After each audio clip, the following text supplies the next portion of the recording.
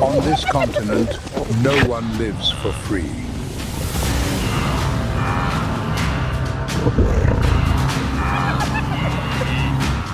Every meal is paid for in risk. Every quiet minute has a pair of eyes standing guard.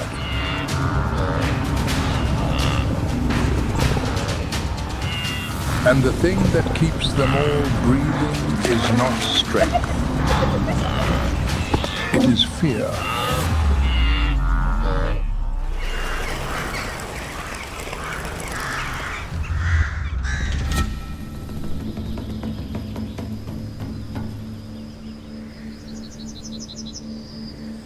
Look closely at this stretch of river, lying still as glass. In a few seconds, the far bank is going to give way.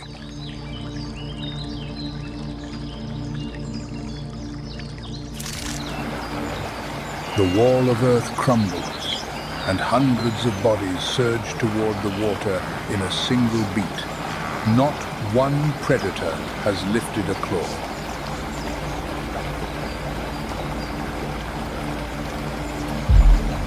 Africa's most prolific killer flows inside the blood of the prey itself.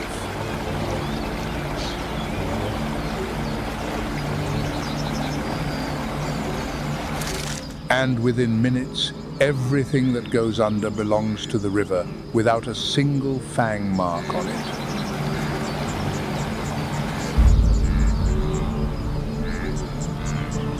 So is fear keeping them alive or taking their lives?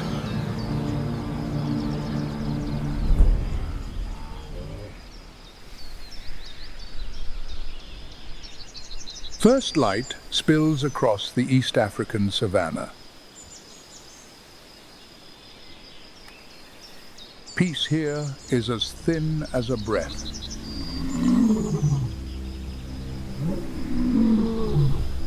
Then the sound arrives, a roar of 114 decibels, blanketing the grassland in every direction.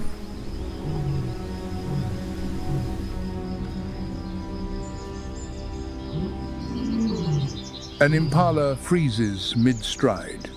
In the low grass, a warthog's tail snaps upright.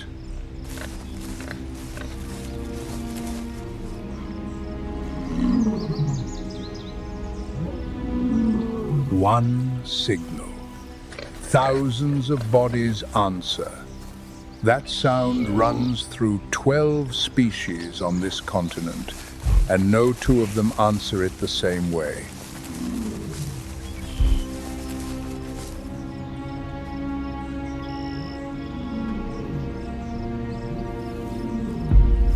So was the thing that swept across the grass what keeps them alive, or what will kill them?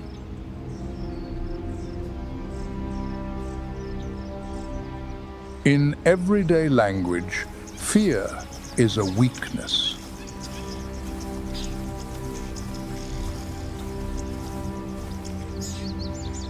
Out here, it is information, the most expensive commodity a living body can carry.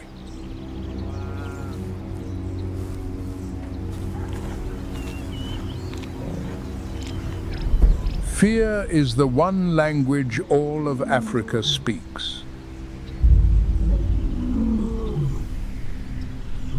The roarer is the animal everyone pictures first when they think of Africa, and it is not this continent's finest hunter.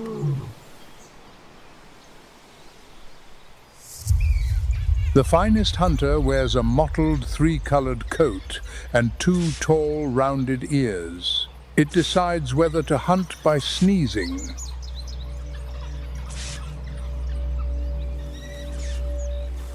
Before meeting the ones who write fear, meet the ones who have learned to read it.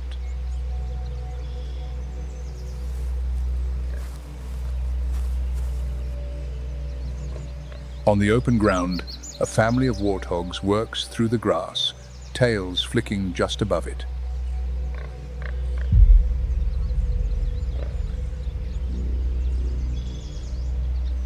Watching that peaceable scene, few would guess that 4 curved tusks sit right on its snout.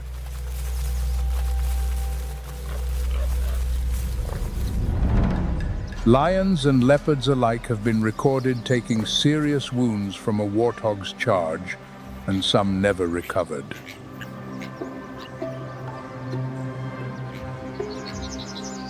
Yet at the edge of the clearing, a leopard is easing closer, one careful step at a time.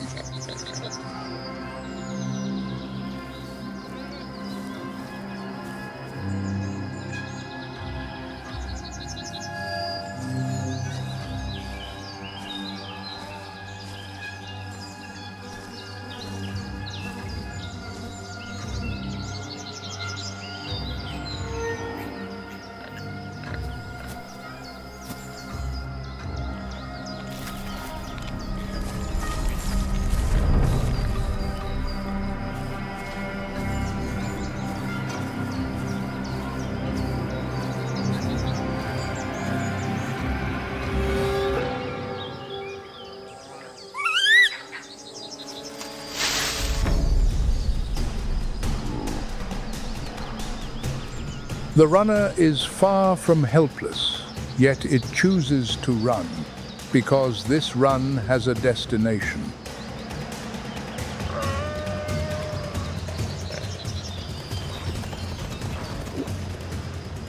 A burrow mouth appears, an aardvark's abandoned den. The warthog spins, backs straight in, tusks facing out.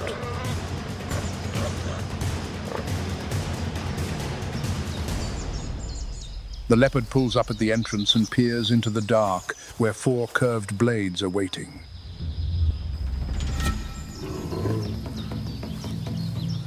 It studies that darkness for a long moment, then thinks better of it and walks off, the hunt closing empty-handed against an animal that never had to draw its weapon.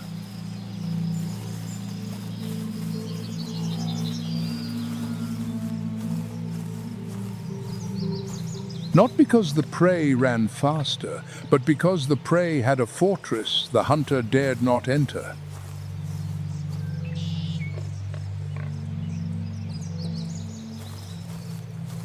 And the hunter left empty-handed at the burrow door? For a predator, a closed door only means the meal lies somewhere else, and on this grassland, somewhere else almost always answers to the name impala.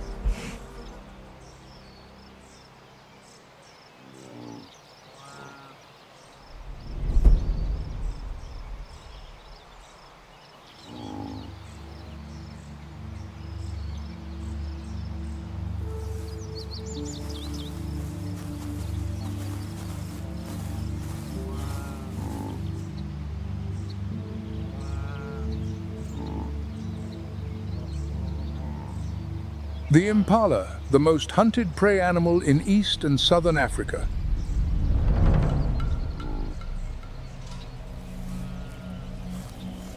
Born to be hunted, so born to run.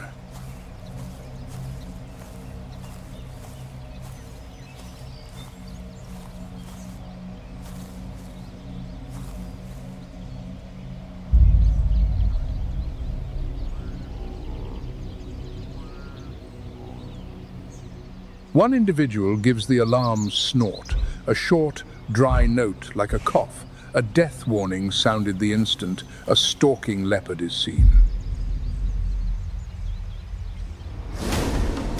Each impala bound covers more than 30 feet and can change direction in mid-air. A leopard has no way to predict where that hoof will land. Even an ambush specialist as good as the leopard cannot compute an impala's landing point. And that is enough. A hunter gets 1 pounce.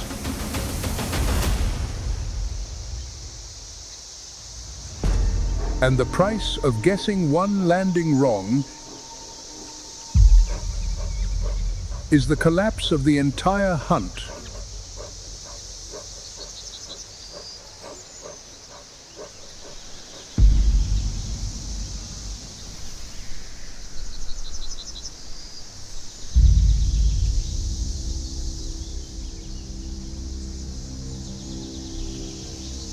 That problem does not torment leopards alone. At mid-morning, an African wild dog peels away from the tree line, angling toward a herd of grazing impala.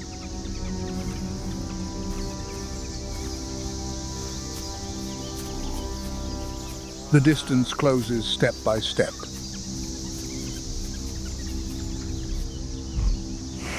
Then a snort cracks from the middle of the herd, short and dry, and every lowered head comes up.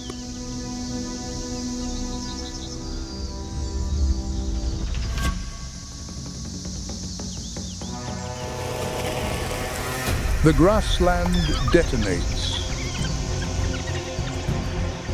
Tangent gold bodies launch off the grass, swerve in midair, touch down, and launch again.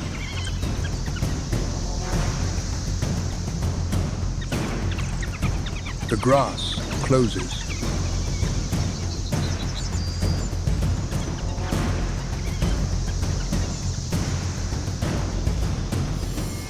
The chosen target has escaped, and the whole herd drains away along a dozen different channels. It stops, breathes, and turns back toward the trees.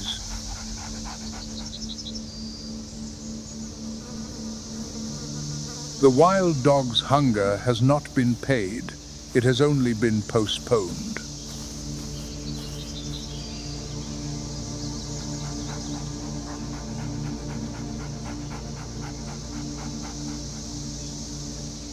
And the weight of the watch settles back onto the eyes of the grass eaters.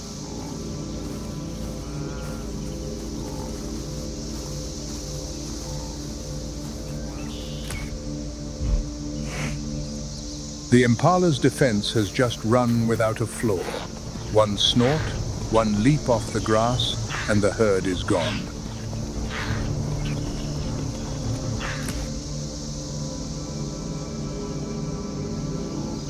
That whole system stands on a single condition. An eye has to see the danger first.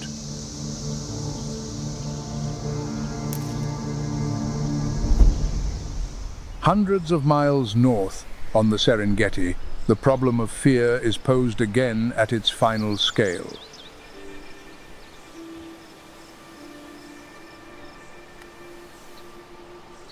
In that current, wildebeest and zebras move braided together. The wildebeest reads the world through its nose.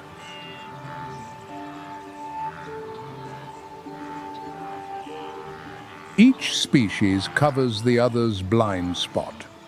In still air, the nose is useless. In tall grass, the eyes are useless. Together, the two gaps no longer overlap.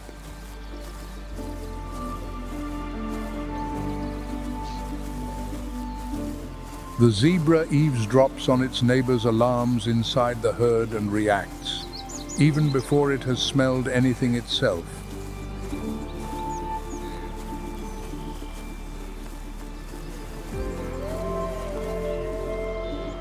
That difference shows up on the ground as a few dozen feet, and a few dozen feet is the whole hunt.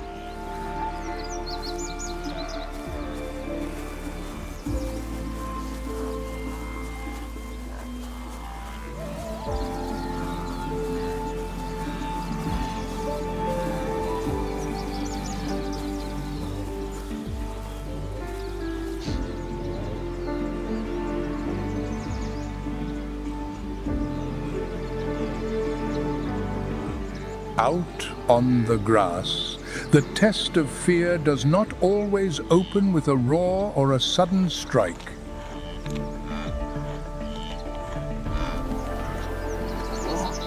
In a herd of grazing wildebeest, a calf wanders out past the herd's protection.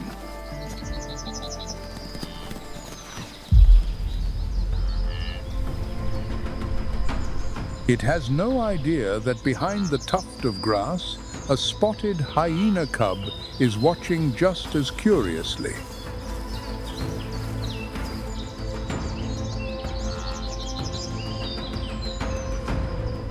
No aggression, no fear, only the curiosity of two creatures that have never sat the survival lesson.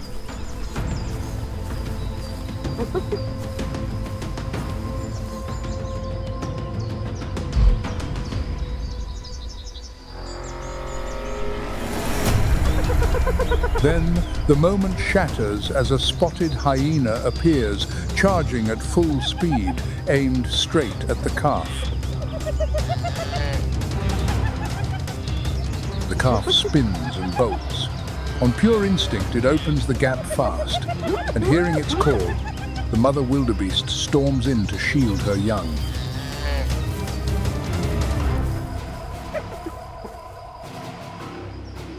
The chance gone and the speed beyond them, the hyenas break off the chase and accept the loss.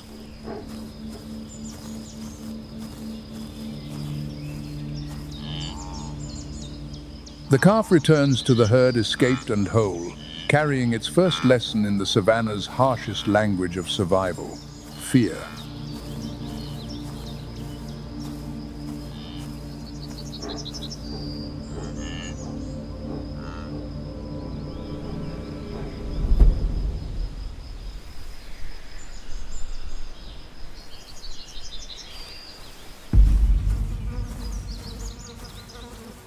On this continent, the grass-eaters read fear brilliantly.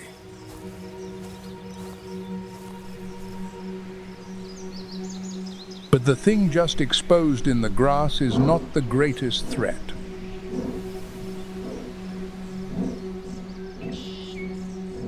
The animal behind that sound finally steps into frame.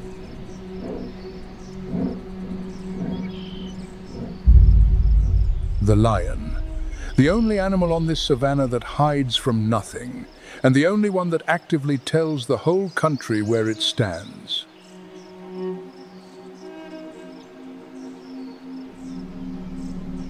That roar measures around 114 decibels at a few paces.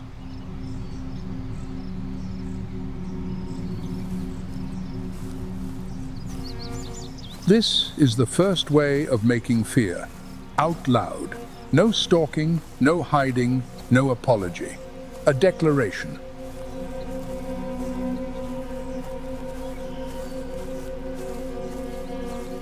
Hunting in groups, lions succeed on roughly 25 to 30% of attempts. Hunting alone, the number falls to 17 to 19%.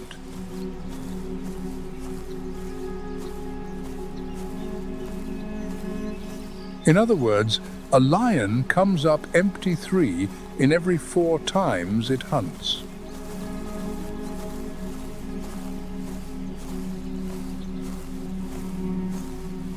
The animal, the whole savanna, steps aside for lies down night after night with an empty stomach.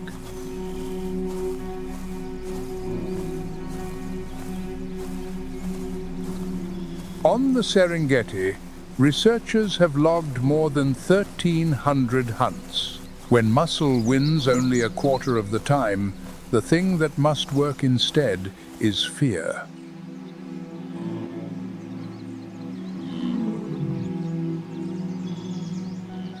A roar is cheaper than any hunt. Panicked prey wrecks its own formation.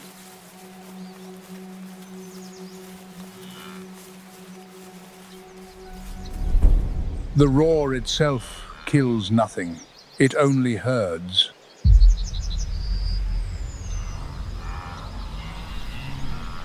But the language of fear is not always written by numbers. And out here, a lone operator can be more frightening than any encircling pack.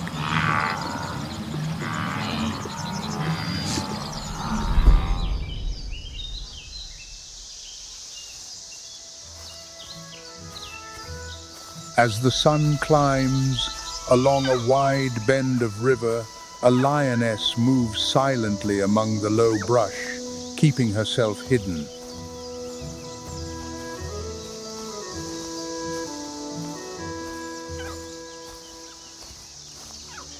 Ahead, a herd of wildebeest funnels down to the water's edge to drink. Dust lifts and blinds the ones at the back,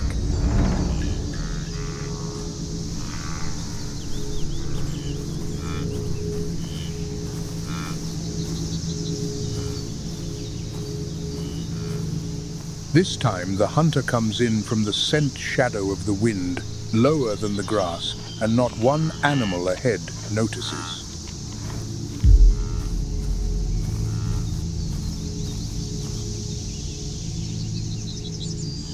No zebra ears are near to eavesdrop, and no eye in the herd turns toward the danger in time.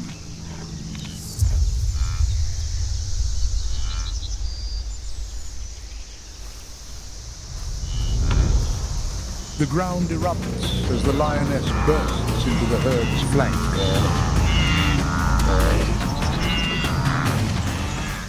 In the dust, one slow wildebeest loses the herd and falls behind.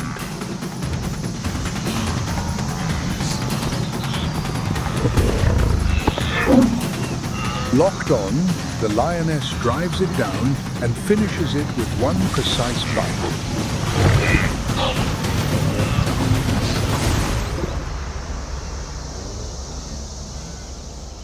It will feed the pride,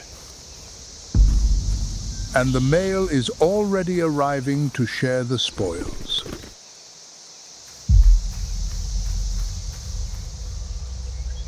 One in 4. That is the real number. The other 3 times, the same roar rolls out with nothing behind it, and this whole country stays exactly as afraid.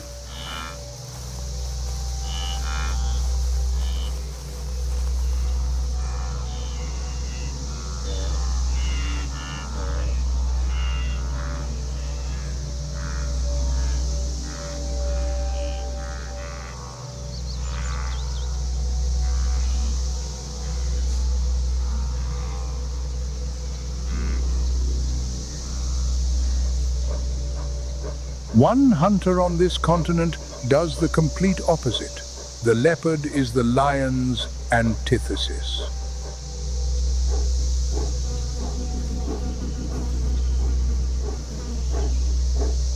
In South Africa's Western Cape, a camera trap survey running season after season recorded leopards at 95% of its stations.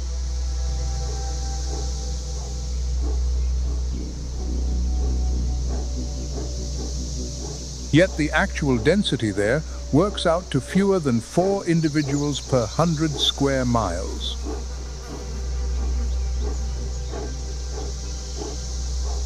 On the East African savanna, leopard densities run far higher.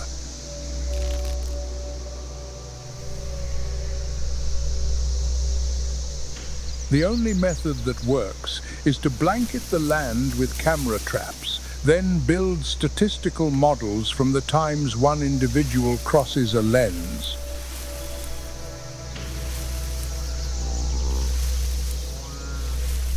Present everywhere, seen nowhere.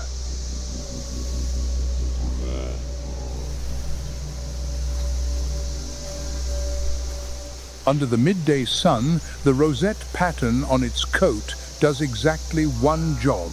It erases the body's outline.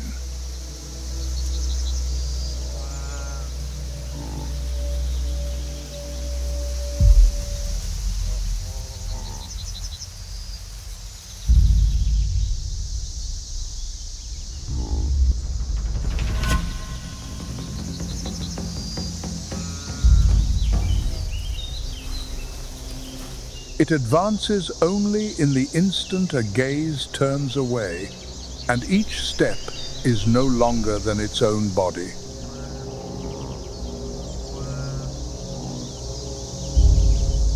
Every one of those steps is survival arithmetic.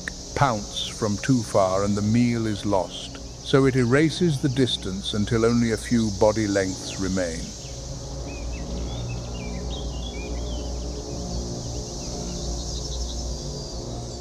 And that is exactly where the impala's defense collapses. The alarm snort needs an eye to see the danger first. The silence of the grassland is not always a sign of peace. Sometimes it means an invisible trap has already been set by a hunter. Past noon, a herd of impala grazes.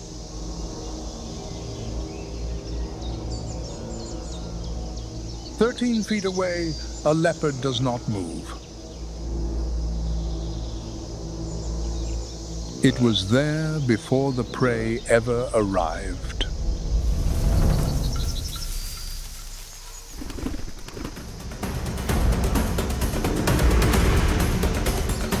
The thicket erupts for exactly 1 beat.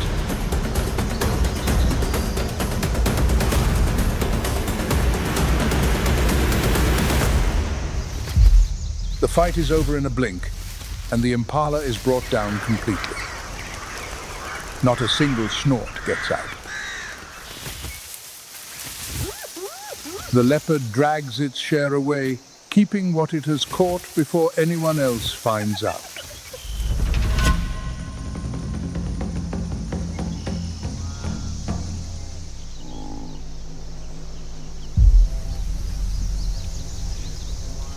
High on a branch, the winner eats fast, ears sweeping backward the whole time. Keeping a meal is its own survival contest.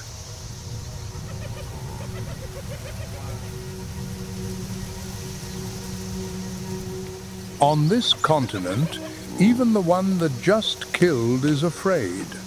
Afraid of a name.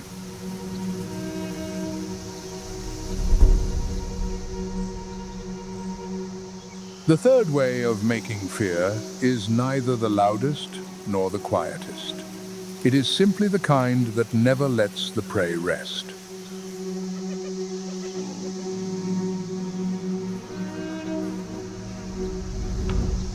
The spotted hyena is slandered as a freeloader. Long-term research shows most of what it eats, it hunts itself.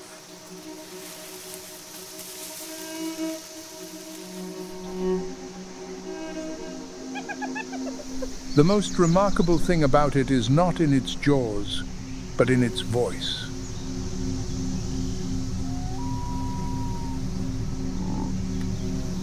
The spotted hyena's deep whoop is the clan's rallying signal.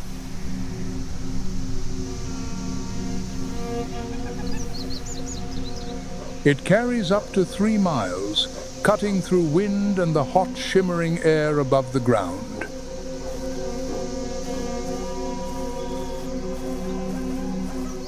In the Masai Mara, researchers recorded whoop after whoop and taught a computer to tell them apart.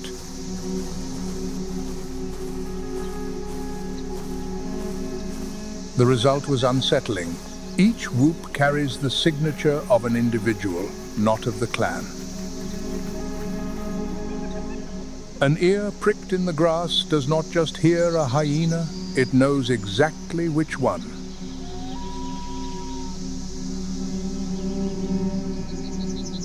Fear has just acquired first names.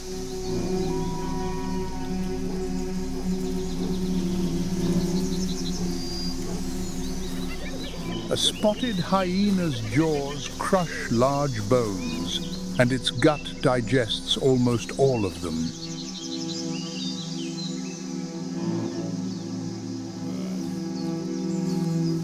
What remains are chalk-white droppings scattered along the trails, nearly pure calcium.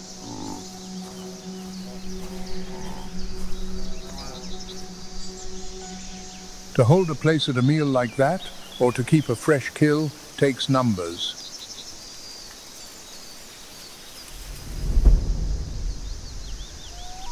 Early afternoon. The air above the grass still trembles with heat.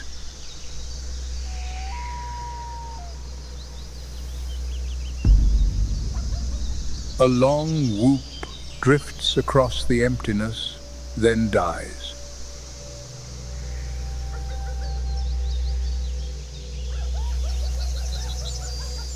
On a low branch, a leopard lifts its head.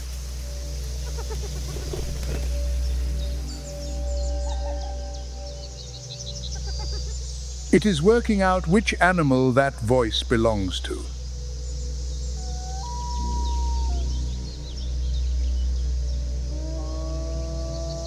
One voice, far away.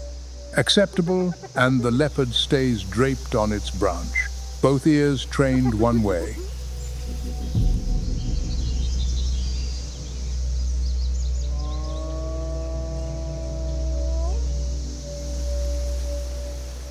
Then a second voice answers from another direction. A few beats later, a third, closer, different voices, one clan, calling each other in.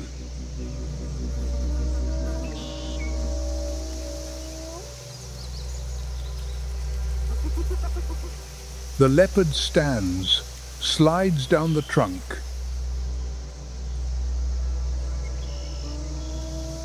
and walks out of frame.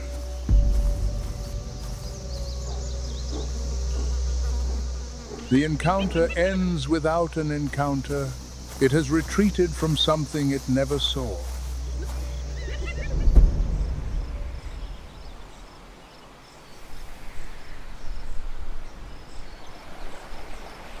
On one side, prey signals so their own kind can run. Here, the hunter signals, and the whole savanna has to sit and decode.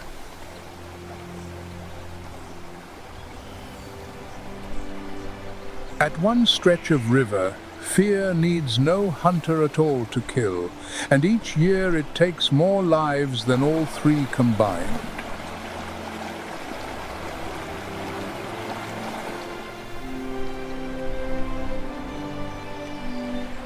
That stretch lies on the Kenya-Tanzania border, the Mara, on an afternoon in crossing season.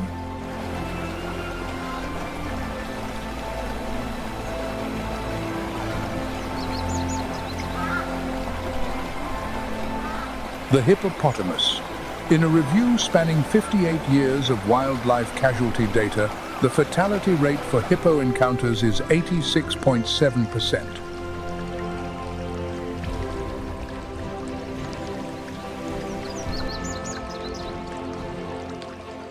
Lions stand at 75%, leopards stand at just over 32%.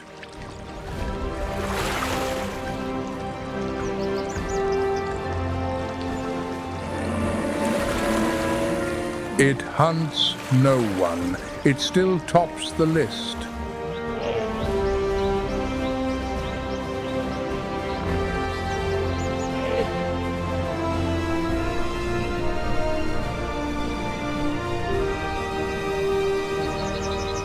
On land, a hippo runs near 20 miles an hour, and grown bulls weigh 3,300 to 4,000 pounds, with big ones past 6,600.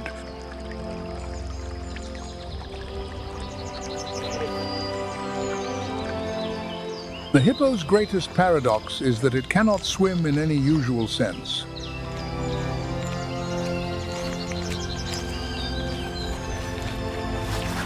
Its body is too dense to float. It walks the riverbed and bounds off the bottom to move.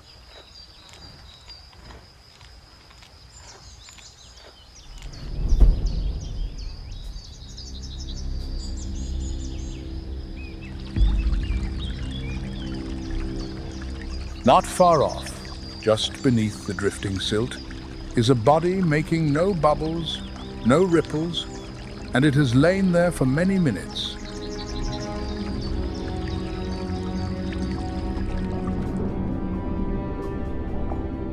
The Nile crocodile owns an anatomical detail no other animal group has. The foramen of Panizza, a direct bridge between the two great arteries of the heart.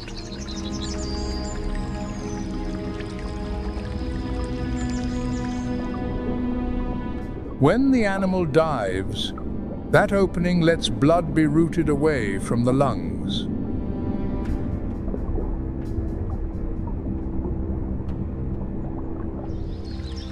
At the surface, all that shows are two eye knobs and a ridged back like a rotting log.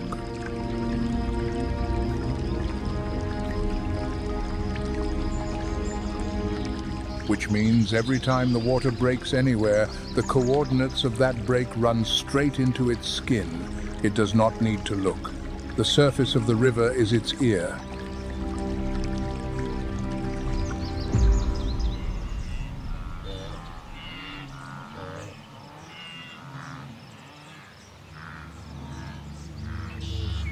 On the north bank, wildebeest pack into one solid mass.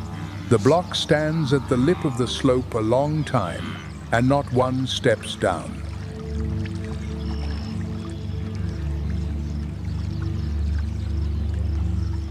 This is fear doing exactly its job.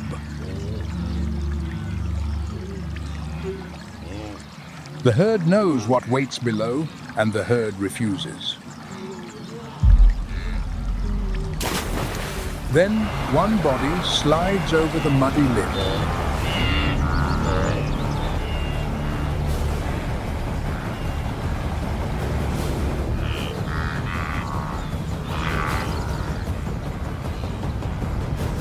One body, and the whole slope pours after it like a landslide.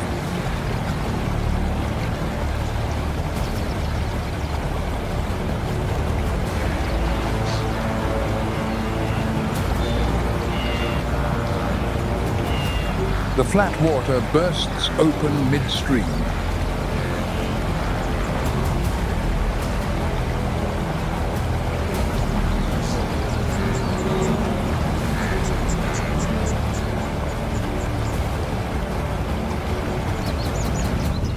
On the south bank, the herd is climbing out onto the far grass.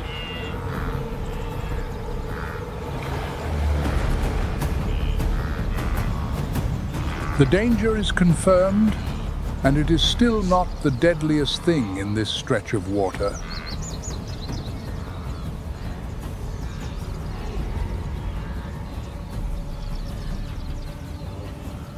And this is where the whole story flips.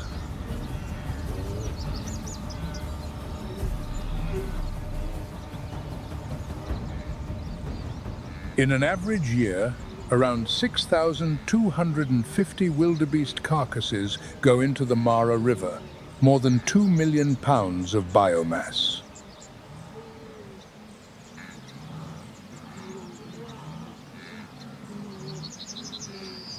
Most of them were never bitten.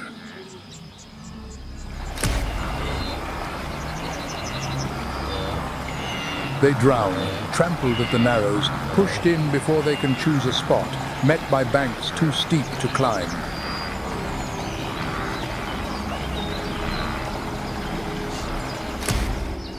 Nile crocodiles consume only about 2% of all that biomass because their metabolism runs too slow.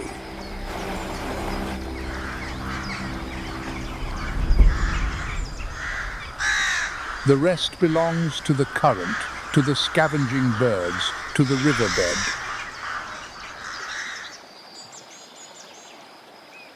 Fear is the one language all of Africa speaks, and on this stretch of river, it is the biggest killer.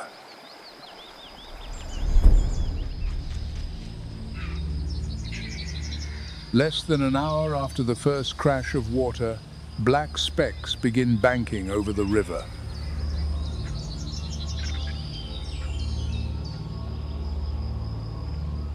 One more species hears all of this, day after day, and fears none of it.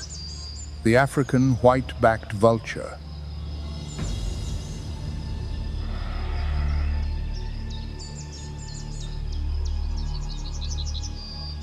The only animal here with no fear of death, because death is what it eats.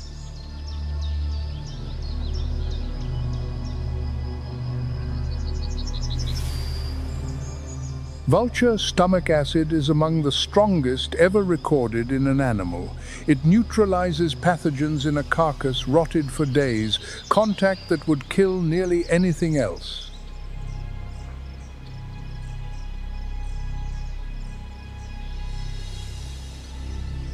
Thousands of feet above the river, one vulture folds half a wing, tips over, and plunges in a tight spiral.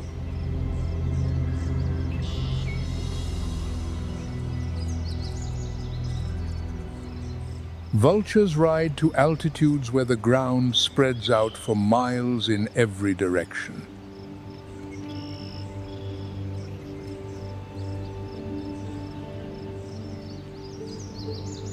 And what they scan for is not on the ground, it is in the sky, level with their own wings.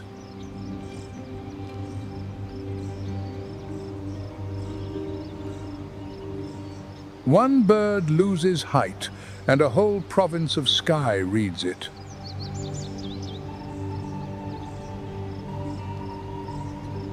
One turns, another follows, and the news travels farther than any single pair of eyes can see.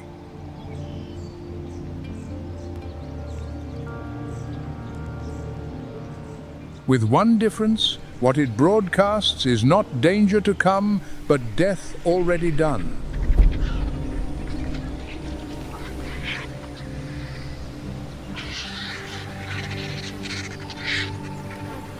When the first bird touches down beside a stranded carcass, the ones behind are already inbound from distant reaches of the sky.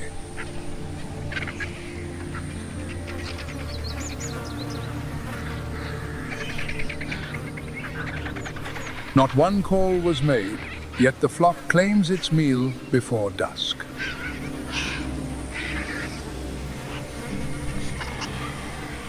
The birds will clean up whatever the river leaves.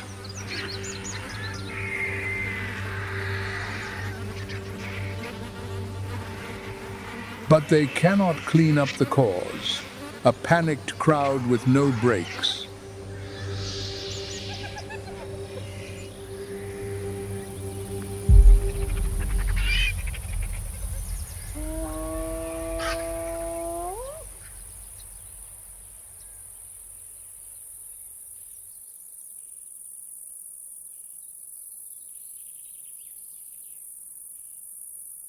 Farther south, on Botswana's Okavango floodplain, one species has built those breaks.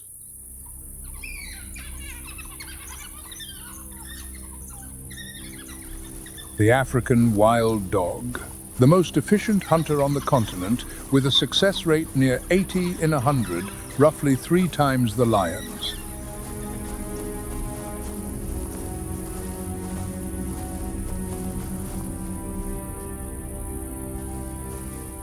It has no roar to blanket a grassland.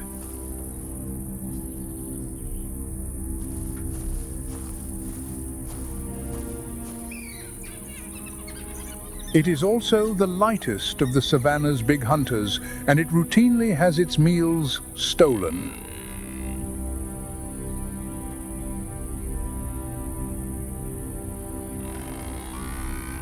Its secret is the last thing anyone expects of a predator.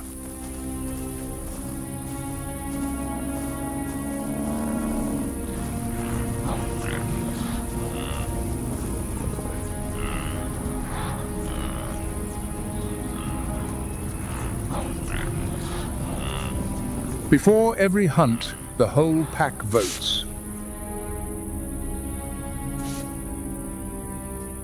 In the Okavango, researchers watched wild dogs rally to leave 68 times across 5 packs, counting every sound inside those gatherings.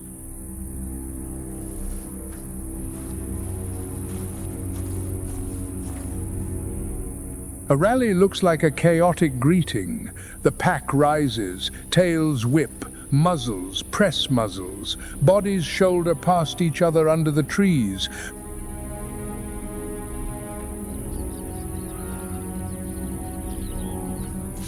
Threaded through it all are sneezes.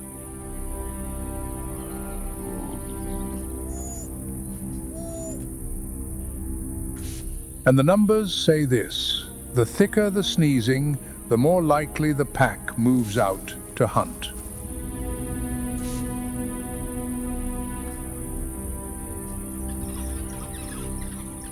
The threshold also shifts with rank.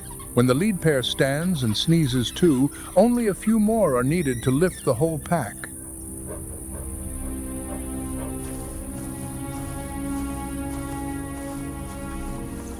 Without them, the count needed jumps to about 10.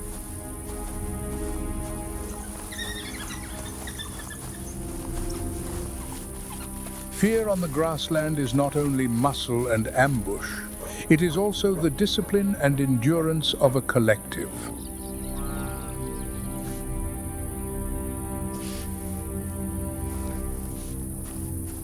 The lead dog rises, drops its head, and sneezes the signal.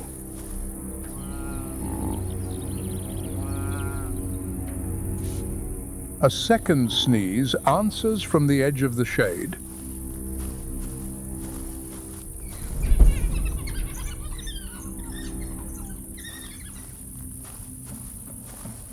Then another and another, stacking up inside half a minute.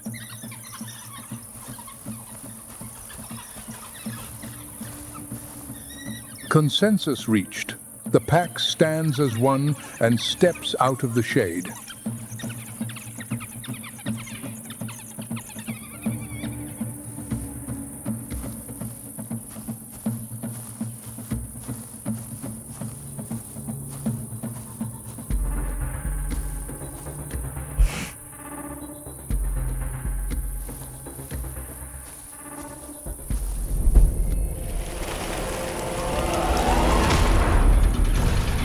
When the target is sighted, they spread into a wide rank to cover the ground. No dog cuts across another. No dog leaves its tactical station.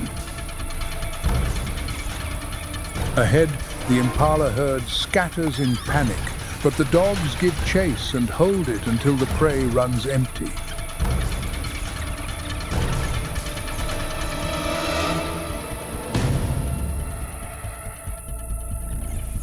At the end, the wild dogs bring the impala down. The hunt is over, complete. The meal feeds the pack, shared out on the sun-dried ground.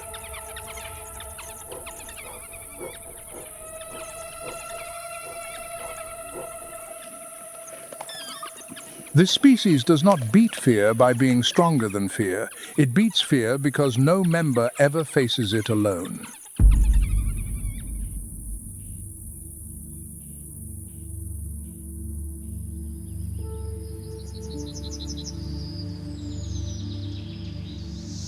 On the East African grass, an animal carrying weapons on its head chose to run for a burrow it never dug.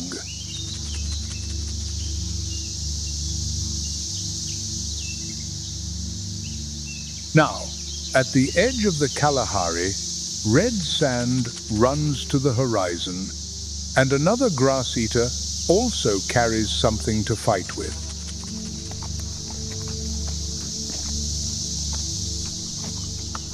It chooses the exact opposite.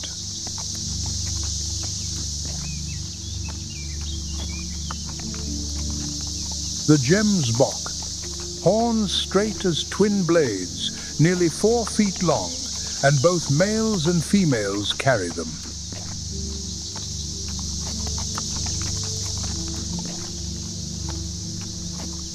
No aardvark burrow to back into. No mixed herd to eavesdrop on, no thicket to vanish in.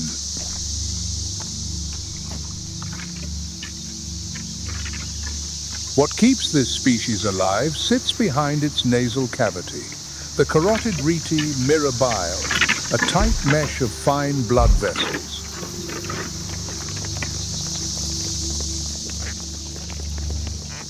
The brain stays inside its safe range while the rest of the body is allowed not to.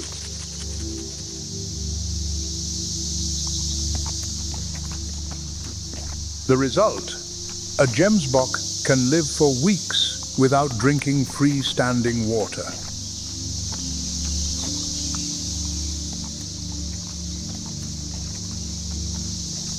It does not flee the desert, it stays.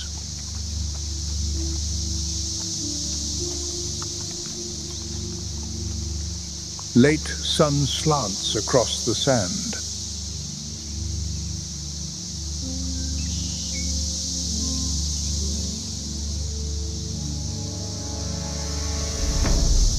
From the edge of the grass, a pride of lions comes out, slow, low, fanning wide. The Gemsbok herd swings aside. One body does not swing with it.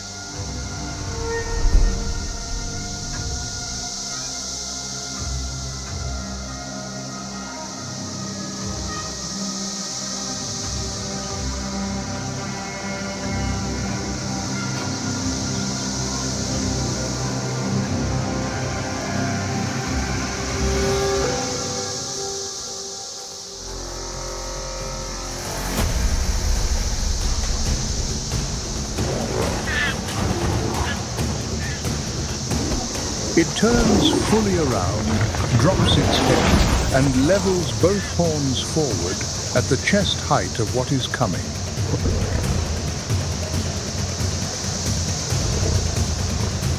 There are recorded cases of Gemsbok killing their hunter on those horns when cornered.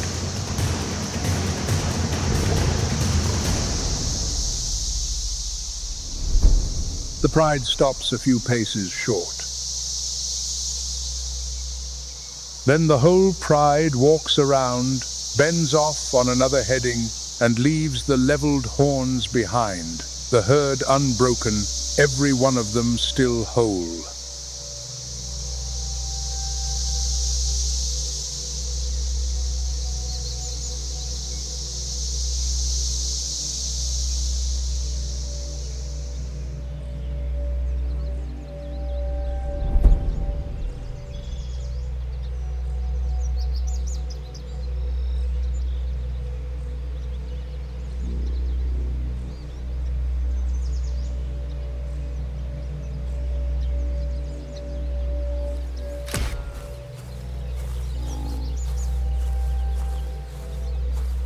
Three times a hunter has turned and walked away for three completely different reasons.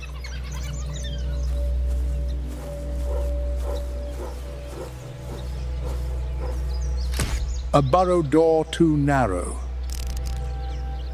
An ear that turned a beat too early. And here, a simple calculation of price.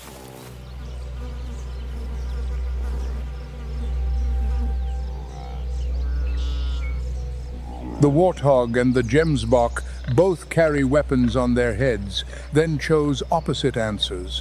One runs for a fortress, another species left behind. One stands its ground and points.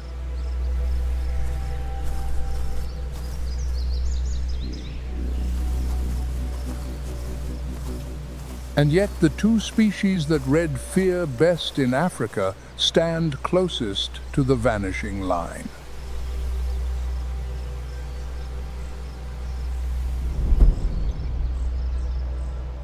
The African white-backed vulture is now listed as critically endangered.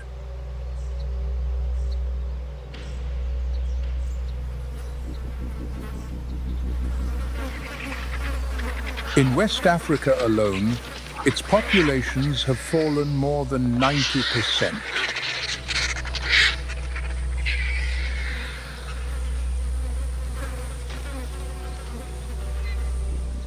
The greatest threat is not guns, it is poison, livestock carcasses carrying veterinary drug residues or baits laced to kill predators, and a whole flock lands on one carcass at once.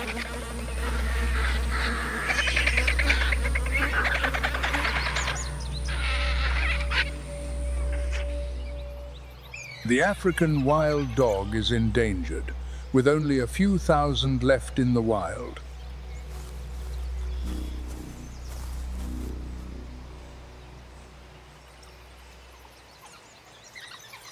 The species that votes and the species that reads the sky both are draining away.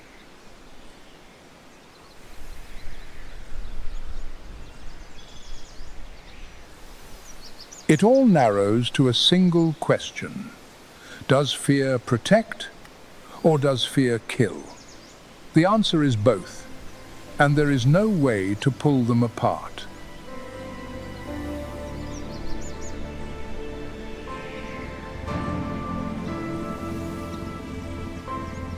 Fear is the one language all of Africa speaks.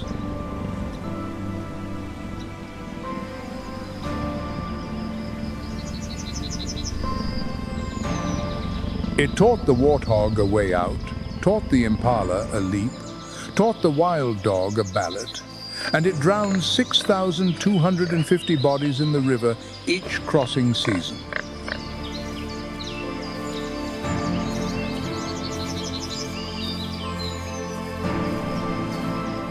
The deciding thing was never fear.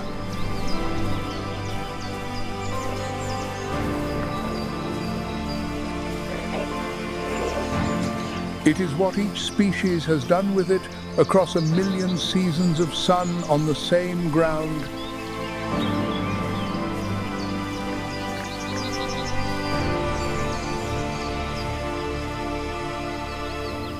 Thank you for watching to the very last minute with Nature Moments.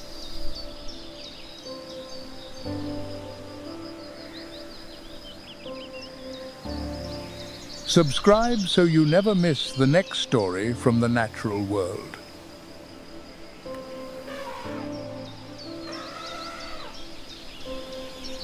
And the only creature on this continent with the power to decide the fate of the other 12 species is the one that is afraid of the wrong thing.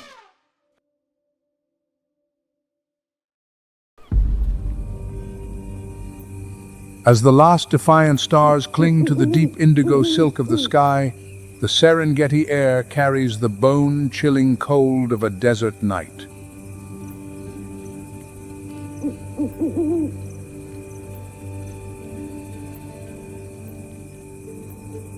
Beneath a drifting veil of mist draped across thousands of square miles of grassland, all living things remain submerged in a sacred stillness.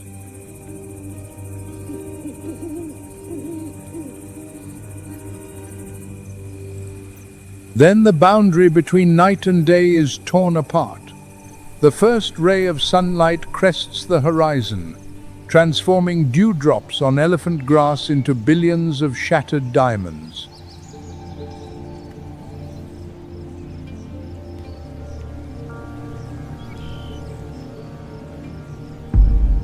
This is the most perilous threshold when the hunters of darkness have not yet retreated, and the creatures of light have already begun their day.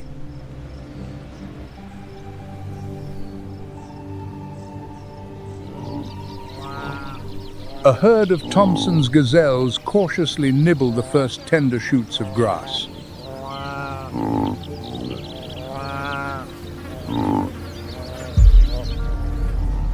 Their ears twitch ceaselessly, rotating like living radar dishes.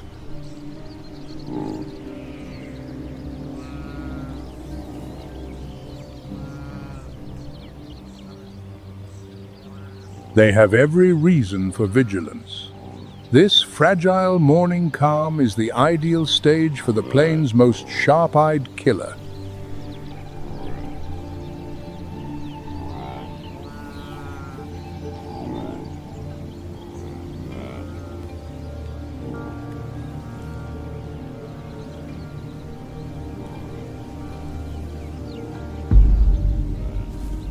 A 1,000 feet away, concealed beneath a tuft of withered grass, a cheetah lowers its center of gravity.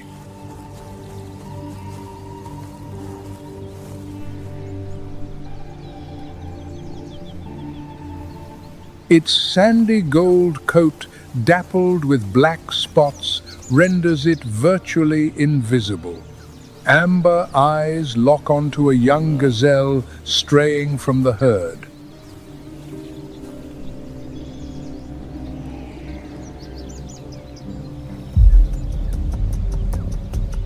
The cheetah knows that with its slender frame, it stands no chance in close combat. It must rely on absolute speed.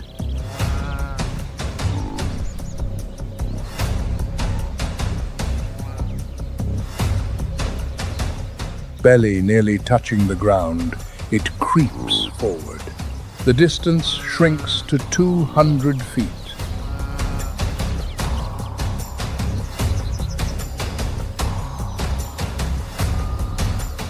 The wind shifts. The Thompson's gazelle lifts its head, but it is already too late.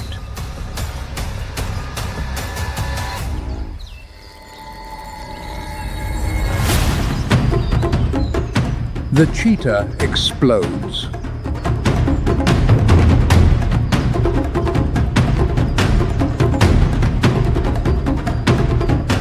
From a standing start, it reaches 68 miles per hour in just 3 seconds, an acceleration that outstrips every supercar ever built by human hands.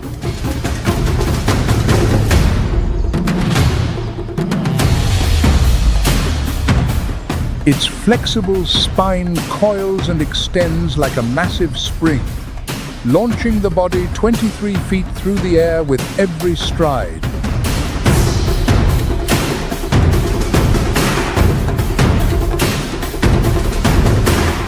The long tail whips through the air, maintaining flawless balance through lethal hairpin turns.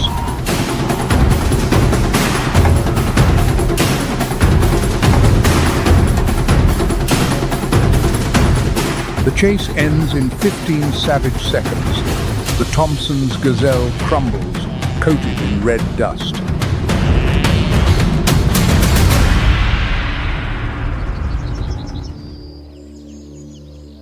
But the cheetah's victory comes at a punishing cost.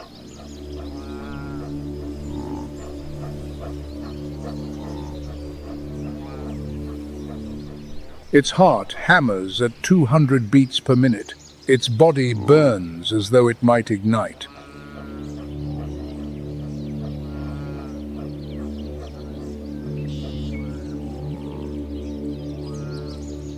The cheetah gasps open-mouthed, eyes darting in every direction. It must swallow each morsel in frantic haste.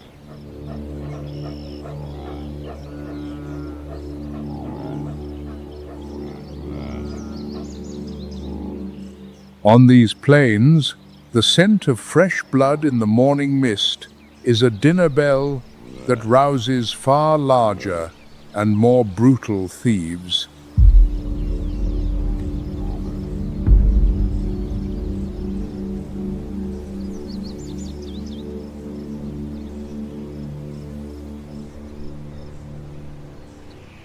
The sun climbs higher, banishing the last traces of cold.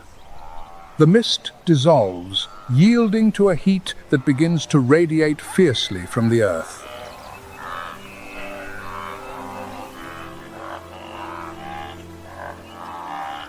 Thousands of zebras fall into single file, embarking on their endless march toward water.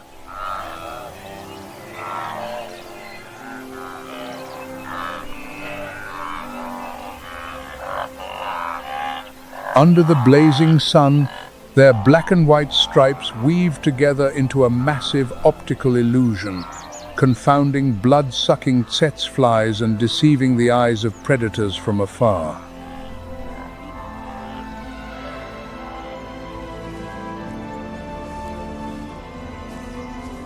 Without warning, the ground trembles faintly.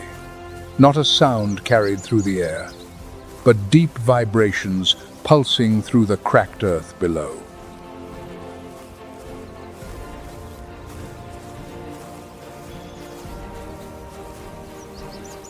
From a stand of acacia thorns, a herd of African elephants emerges in measured stride.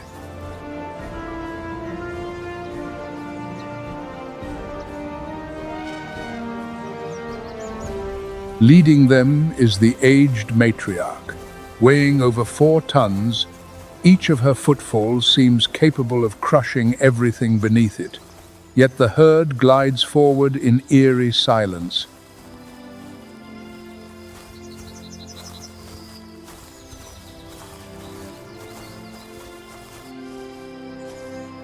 Thick pads of fatty tissue beneath their feet absorb every sound, transforming these giants into phantoms in broad daylight.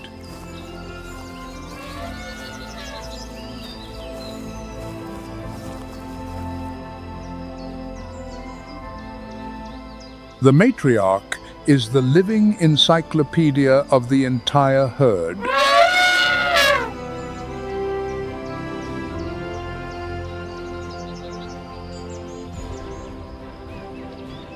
Within her vast brain lies a detailed map of the last underground water sources and life-or-death routes memorized over decades.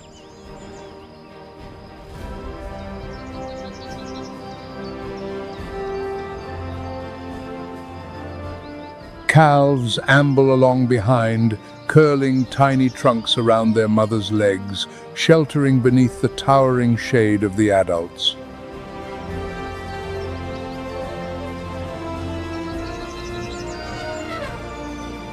In stark contrast to the tense world of predators, elephants communicate through deep familial bonds and low-frequency rumbles that resonate through the chest, traveling dozens of miles.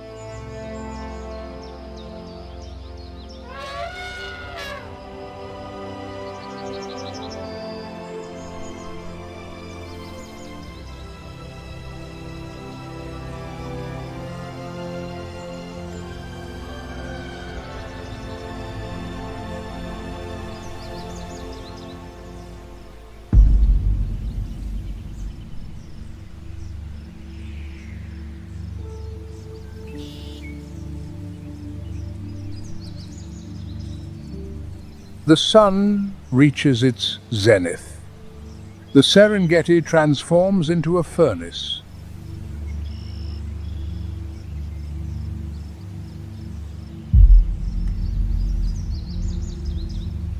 Ground temperatures surge past 113 degrees Fahrenheit.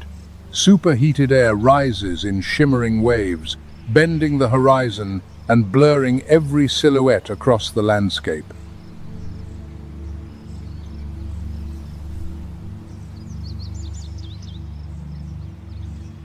At this punishing hour, all activity on the plains appears to halt.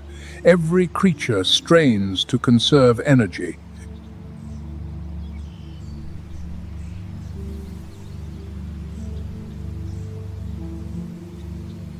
Beneath the spreading canopy of an ancient acacia, a pride of lions lies immersed in deep slumber.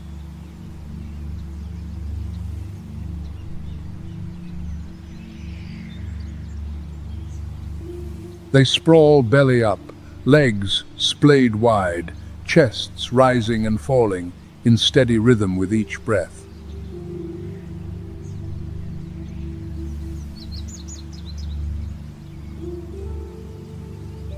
Lions are nature's supreme idlers. They can sleep 16 to 20 hours a day.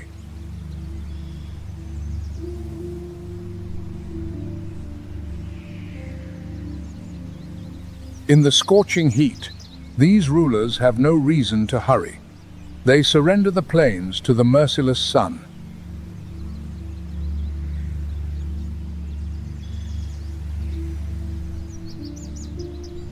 But then, a low rumble drifts in from the distance. The ear membrane of a lioness twitches. Her amber eyes snap open.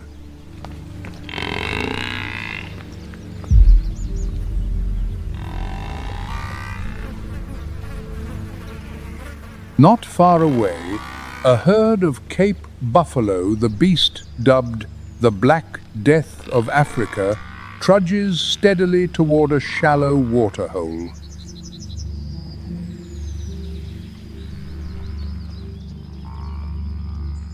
The smell of dust, mingled with the musky scent of buffalo, drifts on the wind.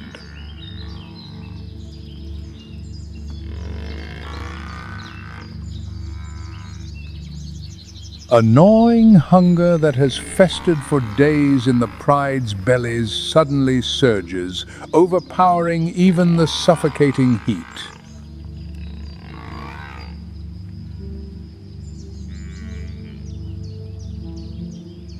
The lionesses rise to their feet.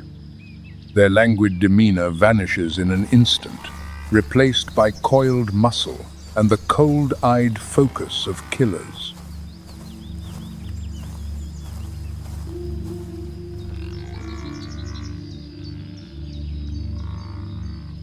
Silence is the only language they use to coordinate formation.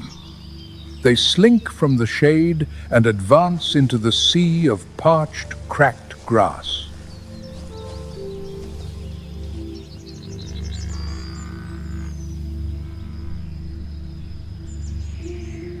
Hundreds of buffalo mass together, forming a wall of horn and dark muscle.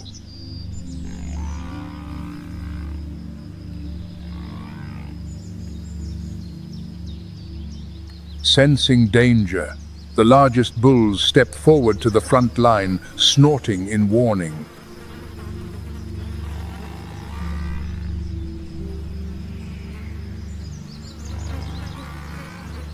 A full-grown Cape buffalo weighs nearly a ton, armed with curved, armored horns capable of puncturing a rib cage and hurling a lion skyward.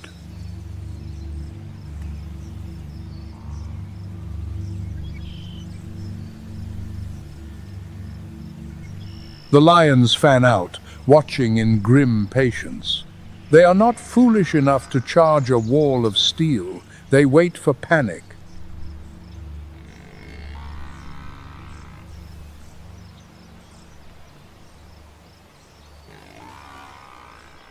And the mistake arrives when an old buffalo, its eyesight failing, falls out of step and drifts to the rear of the herd.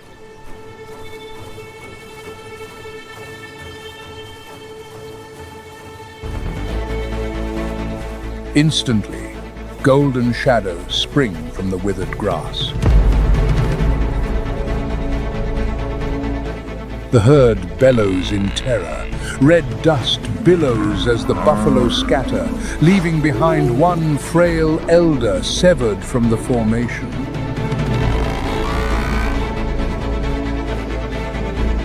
This hunt does not end in seconds like the contest between cheetah and gazelle. This is a clash of raw power, prolonged, ferocious, and draining.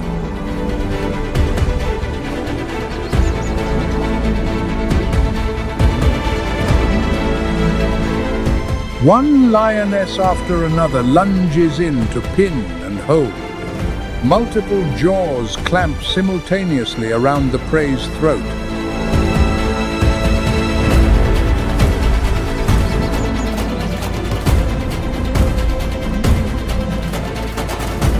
The giant's strength slowly ebbs. Its legs tremble, then buckle into the red dust.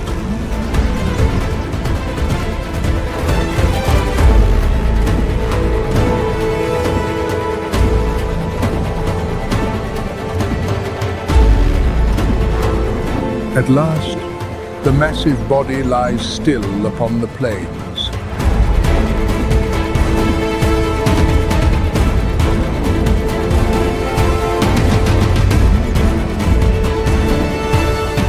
The pride releases its grip, panting hard.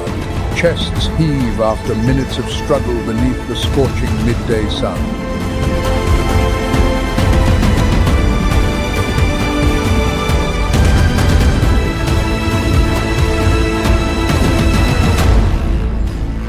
The gamble taken in the brutal heat has been repaid with a meal large enough to sustain the entire pride for days to come.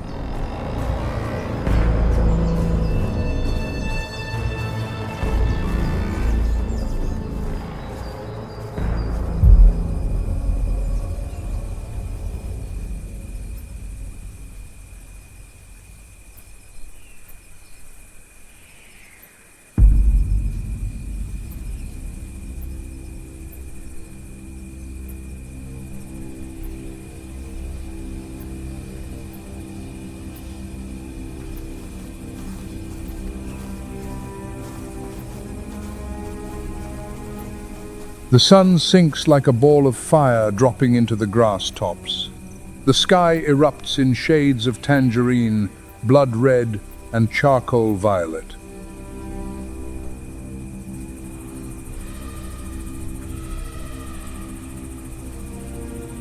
Shadows of baobab trunks stretch long across the earth, drawing dark borders between life and death.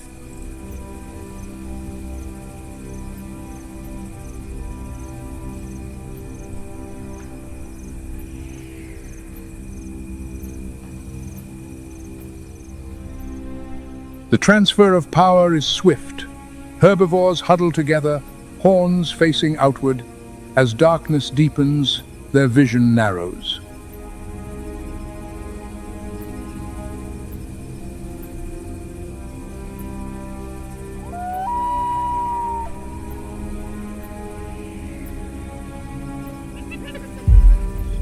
By contrast, the night is an ally to those who stalk. On a hillside, a clan of spotted hyenas begins to stir. Shattering the myth that they are mere scavengers, spotted hyenas are in truth formidable hunting machines.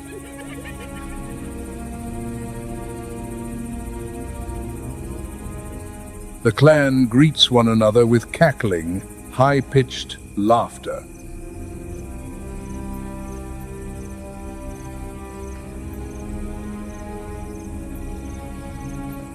It is the language of tactics and anticipation.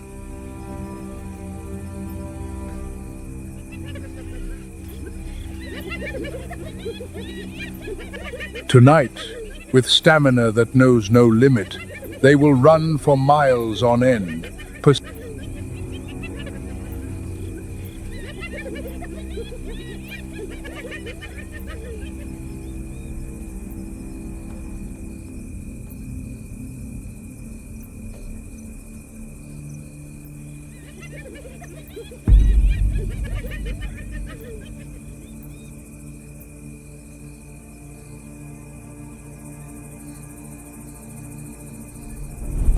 Not far away, a jet-black form glides along an acacia branch without a whisper of sound.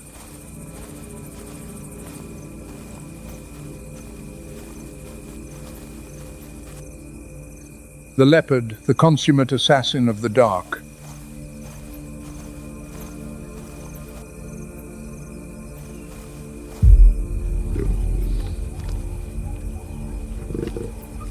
With staggering neck strength, it grips the carcass of an adult impala weighing nearly 130 pounds, hauling it straight up into a tree 50 feet above the ground, out of reach of hyenas.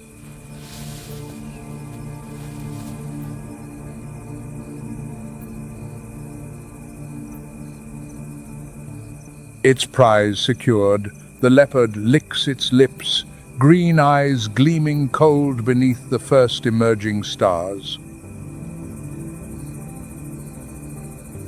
Night descends thick and heavy, temperatures plunge. The Serengeti sinks beneath silver moonlight and the Milky Way arching overhead.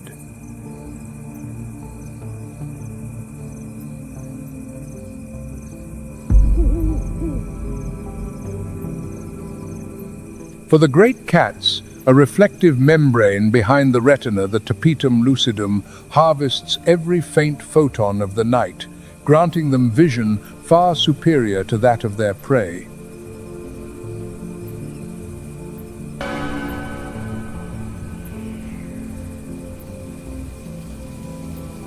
Standing tall upon a rocky outcrop thrust against the starlit sky, the dominant male lion raises his head.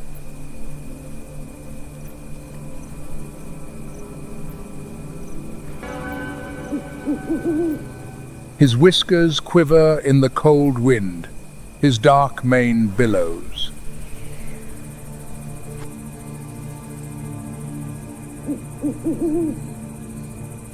His enormous chest swells.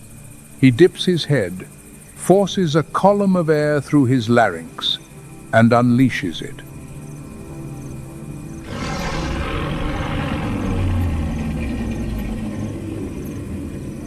A cascade of deep, thunderous sound rolls across the Serengeti night.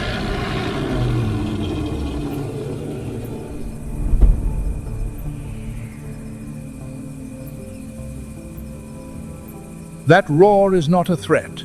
It is a declaration of sovereignty that echoes across the entire plains.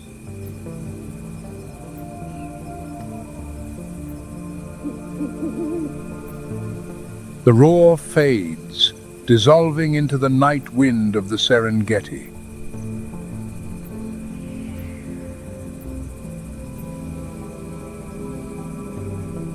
Another day passes, yet the wheel of life has never ceased turning.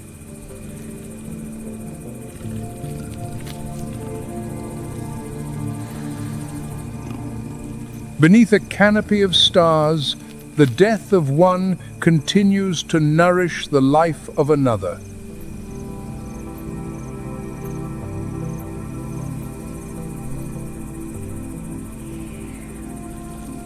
Here, nature inscribes its own irrefutable law, awaiting the next dawn to open a new chapter in the struggle for survival.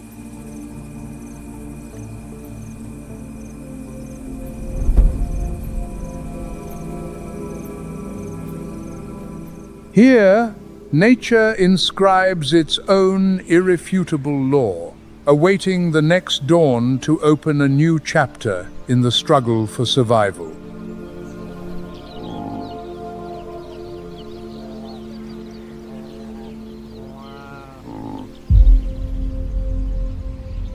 On the Serengeti, the lion is the emblem of power displayed. Its roar is the law. Its daylight presence a warning that needs no translation.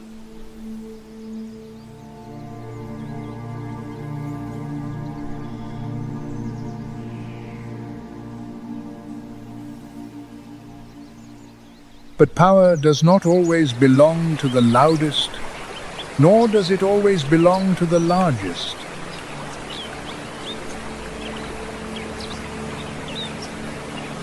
Elsewhere on this planet, across the Atlantic, in the heart of Central America, a different king reigns.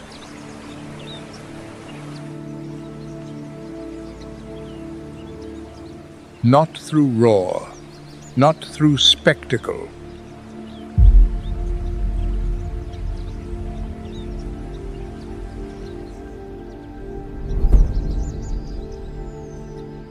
but through absolute silence.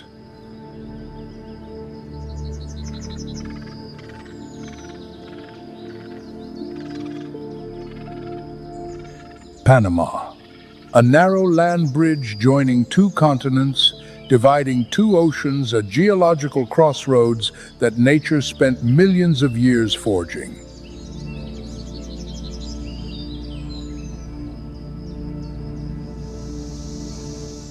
Its name, in the indigenous tongue, means a place of abundant fish, yet this land conceals far more than the ocean reveals.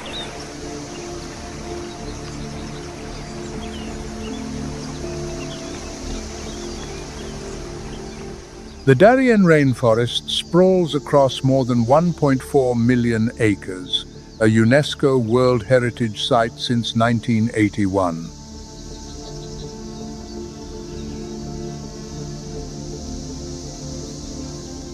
Sunlight never reaches the forest floor here.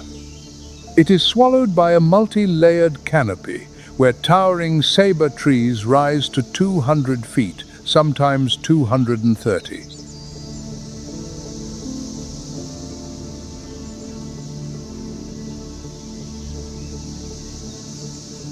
Temperatures range from 75 to 84 degrees Fahrenheit. Rain falls without pause, 70 to 200 inches each year.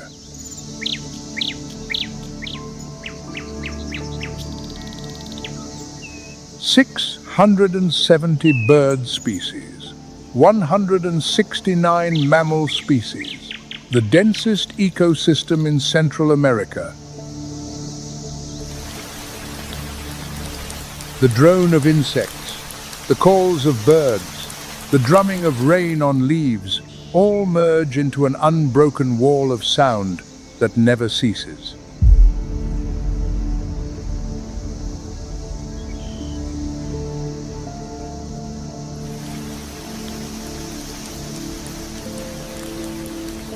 But behind that wall of sound, silence is stalking, and in the mangrove forest, silence is the herald of death.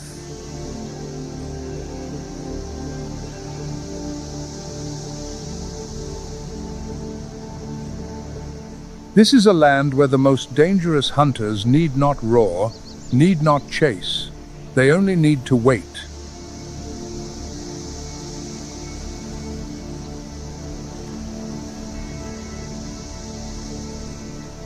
And when they strike, nothing escapes that silence. Who truly rules this land? The answer lies not with the largest or the fastest, but with the most patient.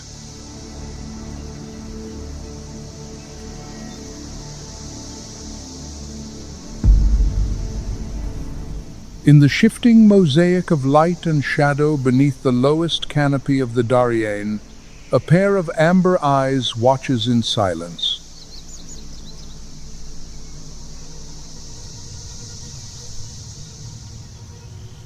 The jaguar, the uncrowned sovereign of the Central American rainforest,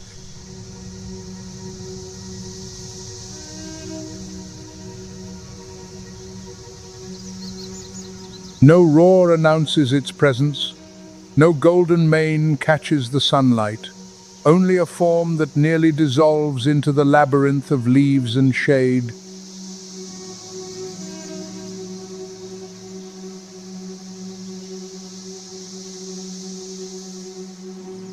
Its golden coat, marked with black rosettes, is more than beauty. It is a unique genetic fingerprint.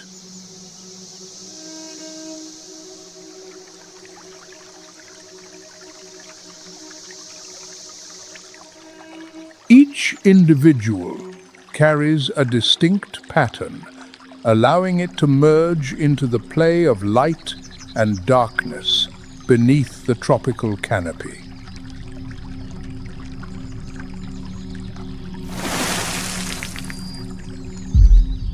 The Darien jaguar is the largest in Central America.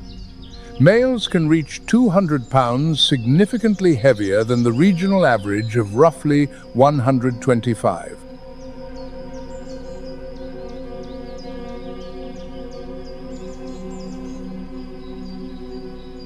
Amber eyes ceaselessly scan the gaps between tree trunks, detecting the faintest movement amid countless layers of leaves and vines.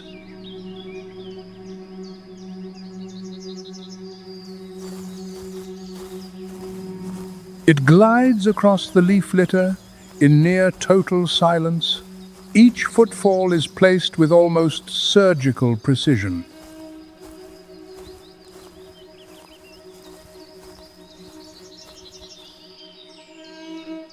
But today, this king's target is not a peccary or a deer. It is another predator lurking beneath the river's surface.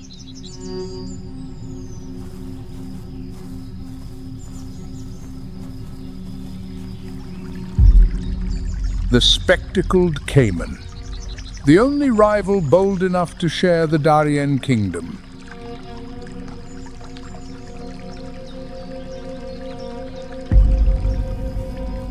Both predators freeze at the water's edge, the jaguar hidden in the underbrush, the caiman submerged in murky water.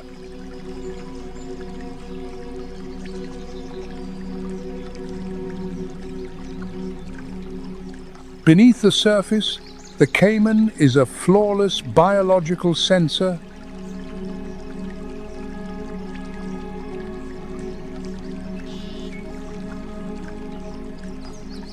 Around its jaws lie thousands of ultra-sensitive receptor organs, integumentary sensory organs.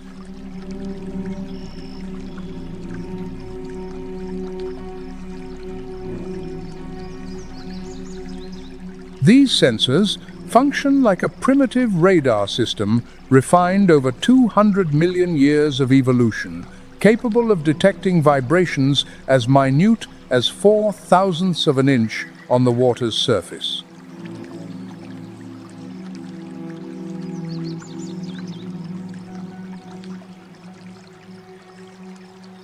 Any creature that barely grazes the water, the caiman knows.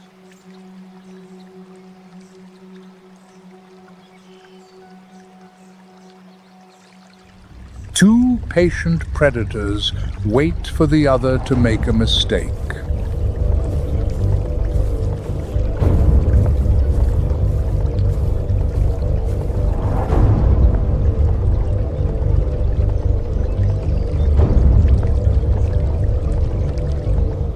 Then the moment arrives. The caiman shifts slightly, exposing the nape of its neck above the waterline.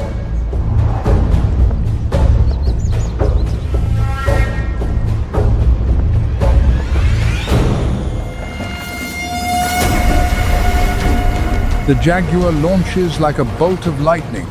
Water erupts in a white explosion.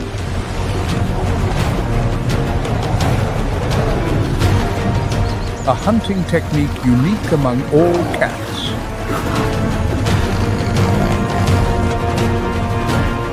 Minutes later, the jaguar drags its prize ashore and vanishes silently into the old-growth darkness.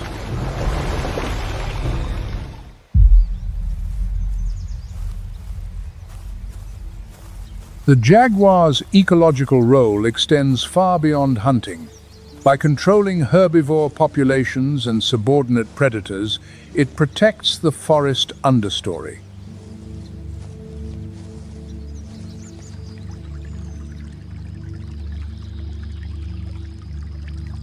When the understory is preserved, the towering sabers have space to reach the sky, and in those saber crowns, millions of creatures find refuge.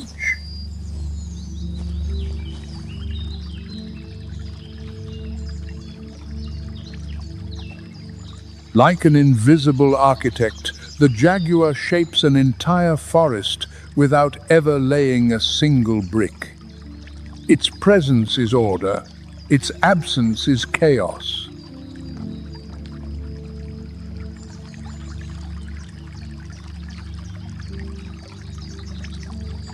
Since time immemorial, the Embera people and the Guna have revered the jaguar as a forest deity.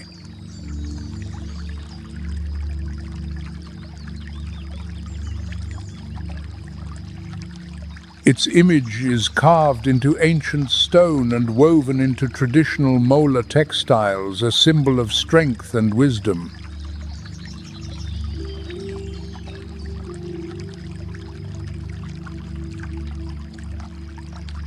Yet the International Union for Conservation of Nature has classified the jaguar as near threatened.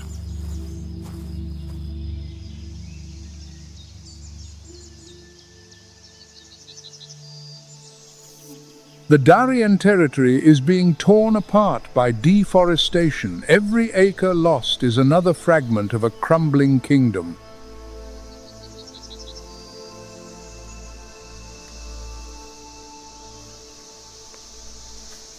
The perfect counterpart to the king of the ground is the sovereign of the sky, the harpy eagle, the most powerful raptor in the Americas.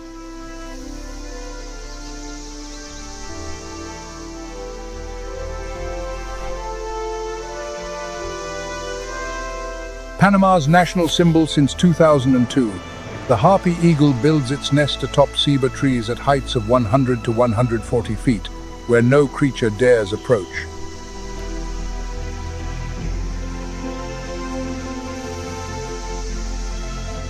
Its talons are as long as a grizzly bear's claws, roughly 5 inches, with a grip force equal to a crocodile's jaws.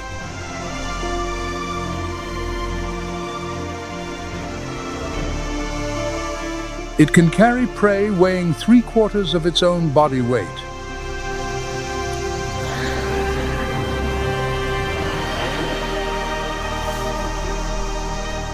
Sweeping through the canopy on broad wings, the harpy eagle scans every gap in the foliage below, hunting sloths and monkeys, creatures that believe themselves perfectly hidden.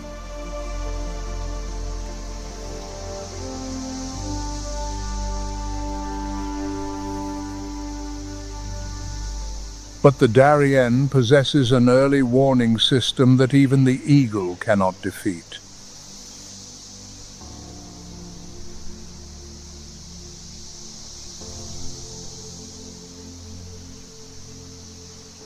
The howler monkey.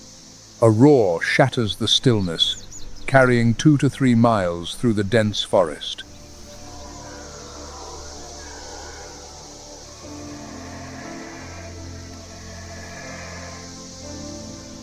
The secret lies in the hyoid bone, a structure in the larynx 10 times larger than in other primates, acting as a natural amplifier that projects the call through miles of thick canopy.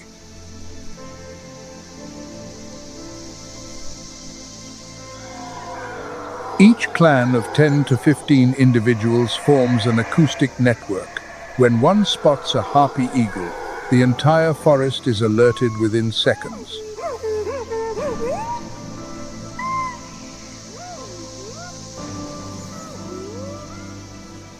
This is the only species in the Darien that deliberately breaks the silence.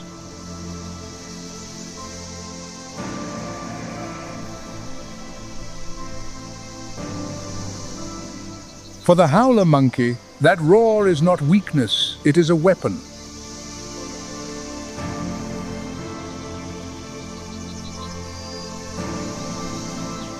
But the howler's role extends far beyond sentry duty. They are the silent architects of the forest, each group dispersing roughly 13,000 seeds over 4 months through their digestive tracts.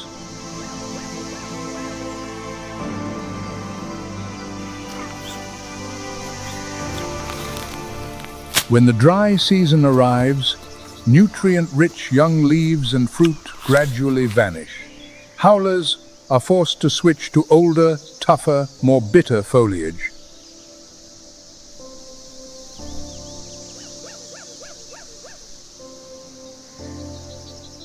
To conserve energy, they reduce activity by up to 80%, spending most of their time motionless among the branches.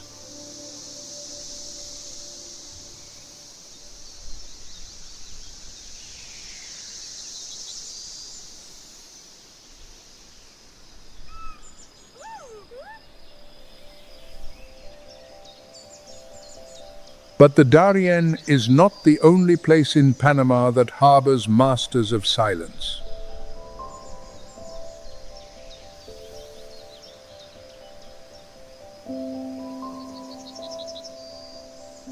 Higher up, where clouds do not drift across the sky but rest upon the earth, an entirely different world awaits.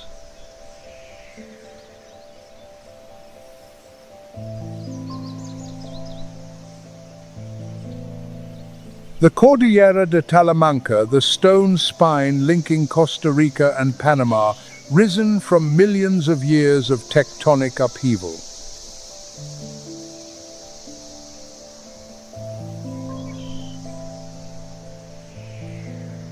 This is the highest non-volcanic mountain range in Central America. Cerro Chirripó reaches 12,530 feet, piercing the cloud layer like a finger pointing at the heavens.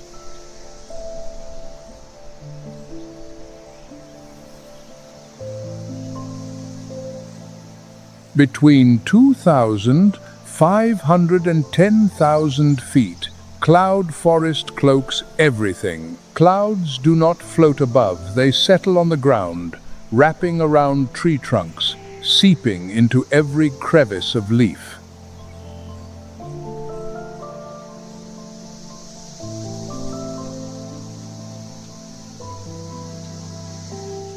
This region lies within La Amistad International Park, a UNESCO heritage site since 1983, the largest reserve in Central America, holding 20% of the region's total biodiversity.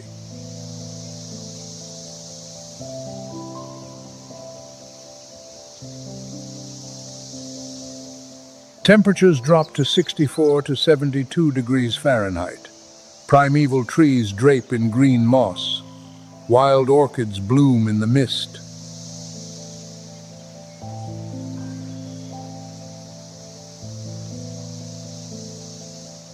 Here, Light cannot penetrate, it diffuses into something spectral, dim, and soft as silk.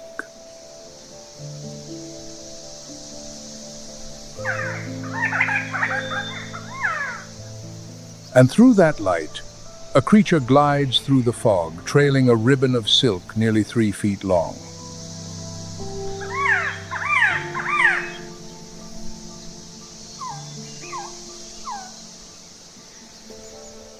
The resplendent quetzal, emerald plumage reflects a metallic sheen as the wings turn. A deep crimson breast. Tail streamers ripple with every wing beat.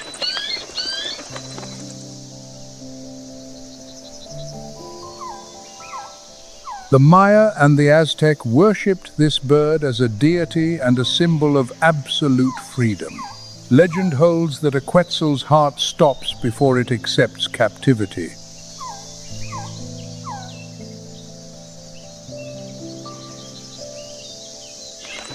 During the breeding season, from March through June, males perform spectacular aerial displays while projecting resonant calls to attract females.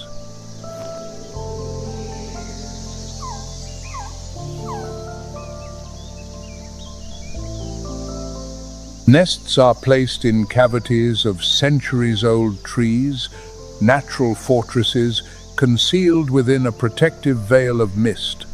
Both male and female take turns incubating eggs and rearing chicks with uncommon devotion.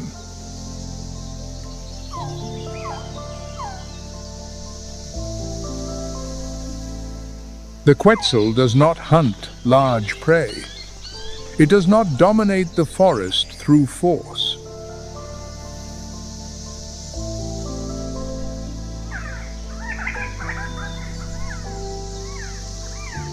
Yet, in the mist-shrouded cloud forest, its emerald plumage blends into the moss and foliage, allowing one of Central America's most brilliant birds to vanish from sight in mere seconds.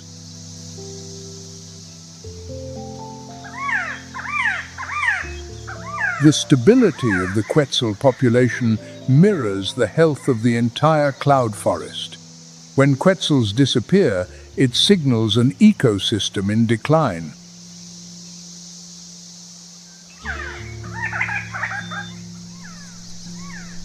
Beauty concealed. It is the most elegant survival strategy that evolution has ever devised.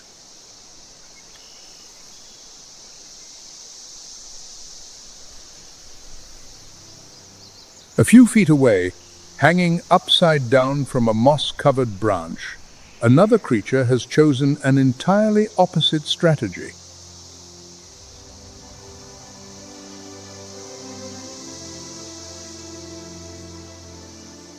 The two-toed sloth, absolute silence.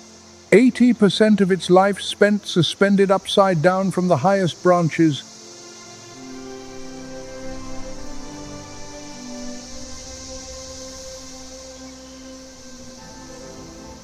Moss and microorganisms coating its fur create a ghostly green camouflage, transforming the sloth into an extension of the very branch it clings to.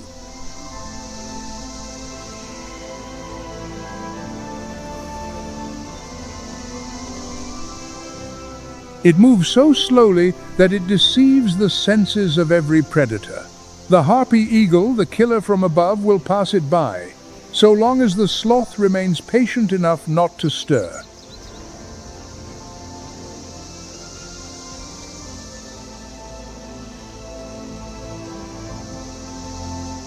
Its digestive system takes roughly 30 days to process a single leaf 4 times slower than previously understood.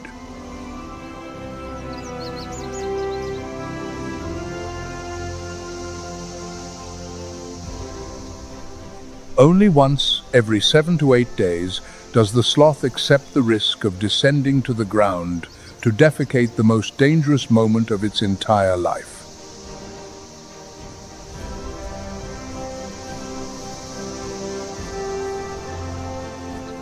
Its droppings become a vital source of nutrients for the forest floor.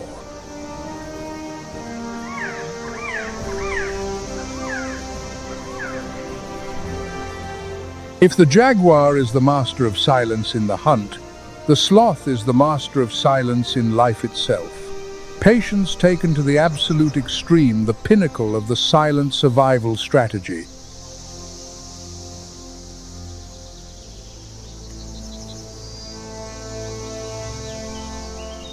If the commanding silence of these creatures fascinates you as well, share your thoughts in the comments below.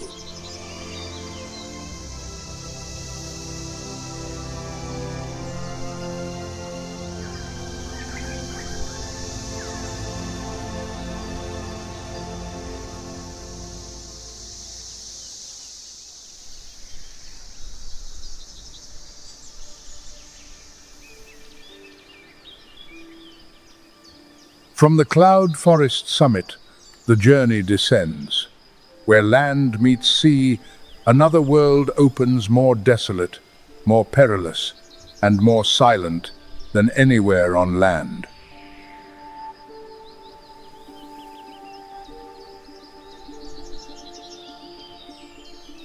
Mangrove forest.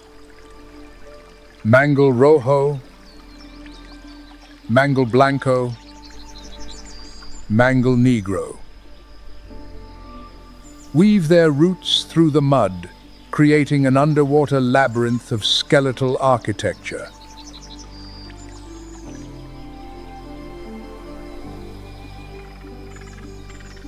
Panama holds 12 of the world's 65 recognized mangrove species, remarkable diversity for such a small nation.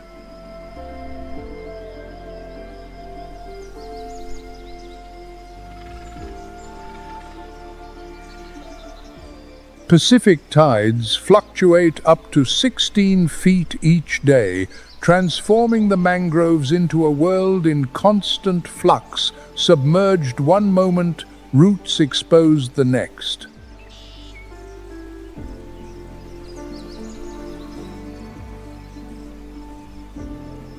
The vast root system functions as a colossal net, trapping every particle of sediment.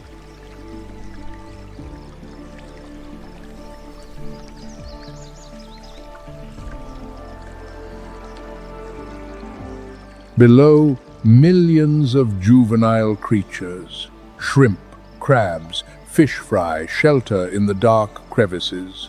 This is the ocean's nursery. Every marine food chain begins at these roots.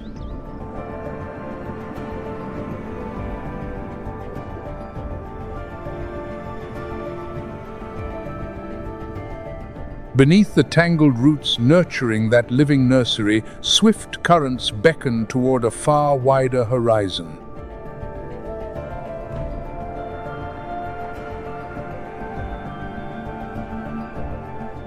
Where the land truly ends and the ocean begins.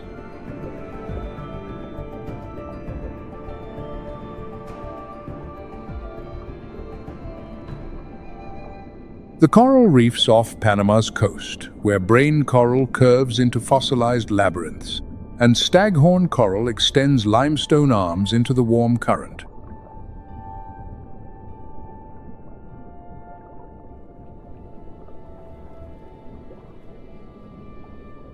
Thousands of small organisms shelter in the crevices of coral, an underwater city whose survival depends on two silent architects.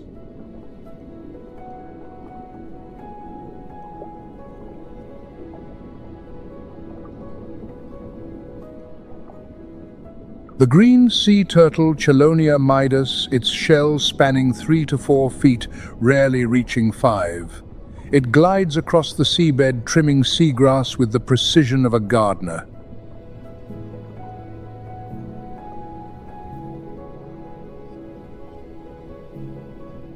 Each grazing ritual lasts for hours, patient, silent.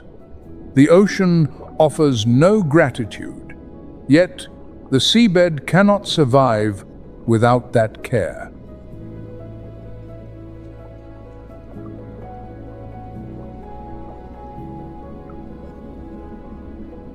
Without green sea turtles, dense seagrass would choke water flow, killing coral from within.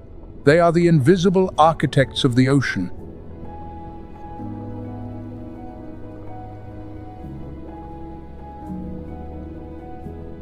The hawksbill turtle possesses a narrow beak like that of a hawk, specialized for feeding on sponges that no other species can reach.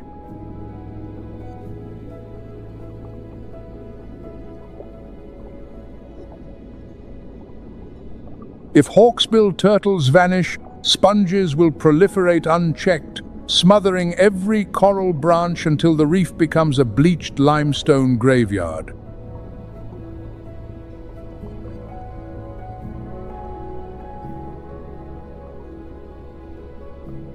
This ocean custodian now faces the threat of extinction.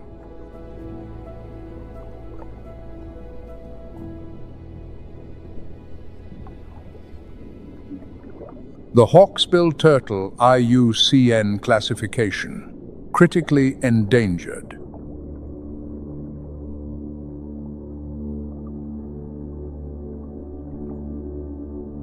The leatherback turtle vulnerable globally, critically endangered in the eastern Pacific.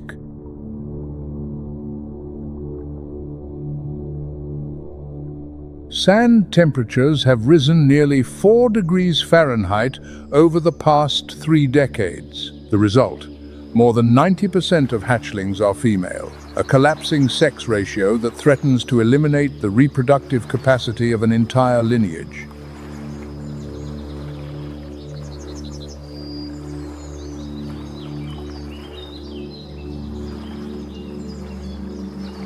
If this trend continues, a species that survived 5 mass extinctions will not survive the 6th, the extinction caused by humankind.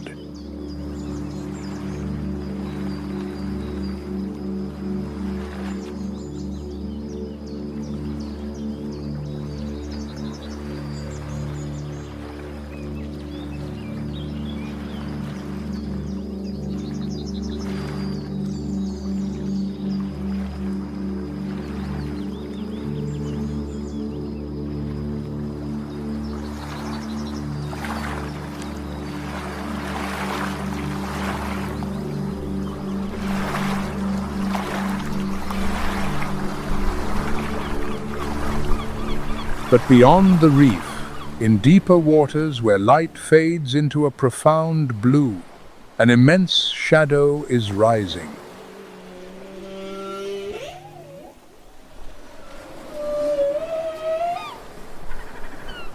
The humpback whale, 46 to 56 feet long, weighing approximately 40 tons, a towering spout tears through the ocean surface.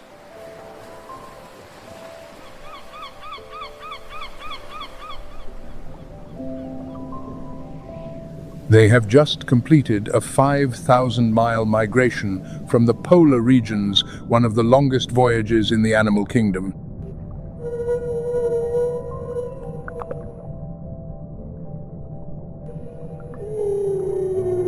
Panama is the only place on Earth where humpback whales from both hemispheres converge, a grand reunion in the heart of the tropical ocean.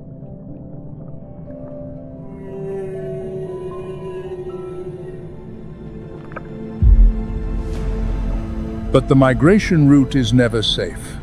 Sharks patrol the corridor, waiting for a moment of vulnerability from newborn calves.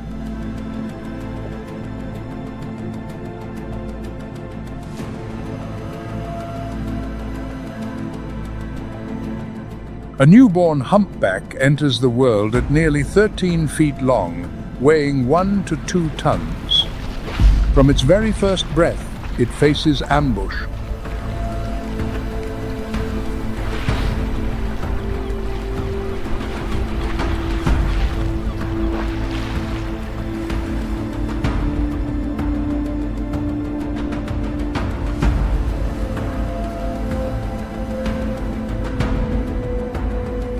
The mother humpback transforms her own body into a fortress prepared to crush any predator that dares approach.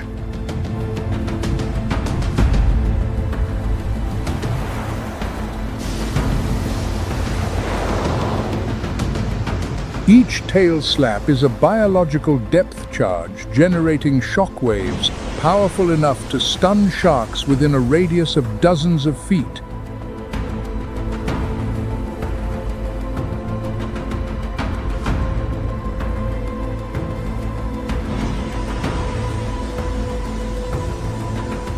But that tail slap is more than a weapon. It pumps nutrients from the ocean floor to the surface, feeding phytoplankton, nourishing coral, sustaining the very ecosystem that sea turtles are working to protect.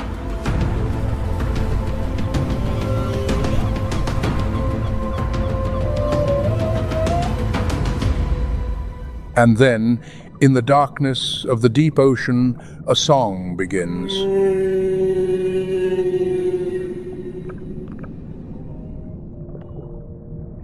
Profound, mournful, audible across hundreds of nautical miles.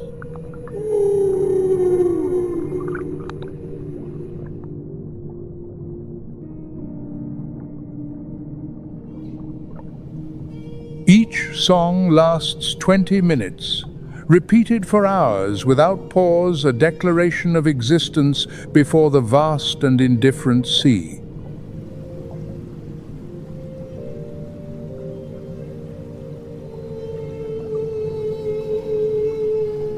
No one knows precisely why humpback whales sing.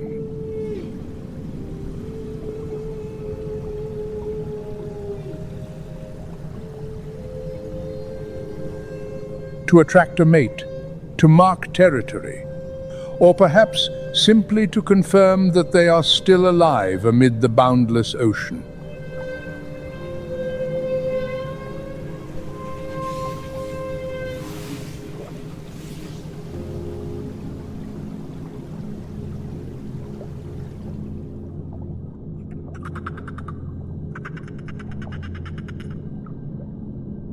But Panama harbors another intelligence beneath the waves, the bottlenose dolphin, the species with the second highest encephalization quotient after humans.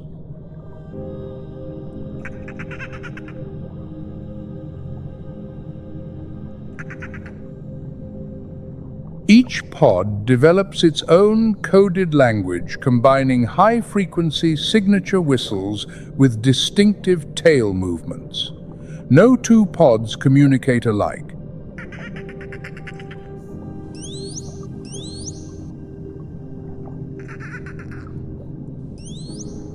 When a member is injured, the entire pod forms a protective circle, using their bodies to lift their companion to the surface to breathe.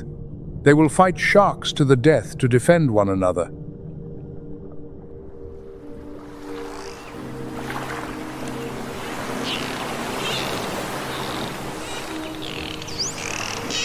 Bottlenose dolphins become tacticians, herding fish into a bait ball, a swirling sphere with no escape.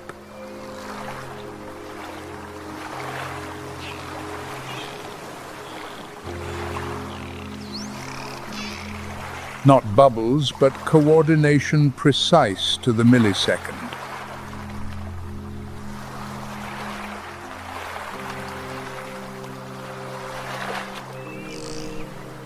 Once the corral is sealed, dolphins take turns darting into the center to feed, while the rest maintain the perimeter. None eats before its turn.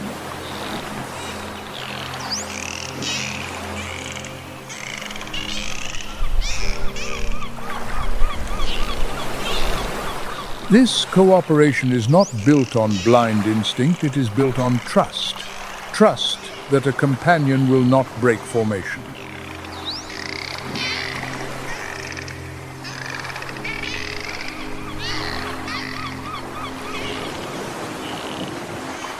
Young dolphins learn strategy through observation, a process of cultural transmission that transforms the pod into an educated society.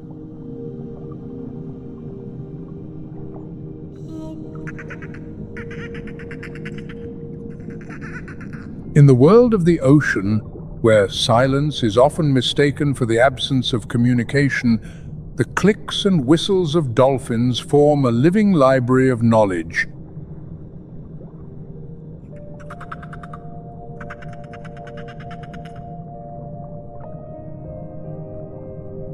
The complexity of their social structure mirrors the splendor of the ecosystem in which they live.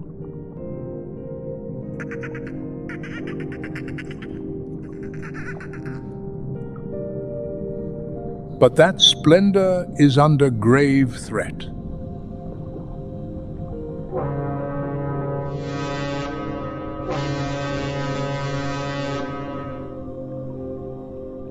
Near the Panama Canal, more than 13,000 vessels each year create a wall of acoustic pollution. Man-made noise overwhelms the echolocation frequencies that dolphins depend upon.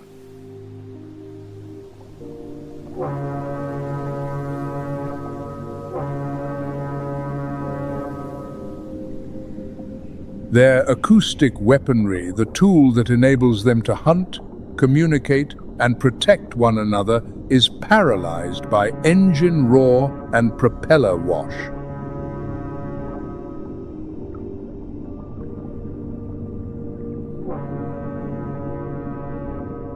When humans create noise, the ocean's masters of sound lose their voice. And in the world of dolphins, to lose a voice is to lose a life.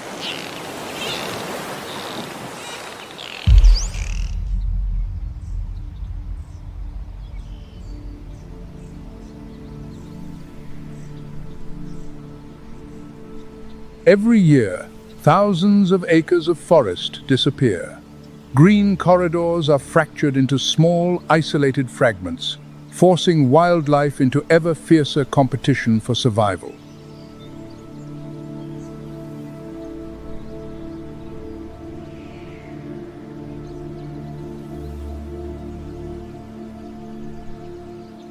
Resource extraction, infrastructure expansion, and climate change continue to press upon ecosystems already stretched to their limit.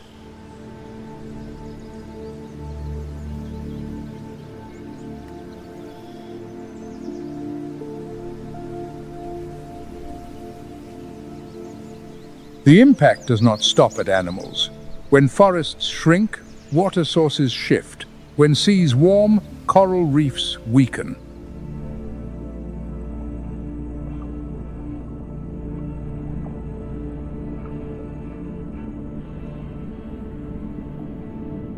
Every link lost sends ripples of consequence cascading through the entire ecosystem.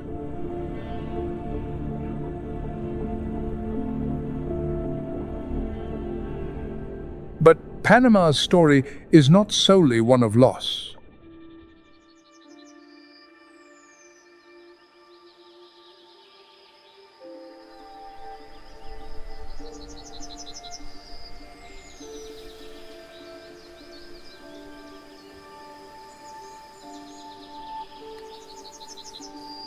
Across the country, protected areas, ecological corridors, and restoration programs are steadily reconnecting fragmented landscapes.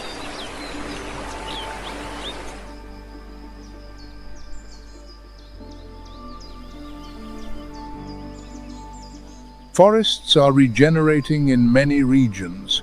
Wildlife is beginning to return to areas that were once abandoned.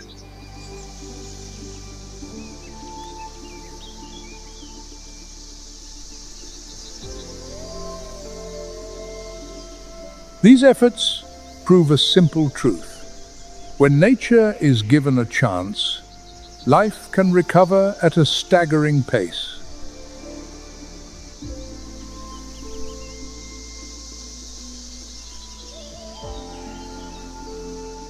As night falls, the Darien rainforest sinks once more into its familiar stillness.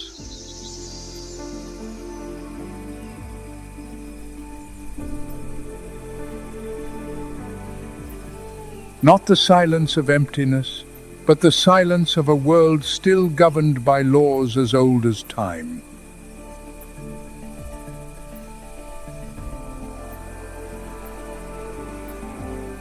And that, perhaps, is Panama's greatest strength.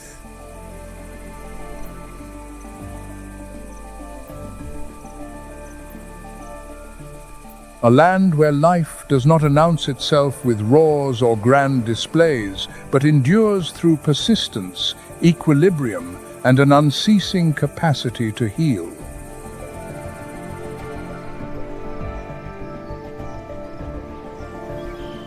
Provided there remains space for nature to continue.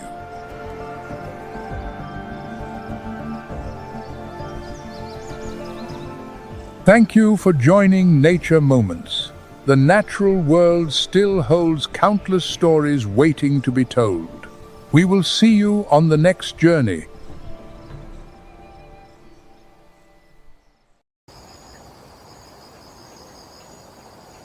Sunlight hammers the Kanga waterhole, pouring liquid fire across the savanna.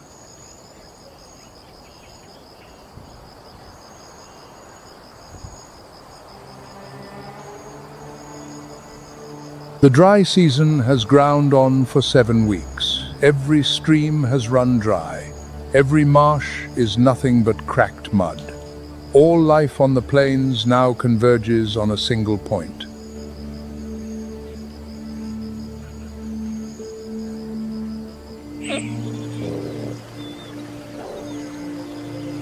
Around the murky pool, signs of carnage lie exposed, a wildebeest skull half buried in dried mud, deep claw marks scored into the earth, and vultures perched on skeletal branches overhead.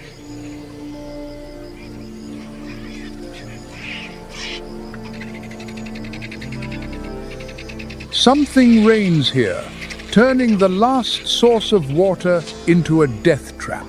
Not with the largest fangs, not with the loudest roar.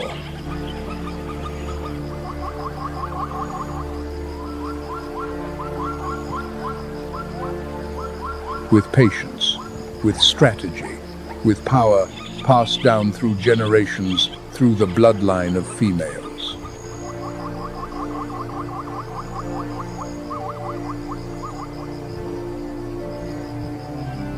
And then, the true rulers of the waterhole emerge.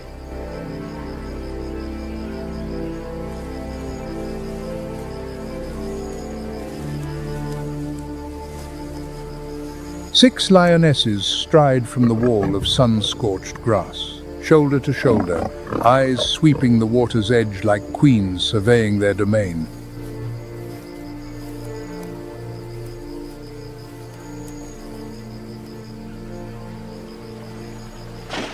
The drinking herds scatter to one side.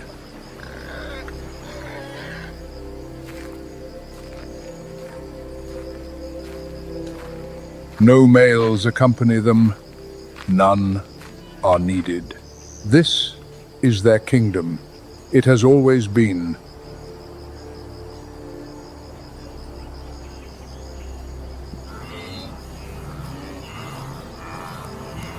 Welcome to Nature's Moments, where we explore the grandest secrets of the natural world.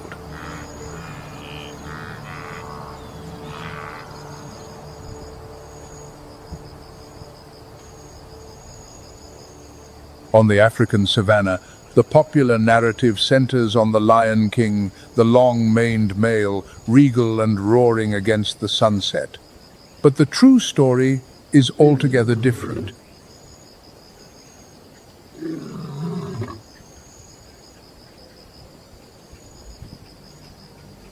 Real power on the savanna does not roar. It reigns in silence, flowing through mother's milk, through bonds of blood, through decisions only females are permitted to make.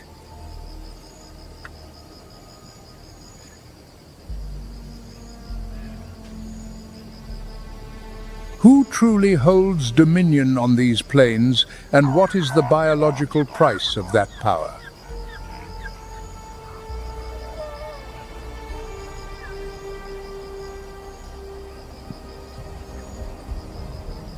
The answer lies not with a single species. It stretches from Kenya's grasslands to the Ethiopian highlands, from fang and claw to the nursing breast, from the roar to the sneeze.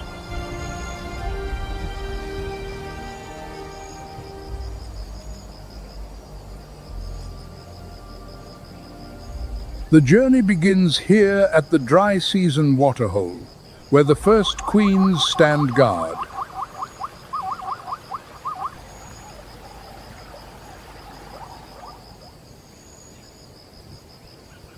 In the world of lions, there is a truth seldom told. The females stay, the males leave.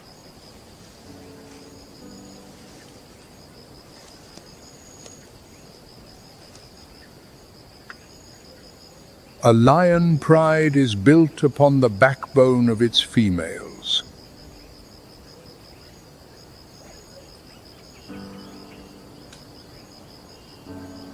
They are born here, raised here, and die here on the same ground their grandmothers once ruled.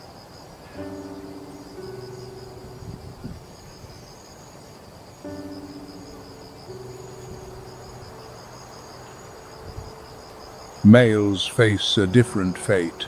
They are expelled from the pride between 26 and 35 months of age. The mane begins to sprout, and the pride has no room left for them.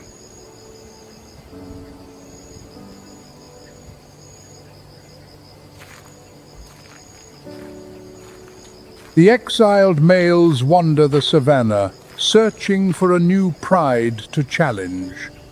If fortunate, they seize one.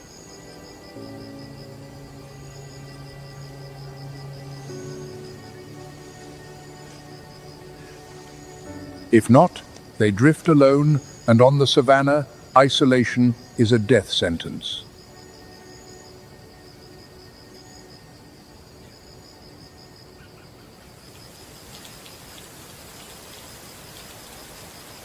But even when a male claims the throne, he is merely a guard hired for the season.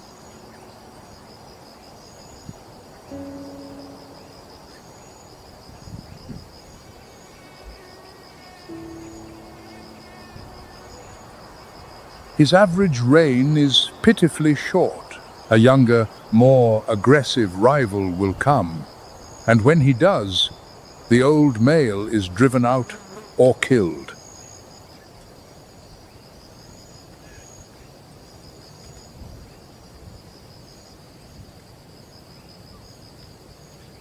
The females remain.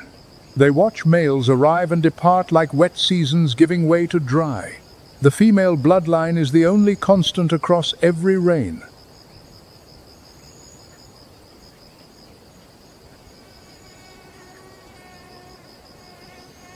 Males may dominate through brute force, but it is the lionesses who sustain the life of the entire dynasty.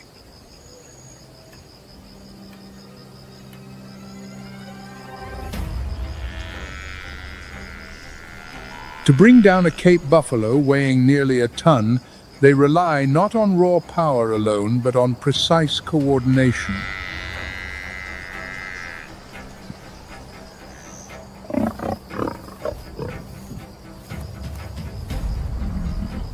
And when the moment strikes, the group launches as one, toppling the prey and crushing its resistance.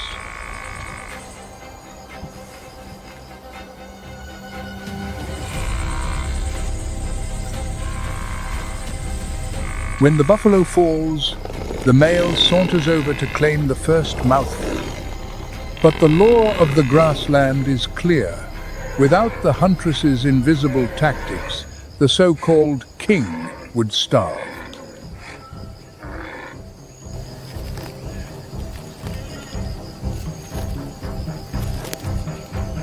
Beyond territory and food, the females control something far more vital, the survival of the bloodline itself, the right to mate.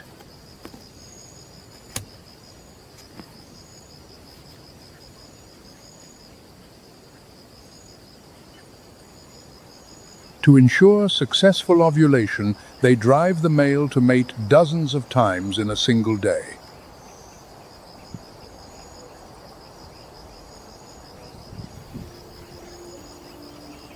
The female decides when it begins, when it ends, and will not hesitate to claw the male until every ounce of his stamina is spent.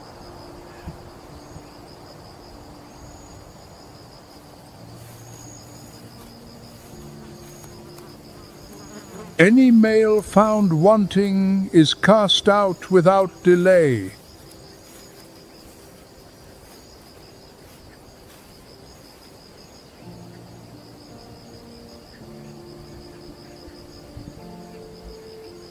This is not blind instinct. It is evolutionary filtration. Only the strongest genes pass forward, and the lioness holds the power of life and death over every lineage.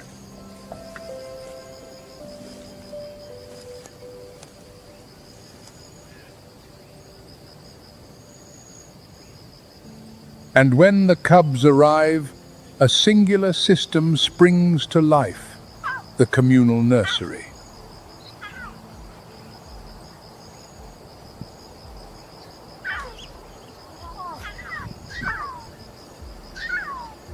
In a lion pride, every mother nurses every cub regardless of bloodline.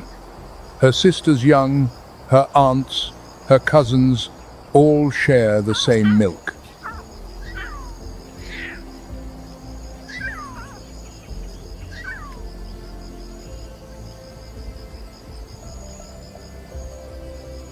This creche ensures that if a mother is killed during a hunt, her cubs survive on milk from the aunts within the pride.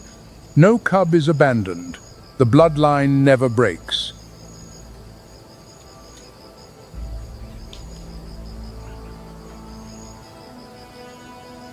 Biological insurance premiums paid in milk, the policy guaranteed by kinship.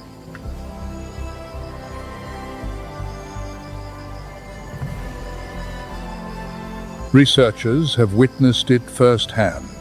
When lionesses collectively shun a male refusing to mate, to hunt alongside him, to share the kill, he has no choice but to leave. No fight, no bloodshed.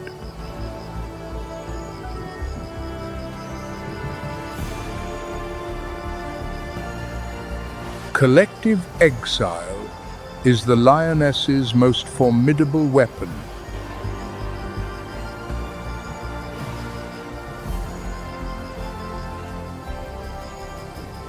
But lions are not the only species where females command the savanna.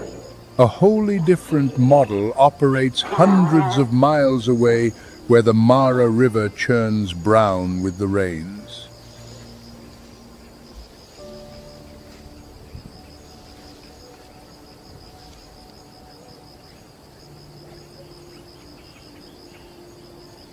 The Mara River in the wet season is no mere waterway. It is a wall thick with silt, churning with hidden currents, and Nile crocodiles over 4 meters long lying in wait on the riverbed.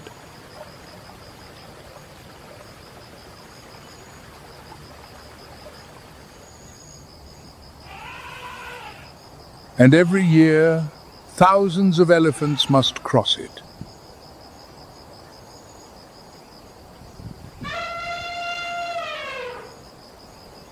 At the riverbank, the herd halts. 20, 30 individuals line up in silence along the water's edge. Not from fear, but because they are waiting for a decision from a single individual.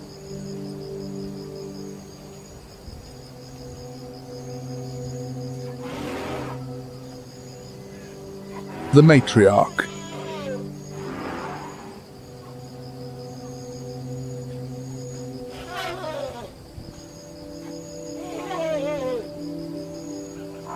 Weighing nearly 6,000 kilograms, she carries what no other member possesses: 50 years of memory encoded within the largest brain of any land animal on Earth.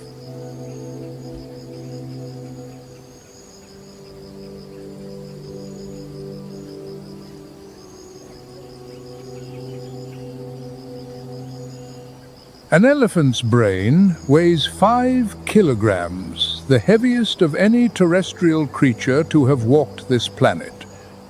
Much of that mass concentrates in the hippocampus, the seat of long-term memory.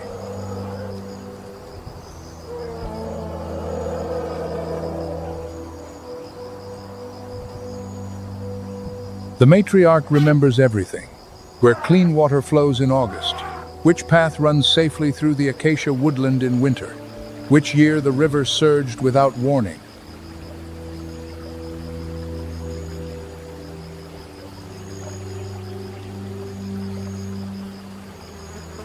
And above all, which crossing point on the Mara will not cost her a calf.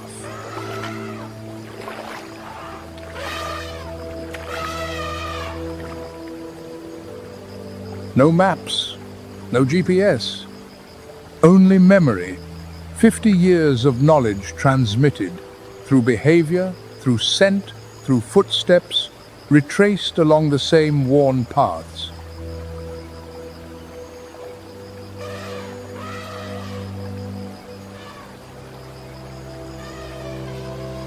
An elephant's feet detect vibrations carried through the ground from the footfalls of herds miles distant, from underground currents beneath the mud, from waves striking the rocky banks.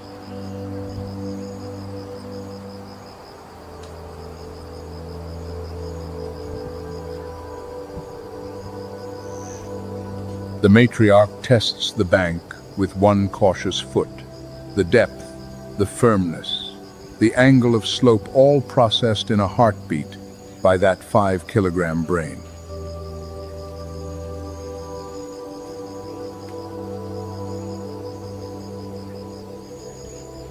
Then she decides, not here, half a mile further upstream.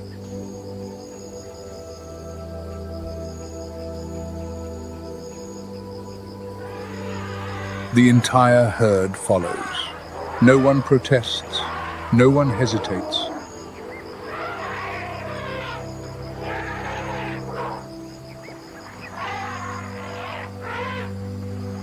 Because she has never been wrong. Half a century of experience has proven that, measured in the survival of every member of her family,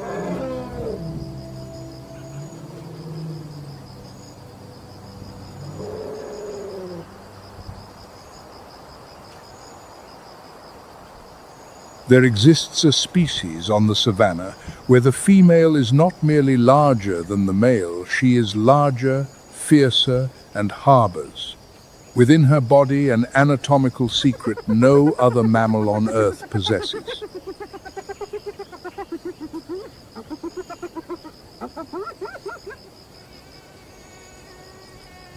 The spotted hyena.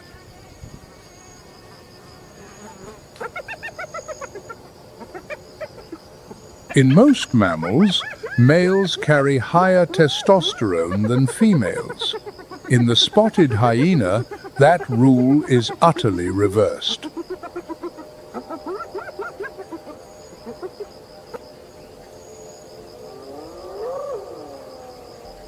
Female spotted hyenas are flooded with androgens, male sex hormones. The testosterone in their blood runs so high that their bodies develop in ways ordinary biology would never permit.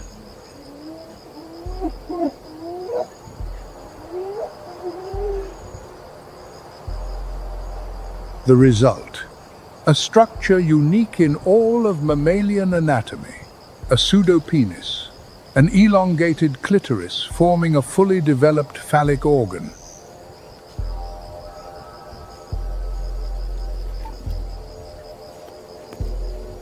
The female mates through the pseudopenis, urinates through the pseudopenis, and gives birth also through the pseudopenis.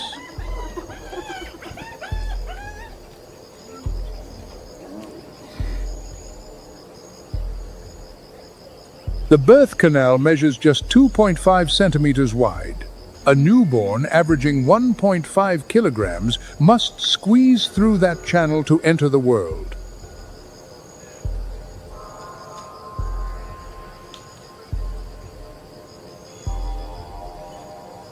The toll is devastating. 15% of first-time mothers die from catastrophic tissue rupture beyond repair.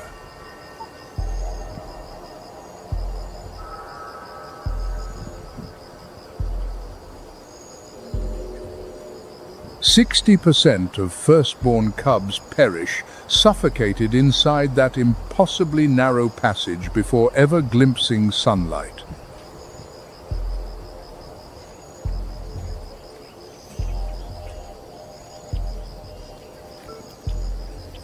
These figures are not cold statistics. They are the entry fee to a power structure no other species on Earth has dared to pay.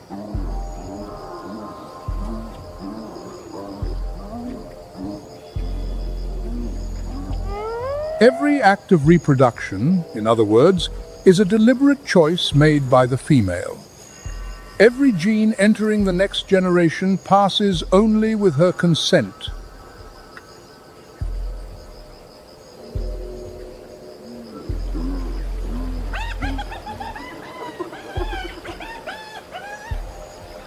Within the spotted hyena clan, the power hierarchy reflects this absolutely. Every female outranks every male, including the largest and most powerful in the group.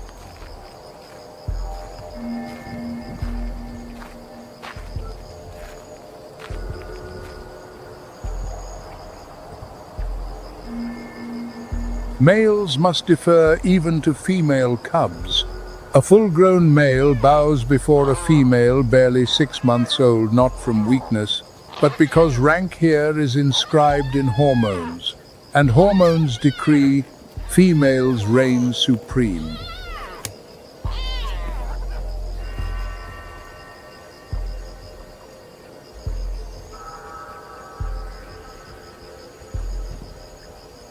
The lioness rules through blood, the elephant matriarch through memory, the spotted hyena female through her own body, carved in pain no other species must endure.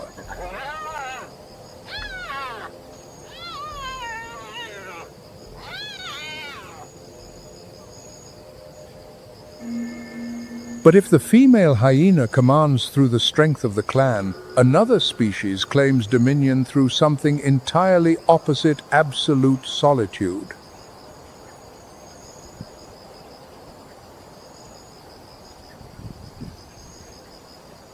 No pack, no allies, no one to share the burden. She hunts alone, raises her young alone, defends them alone.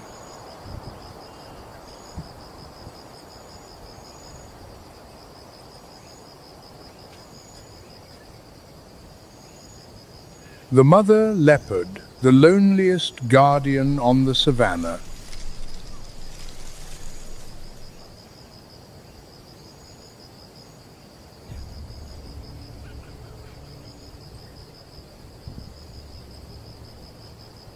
As night descends, a mother leopard slips from her rocky den, dissolving into darkness like a drop of ink in black water.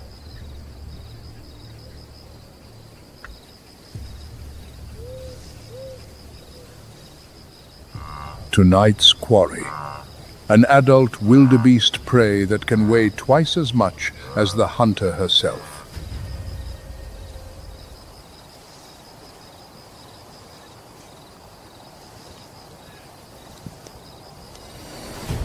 She presses her belly to the earth, advancing step by silent step through the dry grass until only a few meters remain.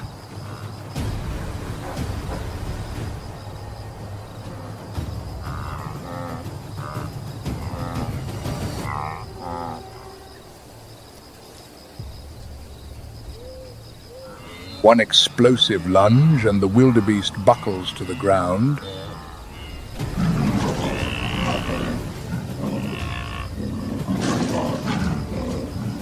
But making the kill is only half the battle.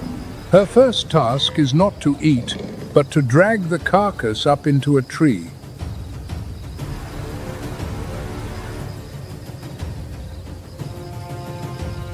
Only in the branches above is the prize safe from the lions and hyenas that prowl below.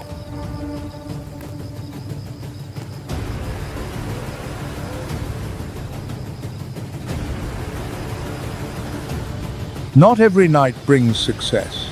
Sometimes she returns empty-handed. Sometimes she makes a kill only to lose it to hyenas before she can hoist it skyward.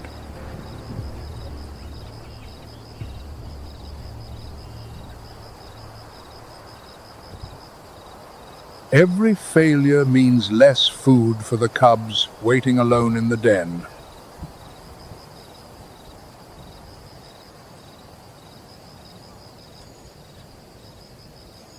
Across the open grasslands, devoid of shade or shelter, another predator survives by a wholly different kind of power. No territory, no pride, nothing but speed.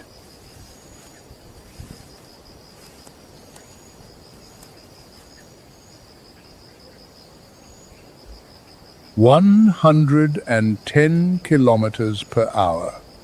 From a standstill to maximum velocity in 3 seconds.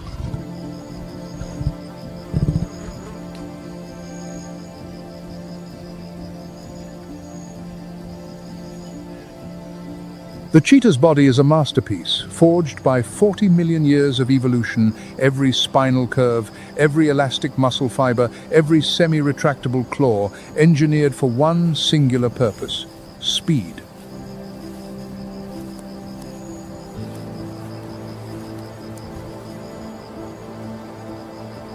Yet speed is the currency of those who possess nothing else.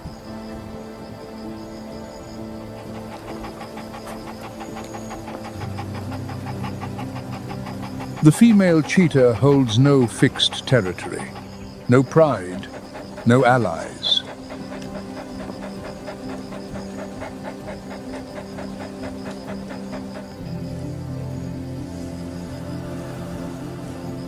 She wanders across vast landscapes, living as a nomad, never lingering long enough to call any place home.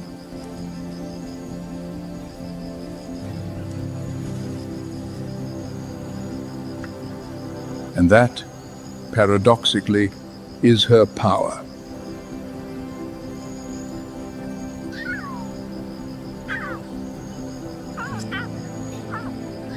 Unlike the lioness, bound for life to her pride, the female cheetah is Africa's only large carnivore capable of breeding year-round.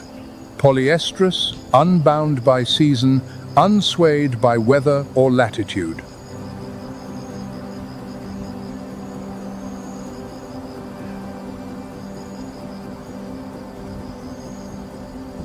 When she enters oestrus, the female cheetah broadcasts her readiness through scent markers in her urine, drawing male coalitions from miles away.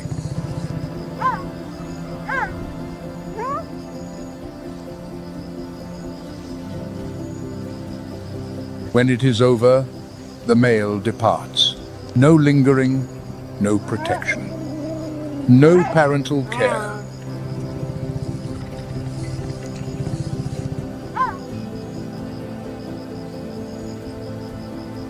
And the cheetah mother begins the loneliest existence among all carnivores, raising cubs alone, surrounded by enemies 3 times her strength and 5 times her weight.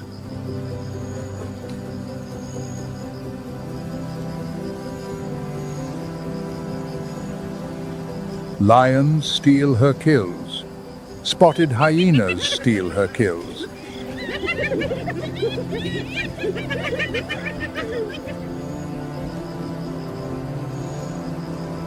On the Savanna, speed does not always determine the outcome.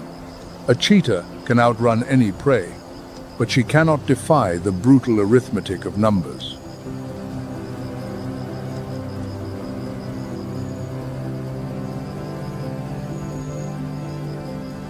Yet the power of this throneless queen lies in what no rival can seize: the freedom to breed at any time, in any place, beholden to no pride, no male, no season.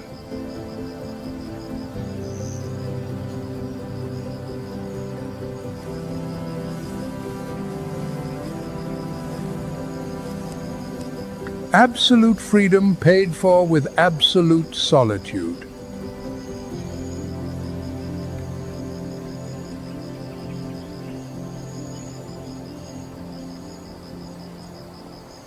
Yet, on the savanna, one species shatters every convention and reverses the power dynamic between the sexes in ways no one could have predicted.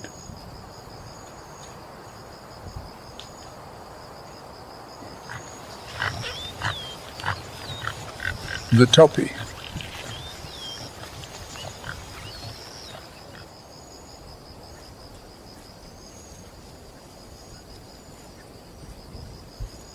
A female topi has exactly 24 hours each year to conceive. One day, one chance. There is no second opportunity.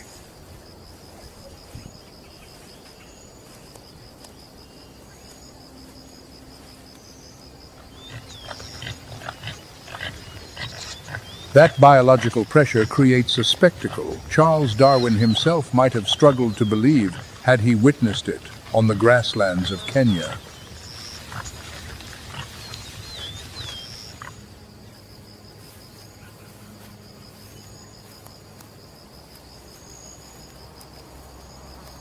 Across the plains, males claim lek positions, small territorial stages where they display their strength and fitness.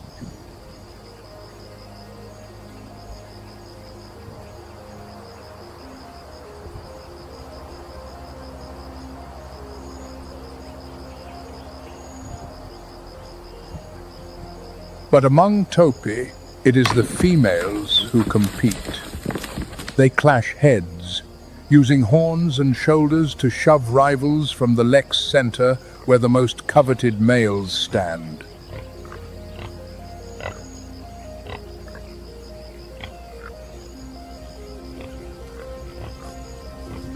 Within those fleeting 24 hours, each female may mate multiple times with different males, a strategy that maximizes genetic diversity for the next generation.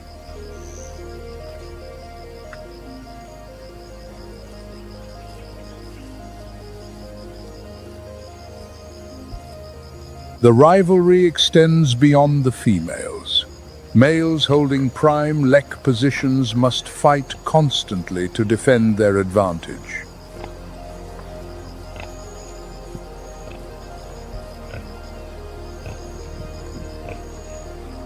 The moment a female drifts toward a neighboring territory, the chance to breed may pass to a rival.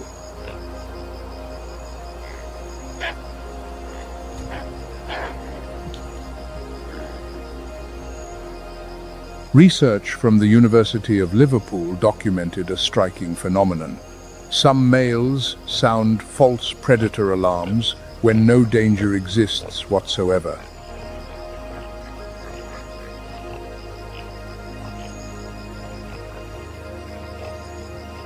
The purpose is not to protect the herd. The false alarm makes females pause, grow vigilant, and delay their departure. Even a few extra minutes can tip the balance in the breeding contest.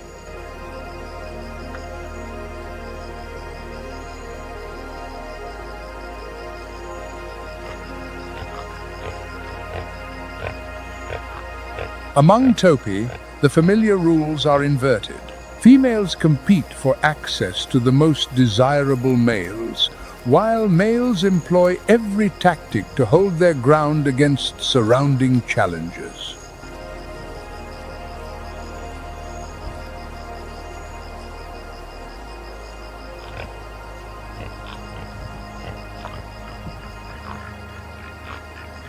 And the entire contest can conclude in a single day.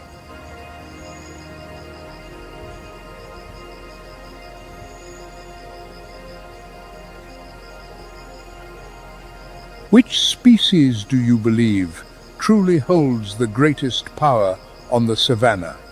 Let Nature's Moments know in the comments below.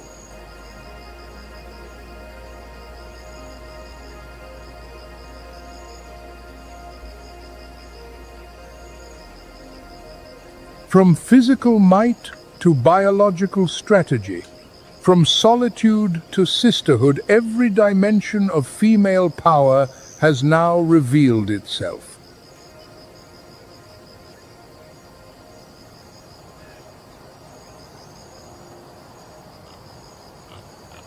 But one dimension surpasses them all: political power.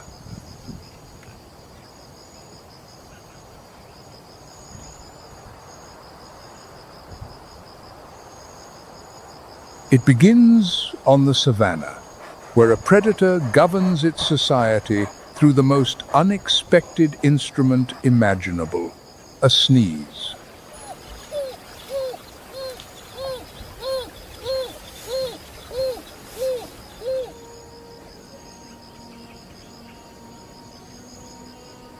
The African wild dog, the continent's most successful hunting carnivore, and a species where breeding rights are concentrated almost entirely in a single female.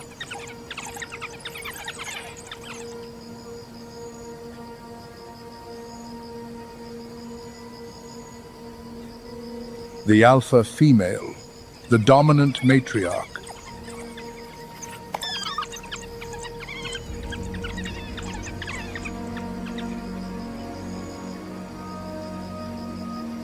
Her very presence suppresses the fertility of other females in the pack, transforming potential rivals into devoted allies. The result? The entire pack, 10, 15, sometimes 20 individuals rallies to raise one single litter.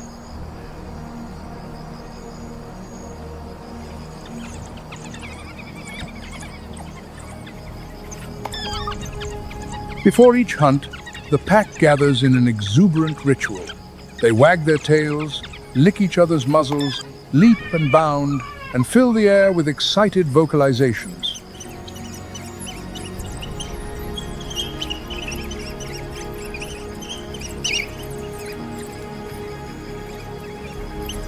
In 2017, a study published in the Proceedings of the Royal Society B revealed something astonishing.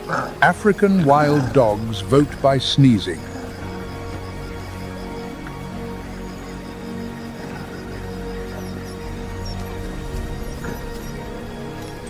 Each sneeze signals support for the hunt. Once the tally reaches a threshold, the entire pack moves out.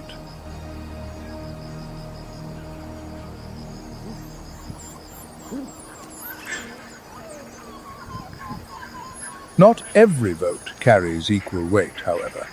When a dominant individual initiates, only a few additional sneezes suffice. But if a subordinate proposes, the required count rises significantly.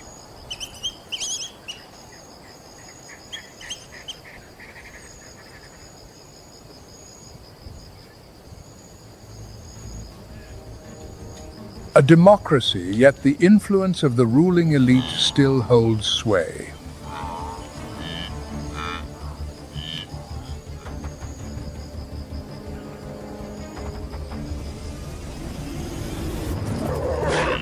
Once the pack launches, nearly 80% of their hunts end in a kill. They prevail not through brute force, but through coordination and endurance.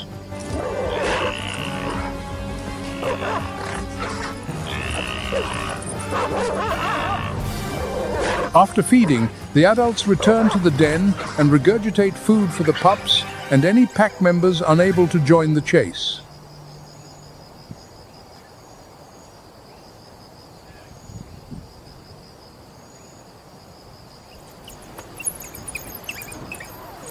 Some individuals run dozens of kilometers on a full stomach solely to carry nourishment back to those waiting.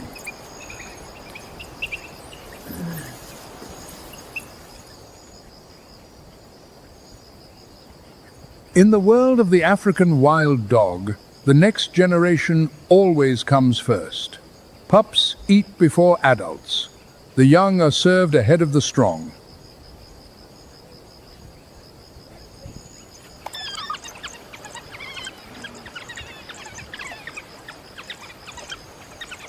This is the secret behind the wild dog's success. Not the survival of the fittest individual, but the survival of the collective.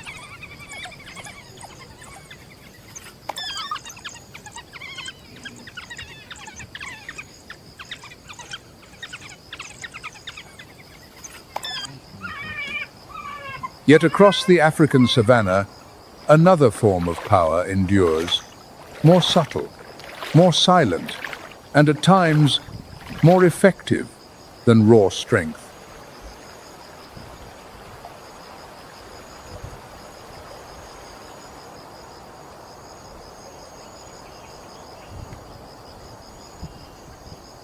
"3,000 meters above sea level, the Ethiopian highlands. Wind cuts through skin, mist crawls across cliff faces, and night temperatures can plunge toward freezing.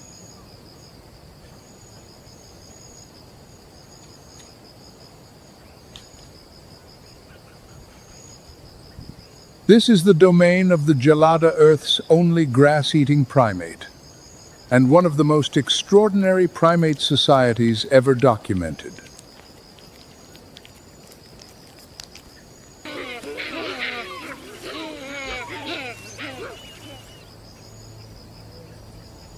From a distance, a Gelada band appears to be ruled by the male.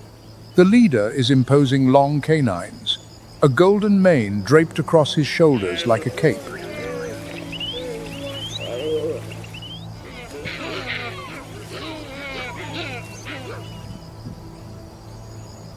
But physical dominance is only part of the story.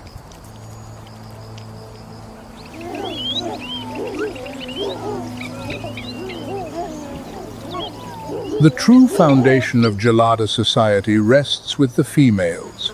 They bond through maternal kinship, grandmothers, mothers, daughters, and granddaughters, forging alliances that endure a lifetime.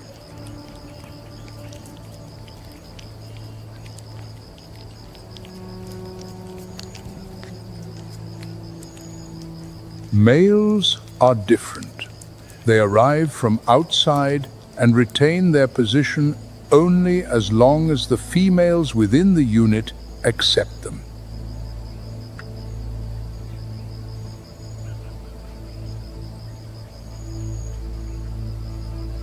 On the chest of every Gelada sits a hairless patch of crimson skin shaped roughly like a heart.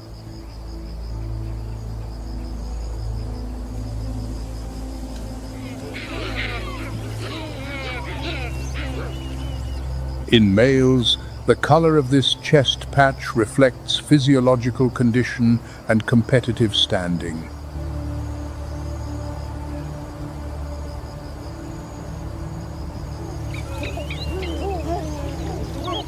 A healthy male displays a vivid, striking crimson. As age advances or status wanes, the signal gradually fades.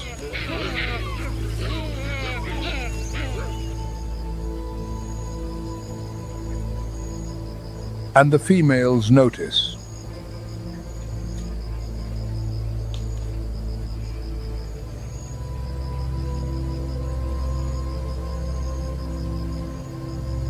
They decide who grooms with whom, who sits nearby, and who earns the chance to mate. When their support erodes, the leader's grip on power begins to slip.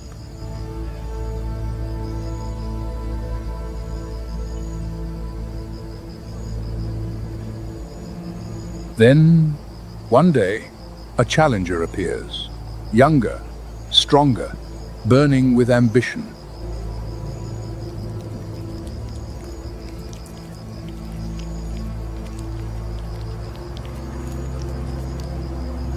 But winning a physical confrontation alone is not enough to govern a family unit.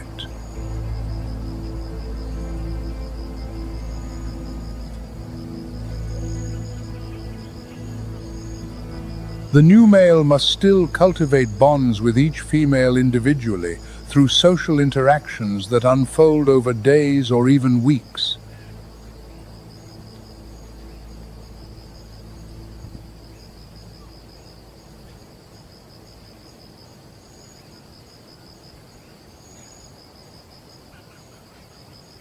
In the world of the Gelada, fangs and muscle win a male his opportunity.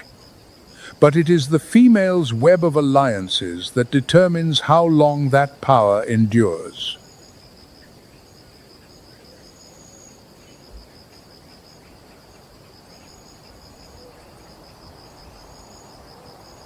At the opposite extreme stands a species where female power demands not the ultimate sacrifice, but the ultimate trust.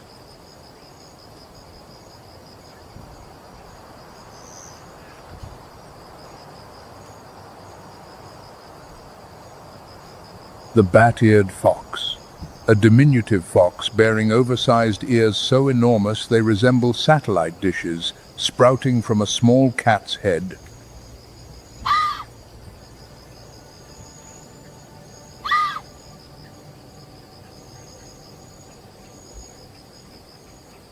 Those ears are a biological superweapon. They detect sounds. Most creatures cannot perceive dung beetle larvae gnawing roots underground, termites tunneling just centimeters beneath the surface.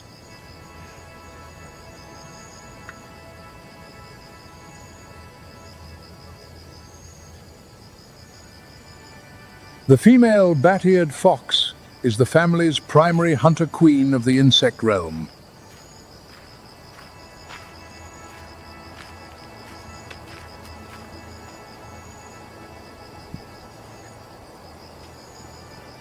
Armed with 46 to 50 teeth, more than nearly any terrestrial placental mammal, and a diet dominated by insects, they are the savanna's most efficient pest control operatives.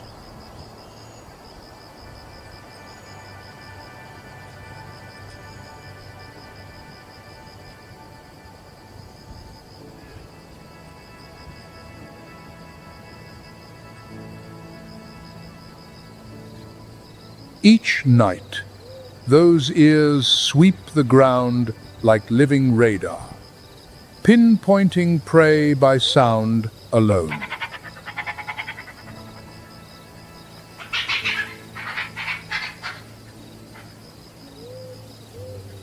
But after she gives birth, the most remarkable chapter begins.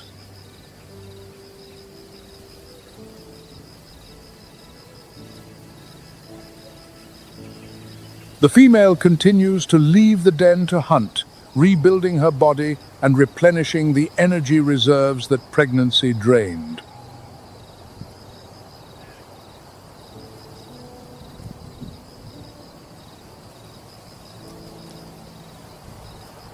The male, meanwhile, assumes the greater share of pup-rearing duties.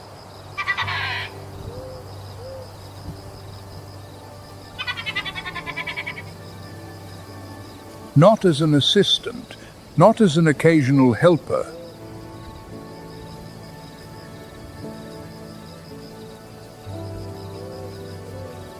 He guards, warms, protects, and watches over the young for the better part of each day.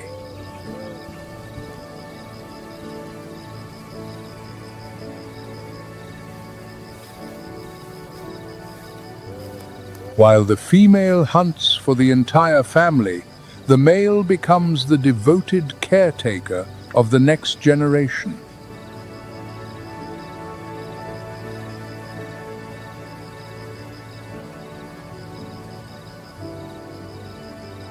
In the bat-eared fox, female power is not built on absolute control or outright dominance.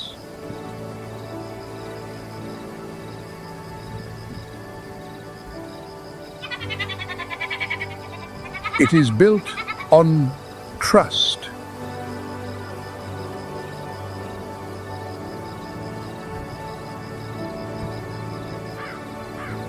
Trust that when she leaves the den to hunt, the male will shield her young. Trust that the burden of the family's survival does not rest on a single pair of shoulders.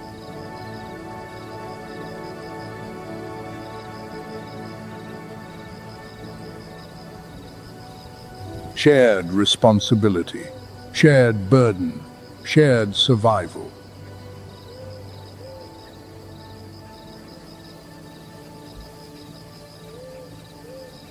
This is a rare form of power in the natural world, one built not on coercion, but on faith between two individuals raising the next generation together.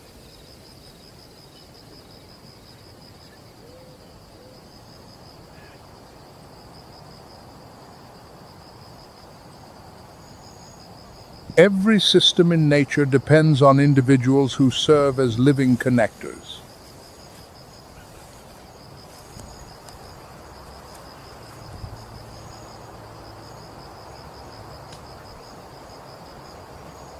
They are not necessarily the strongest, not the largest, and rarely the most conspicuous.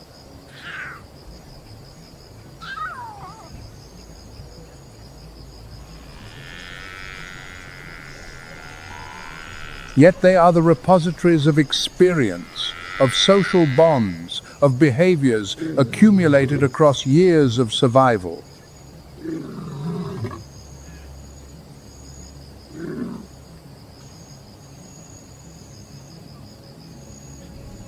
When such an individual disappears, the loss does not end with her.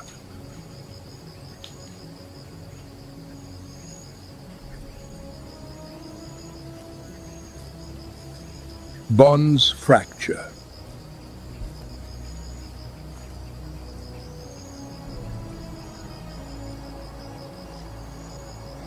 Behaviors once transmitted from one generation to the next are severed.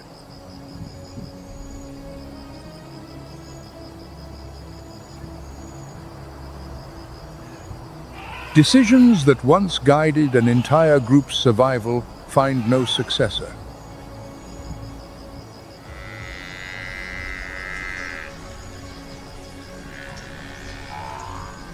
This is what population statistics can never capture.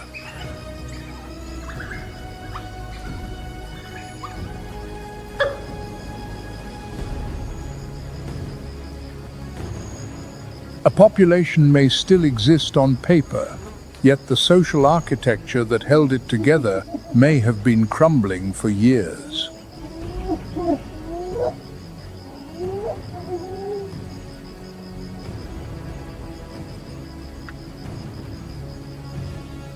Because in nature, life is not sustained by genes alone.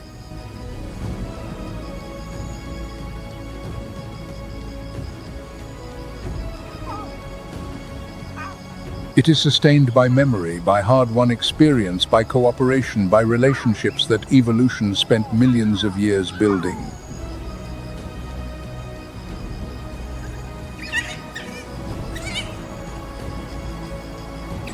And so, conserving wildlife is not merely about preventing a species from vanishing.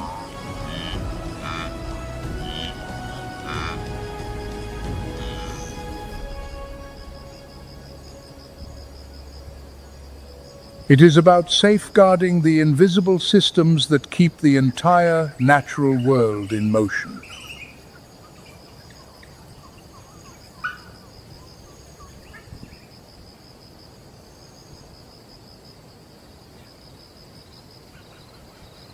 At Kanga Waterhole, dusk descends once more.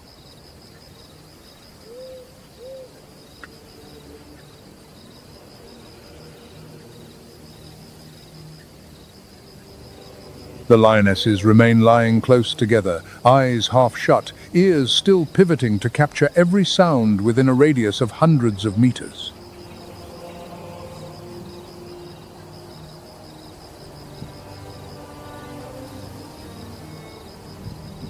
The cubs rest at the center, safe in the embrace of aunts, older sisters, and silent queens.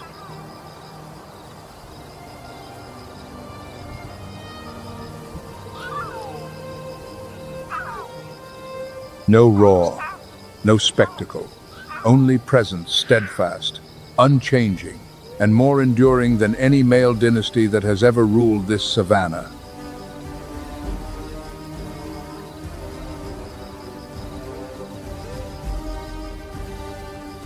In the end, nature's most profound truth is not strength, it is continuity.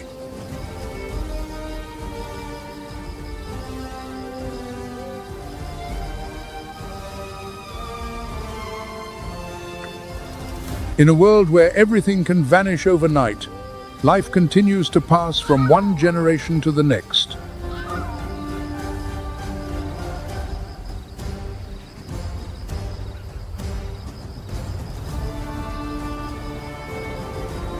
without pause, without interruption.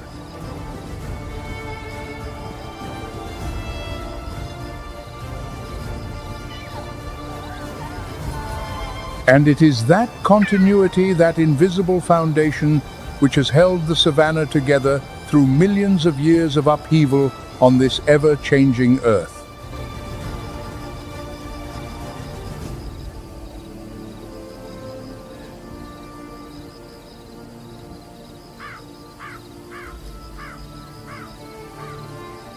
Thank you for journeying with Nature's Moments. Countless stories still await tales of strength, sacrifice, and hidden power behind a veil of calm. If you haven't yet subscribed, now is the perfect moment. See you on the next adventure.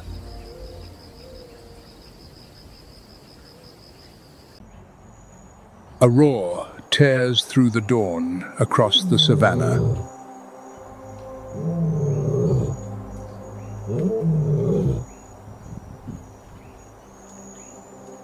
114 decibels, echoing 5 miles through grassland and ancient acacia shadows.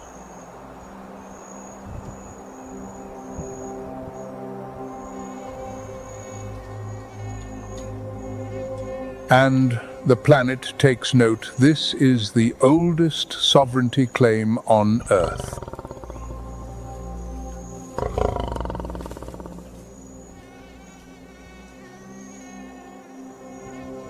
Millions of years before humanity drew its borders, animals had already established their own primordial kingdoms.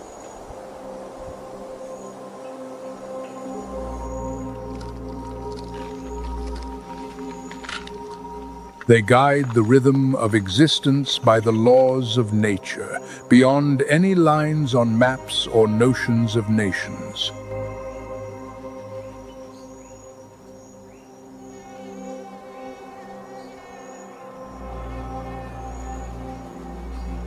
As the original inhabitants, they have preserved their pure identity through millions of years of evolution, unmoved by the upheavals of the human world.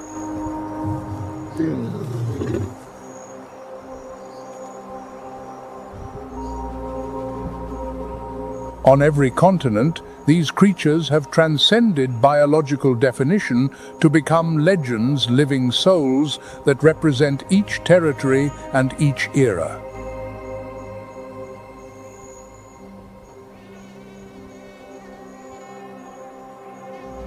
But the lion is not the only creature that holds the soul of a continent.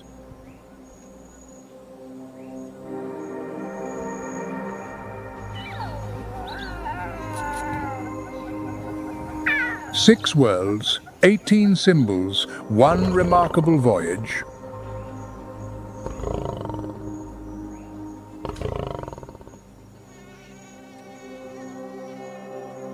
Welcome to Nature's Moments, where we explore the most extraordinary stories the natural world has to offer.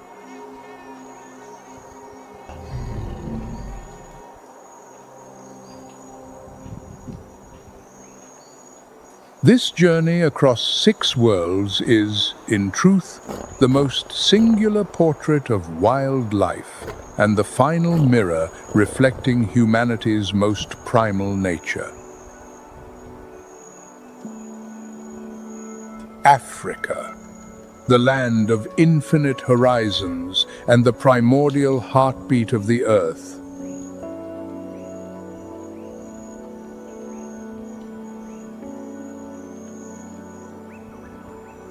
Here, the Great Rift Valley carves geological scars millions of years old, creating a grand stage for life to flourish in radiant abundance.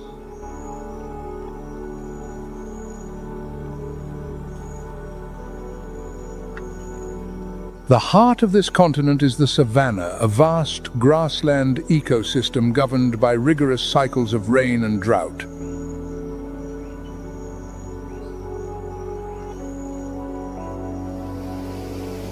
Harmony here depends on the ceaseless circulation of water.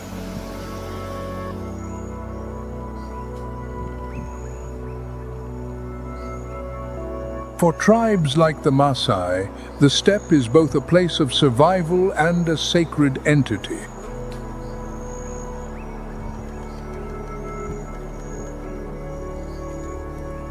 Amid that space, the lion emerges as the supreme symbol of power, crowned the king of the Savanna.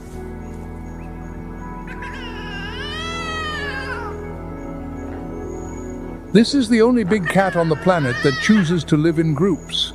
That social structure bears the name pride.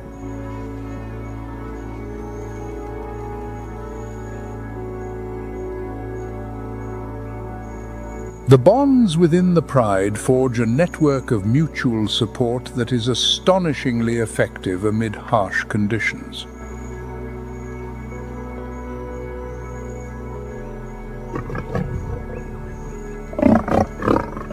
The lion's roar ranks among the most commanding sounds in all of nature.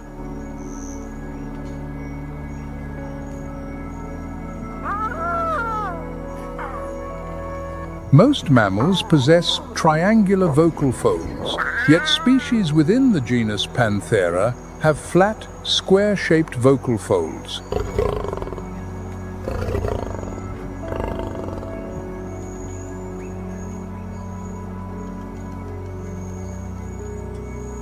This distinctive shape allows the soft tissue to vibrate with greater intensity while requiring minimal lung pressure.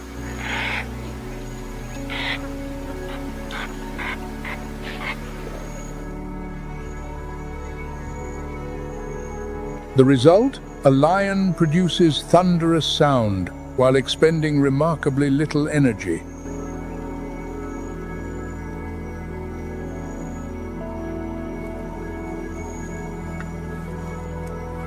They deploy that roar to claim territory and project authority before potential rivals.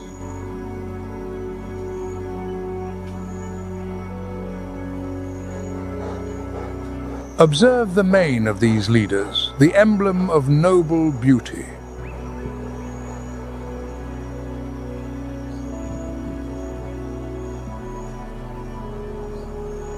Biologically, the mane shields the vulnerable neck during territorial disputes.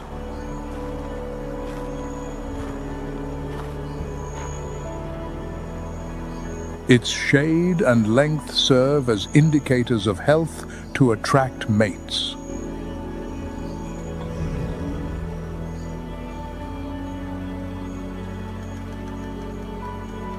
Thousands of years ago, they appeared in the Colosseum of the Roman Empire, where thousands of North African lions were forced to face gladiators.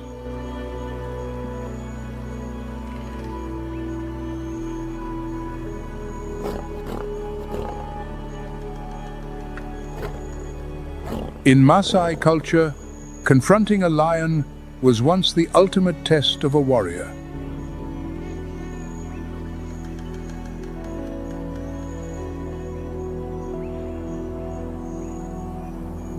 Today, however, the Lion Guardians program has transformed those lion hunters into their protectors.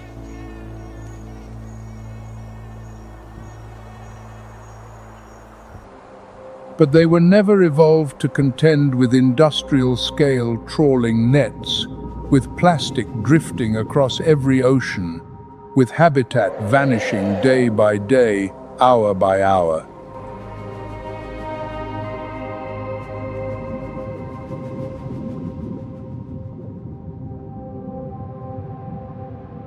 Warfare among species keeps ecosystems in balance. Warfare against humanity shatters everything.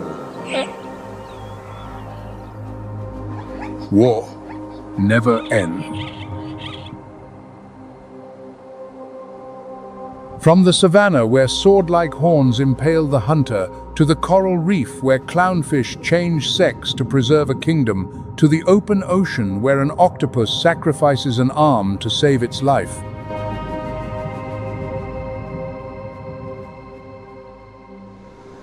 From the abyss, where mother sperm whales form a living wall around their calves, to the surface where 60 orcas bring down the largest creature on the planet.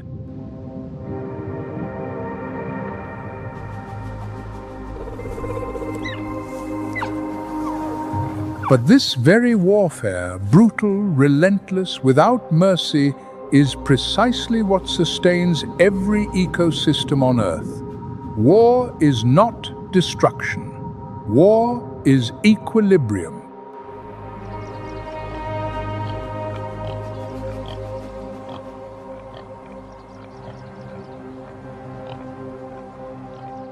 Predators control prey. Prey controls vegetation. Vegetation controls soil and water. Remove a single link, and the entire chain collapses.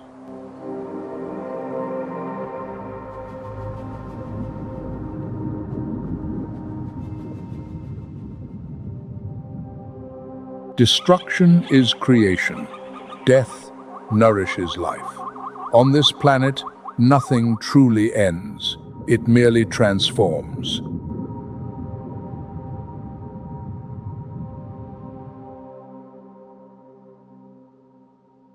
From savanna to abyss, nowhere is peaceful.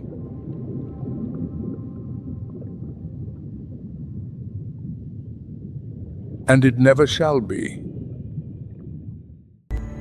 Across the entire planet, only one great cat lives in social groups, and only that group dares contest power in ways no other predator has ever attempted.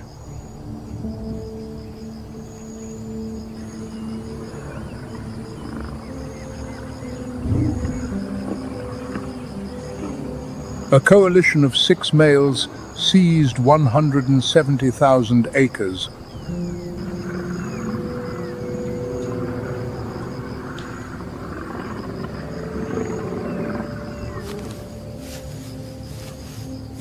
The new king slaughtered cubs to erase the old bloodline.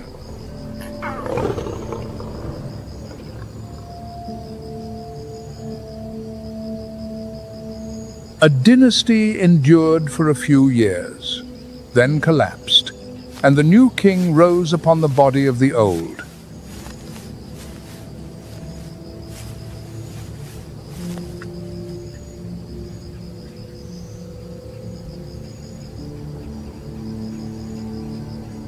This is the lion, the only species to turn the savanna into a political battleground where every mane, every scar, every roar carries the weight of power.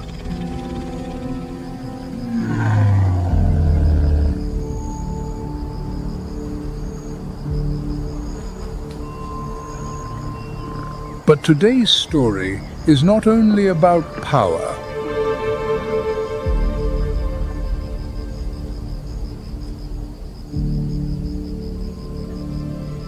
It is about identity, the force that compels one species, sharing the same genome, to produce utterly different kings on every stretch of land.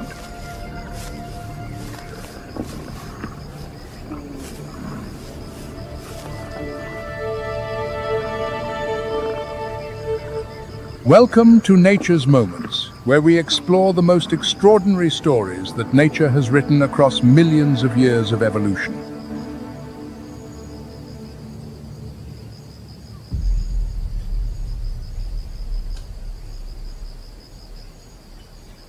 From the highlands of Tanzania to the Namib Desert, from India's Gir forest to Kenya's savanna, each land has forged an entirely different version of the king.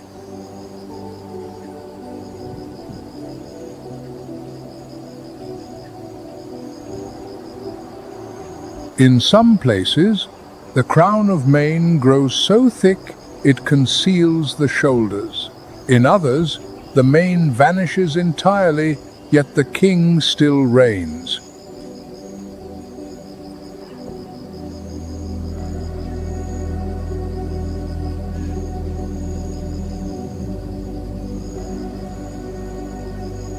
One population once dwindled to just 12 individuals, then resurged to nearly 900. A white variant is so rare that fewer than 13 exist in the wild.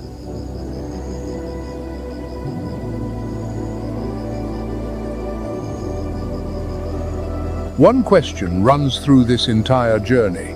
When the land demands that a king surrender his very crown, what remains?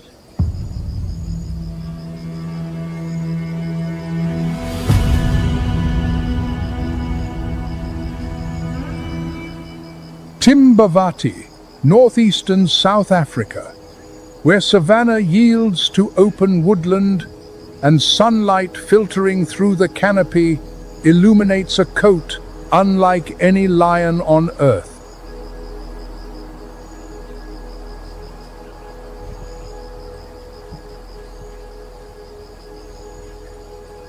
White, not albino, the eyes retain pigment, the paw pads hold color.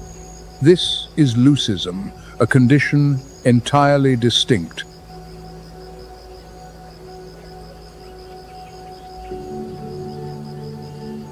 The cause lies within the TYR gene tyrosinase, where a 260G2A mutation reduces melanin production in the hair shaft.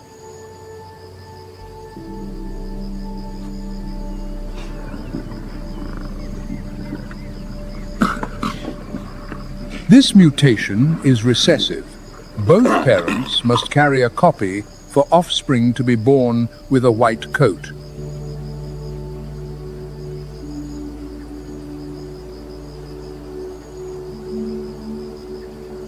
The result is a creature of staggering beauty. But in the wild, such beauty is a death sentence.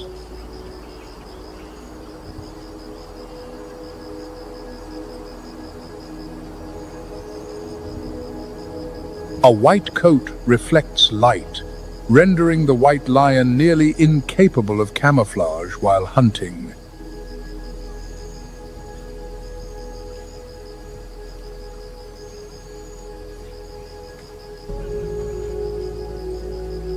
On the golden savanna, they stand out like snow in midsummer.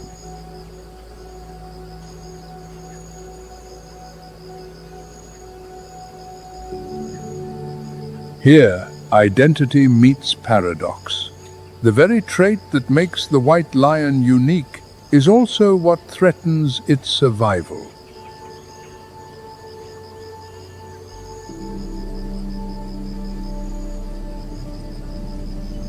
Yet white lions endure, because lions are the only great cat to live in prides, and the pride shields what the individual cannot.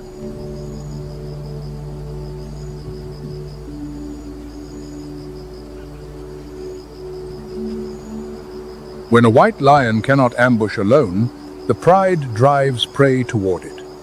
When it is too conspicuous to enemies, the dark-maned lions hold the front line.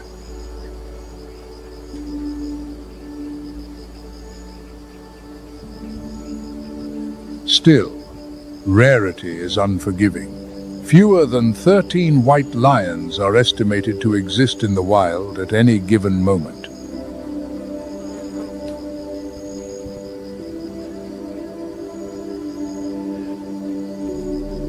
The Global White Lion Protection Trust, headquartered in Timbavati, works to reintroduce individuals bred under conservation conditions back to their ancestral lands.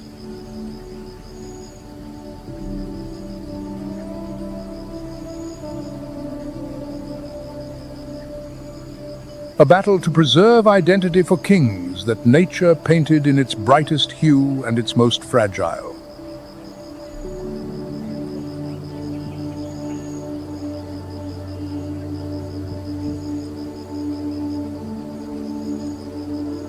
If the white mane is the rarest, then at the opposite end of the spectrum lies a mane so dark it seems to absorb the night itself.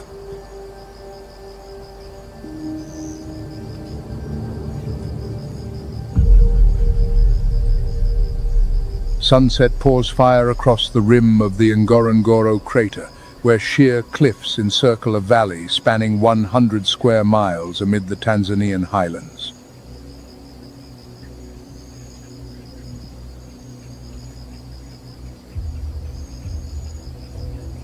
Beneath the dew-laden grass, a dark shape moves slow, commanding, and utterly silent.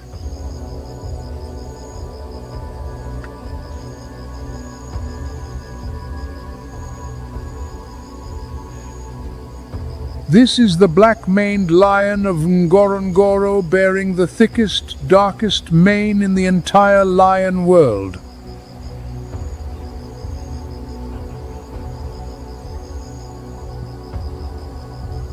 At an elevation of 6,500 feet, average temperatures hover between 66 and 73 degrees Fahrenheit, markedly cooler than the plains below.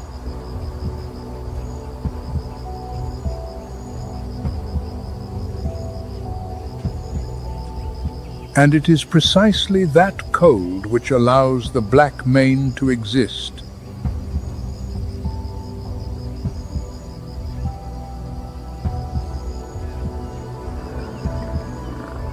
For the black mane is no ornament, it is a burden.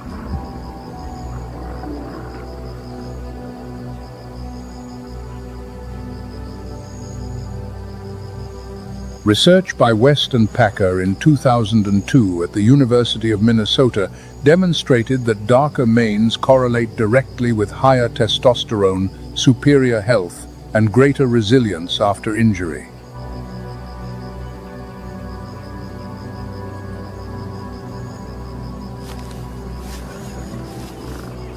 But a black mane also absorbs heat.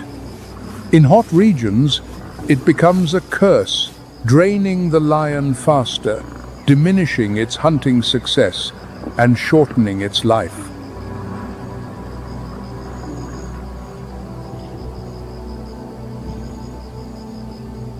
Only at Ngorongoro, where the highland holds cold year-round, does the black mane serve as a crown, not a chain.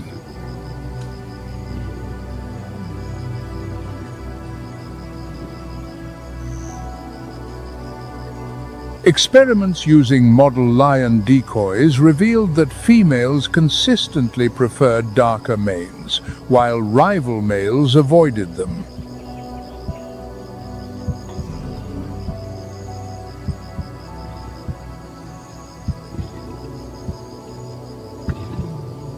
If Ngorongoro maximizes the black mane, then farther east in Africa, a version of the king has lost something far more significant.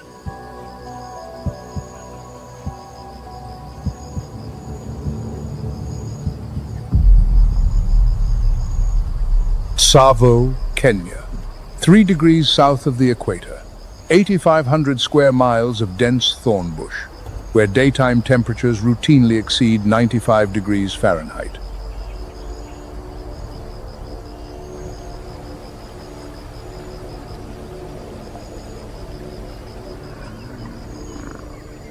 Here, the mane does not exist.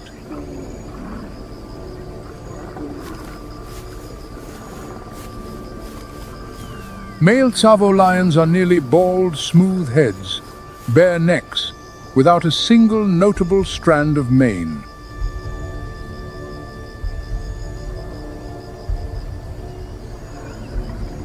Placed beside a Ngorongoro lion, they appear to be two different species.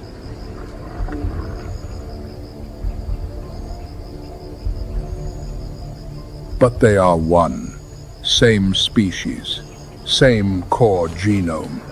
The only difference, the land.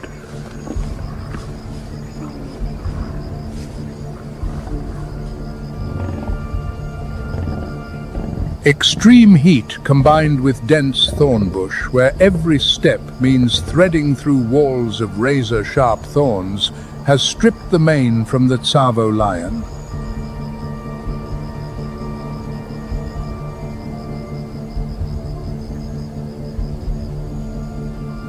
A long mane snags on thorns, absorbs heat, and becomes a liability for survival.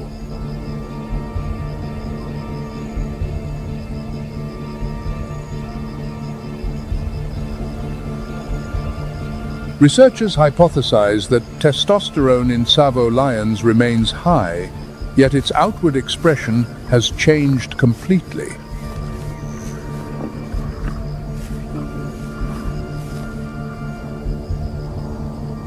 The hormone endures. Only the crown has vanished.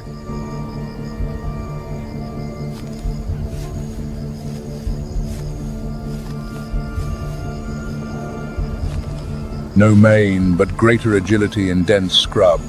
No visual signal for rivals, but fewer wounds across treacherous terrain.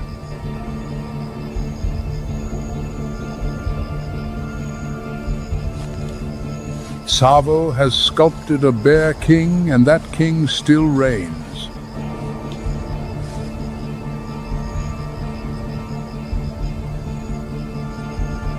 This contrast strikes at the heart of the central question: does identity reside in the mane or in the blood?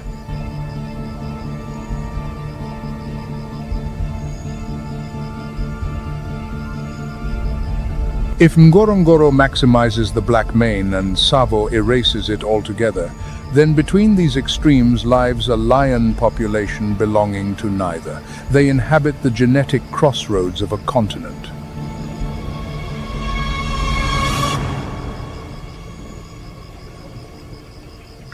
Ethiopia, the highland where Africa meets the Arabian Peninsula,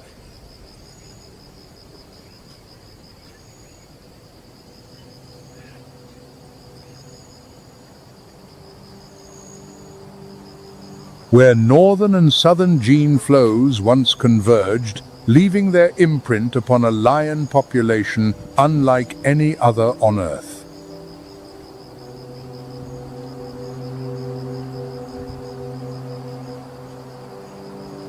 DNA microsatellite and mitochondrial analysis reveals that Ethiopian lions are a genetically distinct population, the last bridge between Africa's northern and southern lineages.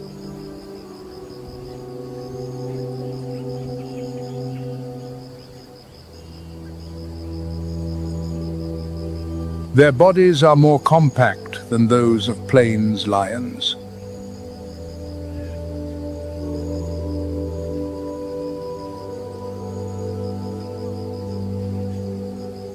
The dark mane near black extends down to the belly, creating an unmistakable silhouette found nowhere else.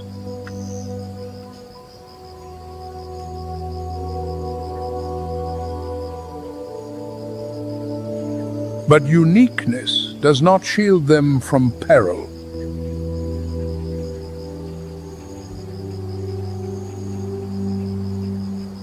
Only 800 to 1100 individuals remain, fragmented across 3 isolated regions: Babil, Kaffa, and Alatash.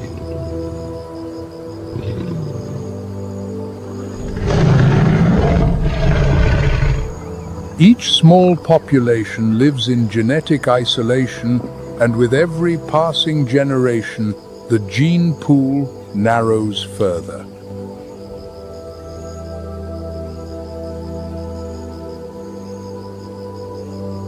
This is not merely the story of lions losing habitat.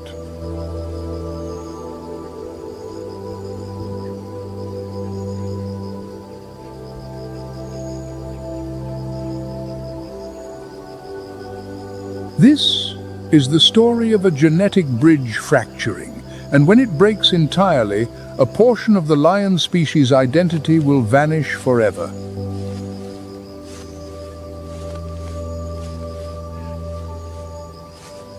Conservationists have proposed classifying Ethiopian lions as a separate management unit, acknowledging that losing them means losing irreplaceable genetic diversity, not merely numbers.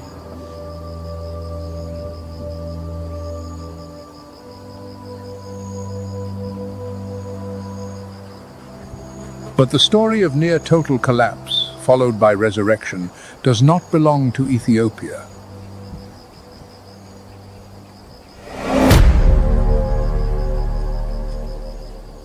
Dusk vanishes abruptly over Ngorongoro. In the darkness, the black-maned pride awakens.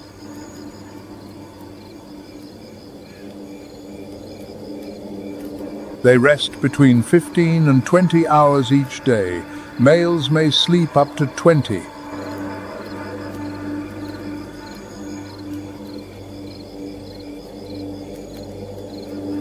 This is not laziness. This is an energy strategy.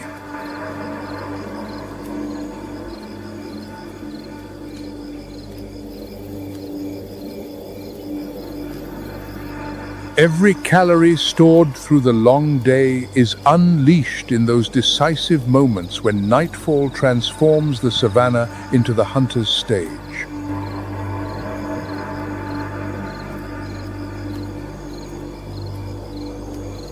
A lion's eyes perceive darkness 6 to 8 times better than human eyes, thanks to the tapetum lucidum, a reflective layer behind the retina.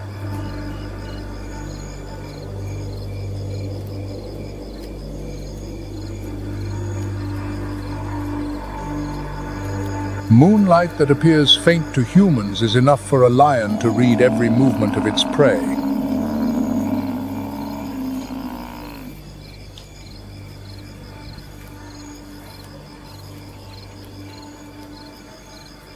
Tonight, the target is the African buffalo.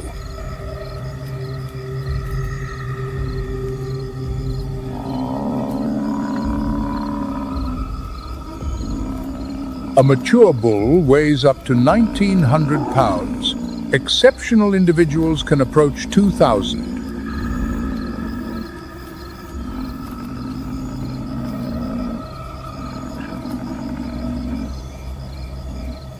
Fused horns atop the skull form a bony shield called the boss, hard enough to withstand a lion's fangs.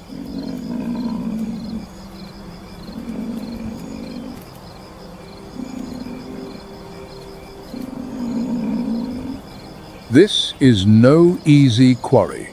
This is the most dangerous creature Ngorongoro's lions confront on a regular basis.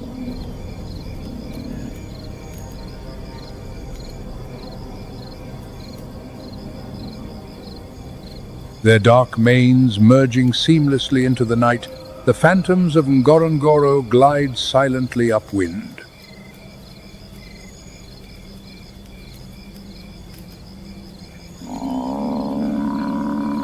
They narrow the distance with infinite patience.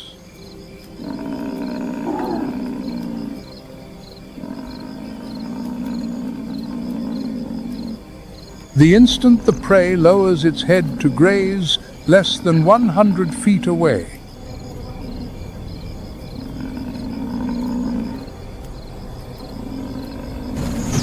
the pride erupts, arrows tearing through the darkness.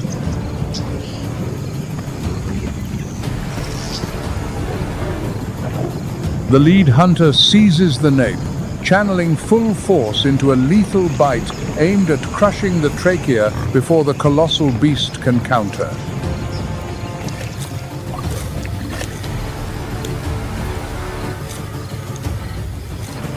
Life and death are decided in seconds. The buffalo falls.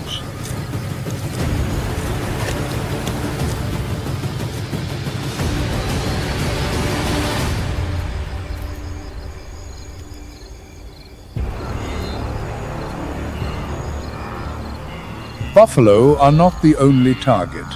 Wildebeest are frequent prey on Ngorongoro nights as well.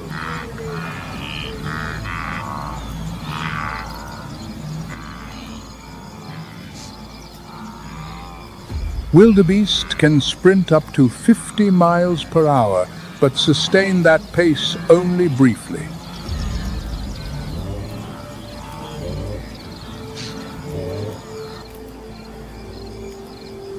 The lion's strategy is not to outrun its prey, but to materialize closer, more suddenly, where the quarry has no time to react.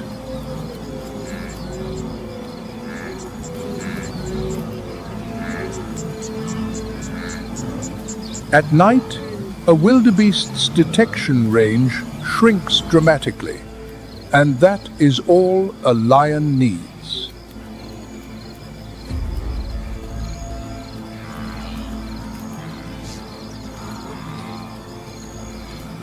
Each successful hunt, though rare, roughly 20 to 30%, sustains the entire pride for days.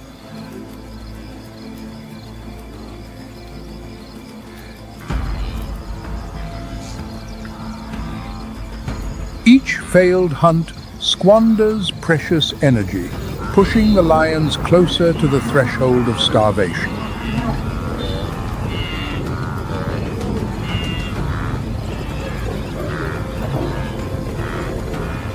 Night hunting is a game of probability, and Ngorongoro's black-maned lions have evolved to tilt the odds in their favor night after night.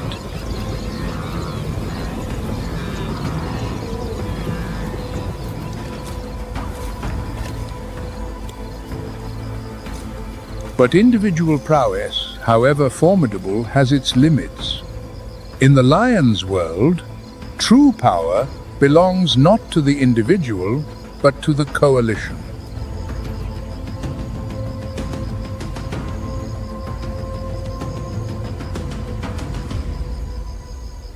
Sabi Sands, northeastern South Africa, 2006.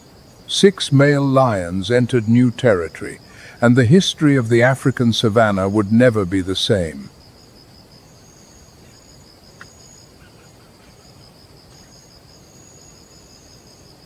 They were called the Mapogo, named after the Mapogo, a Mathamaga security company in South Africa, a name that evokes order imposed through force.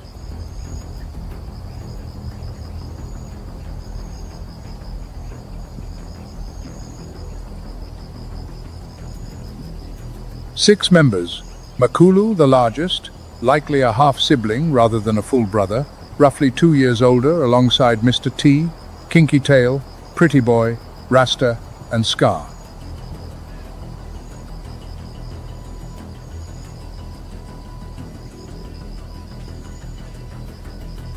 For 6 years, the Mapogo controlled approximately 170,000 acres, double the average territory held by a lion coalition.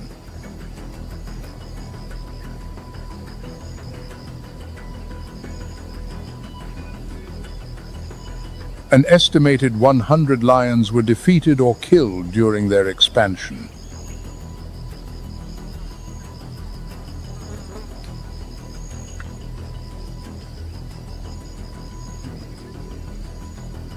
Eight prides of females fell under their dominion.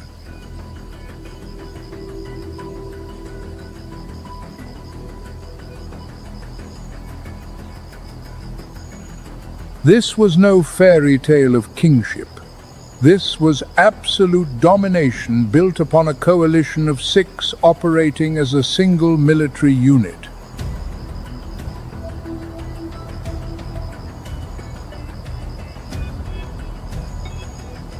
The Mapogo's strength lay not in any single individual, but in coordination.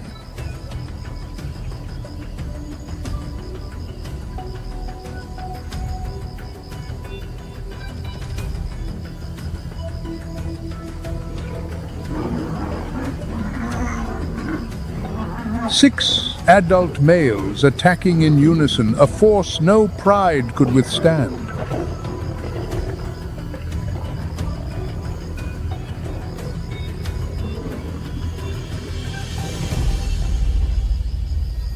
But absolute power does not endure forever.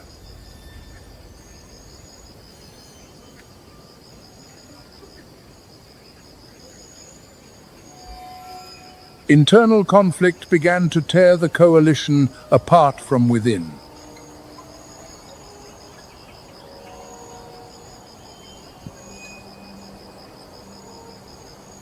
and pressure from outside a younger, hungrier coalition was closing in.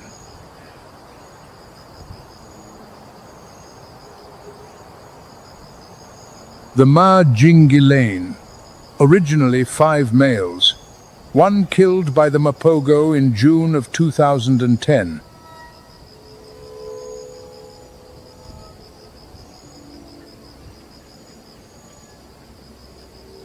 The surviving 4 matured and ultimately replaced the Mapogo, ruling for approximately 8 years until around 2018.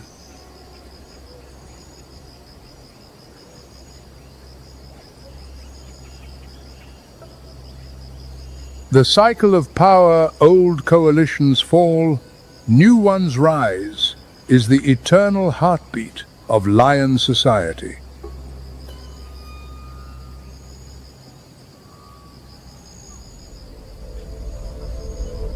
But the Mapogo were not the only legendary coalition. Across the continent, another band of brothers wrote their own saga.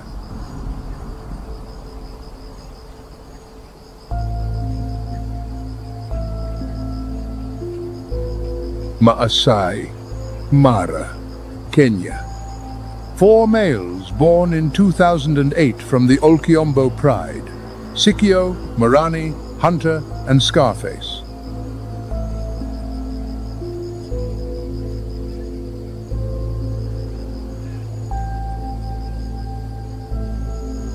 The world called them the Musketeers.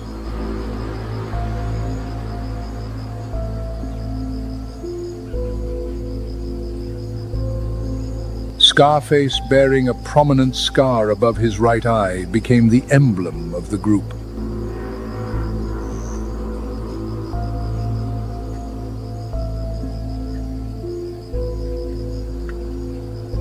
A face that anyone who had watched BBC's Big Cat Diary would recognize in an instant.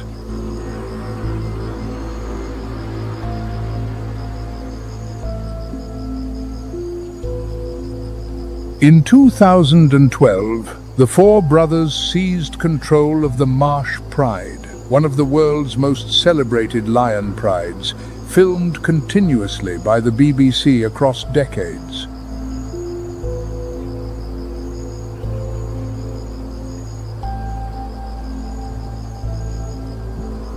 They replaced the previous males, Romeo and Claude, and founded a new bloodline, not preserving the old lineage, but imposing a new order, a new generation.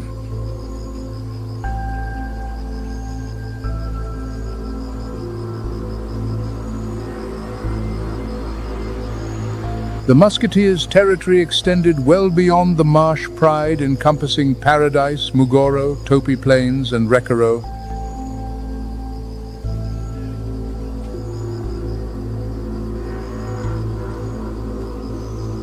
Scarface died of natural causes in June of 2021, at approximately 13 years of age.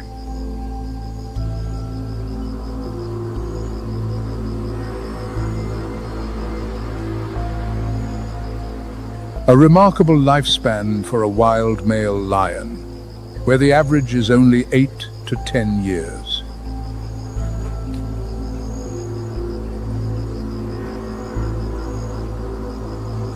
From Mapogo to Musketeers, 2 coalitions, 2 continents, 1 law. The power of a male lion is temporary, measured in years, not decades.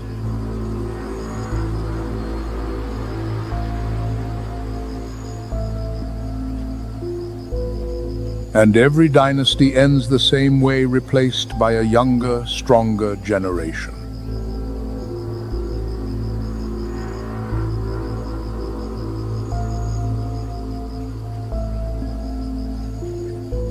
But while male lions battle over territory and mating rights, another struggle unfolds more quietly yet no less fiercely.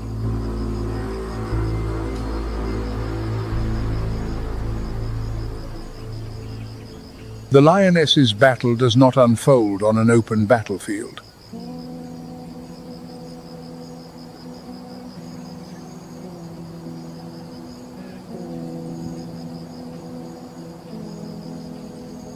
It plays out in the distance between den and prey, a distance where every step carries the life or death of the next generation.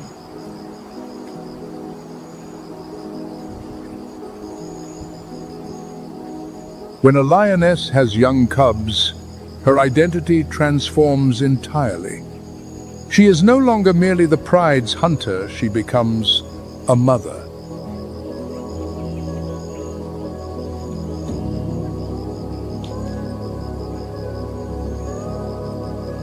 The crèche system, where several lionesses raise cubs communally, forms the very foundation of cub survival.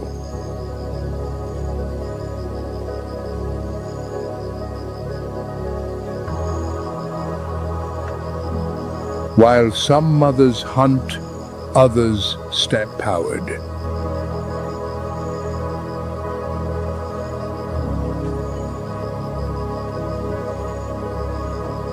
Lion cubs are born nearly blind, weighing less than 4.5 pounds, and wholly dependent on their mother's milk for the first 6 to 8 weeks.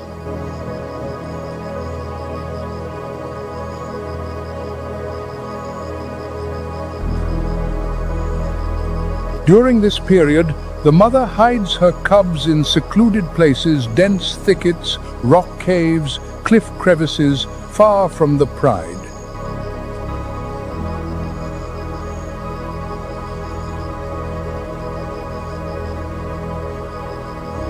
The greatest threat sometimes comes not from enemies beyond the pride,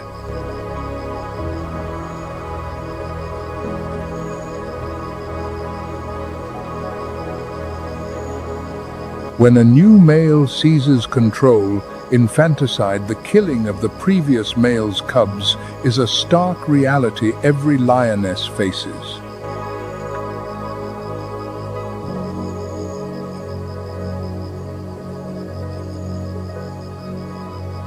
Defending cubs is not only about fending off enemies, sometimes it means defying the new king himself.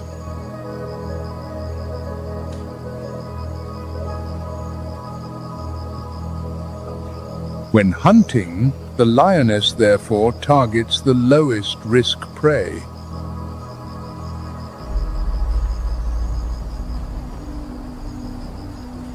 Warthogs, a common target, yet even warthogs pose danger. An adult's tusks can inflict severe injuries.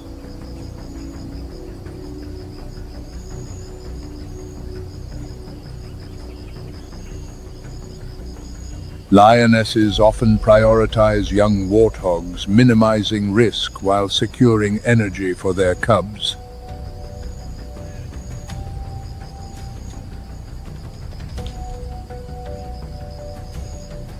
The supreme rule here is energy.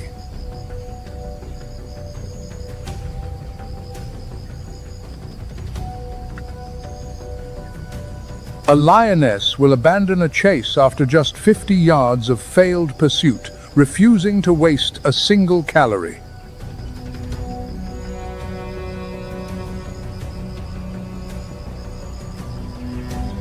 This is nature's brutal arithmetic of survival.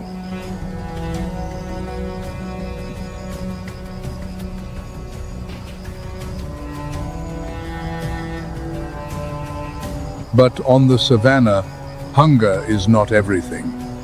The true threat also comes from other predators, more cunning and faster than any lion.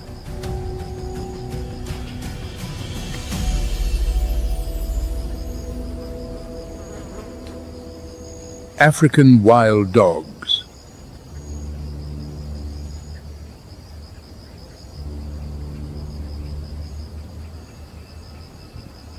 Packs of 10 to 20, with stamina-based pursuit and the highest hunt success rate among Africa's large carnivores, roughly 60 to 90%.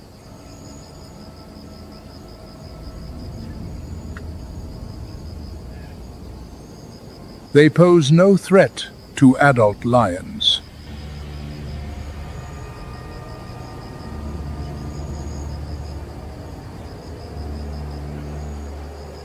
But for cubs, especially when the mother is away, wild dogs are a genuine peril.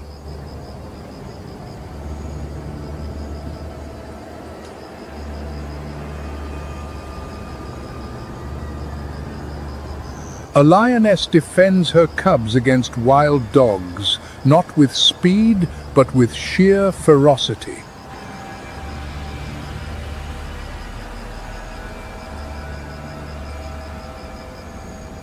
One swipe, one roar, enough to drive back an entire pack. Size is the decisive advantage in direct confrontation.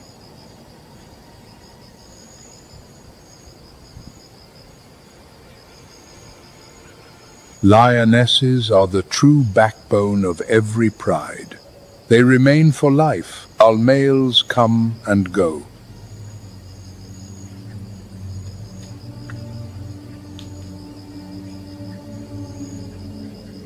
They pass hunting knowledge through generations: which territories are safe, which seasons bring abundant prey, which water sources are reliable.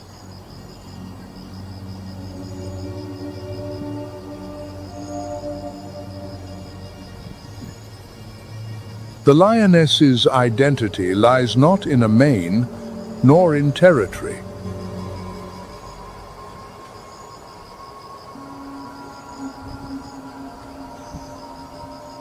It lies in the distance between a predator's jaws and her cubs, and the resolve to never let that distance reach zero.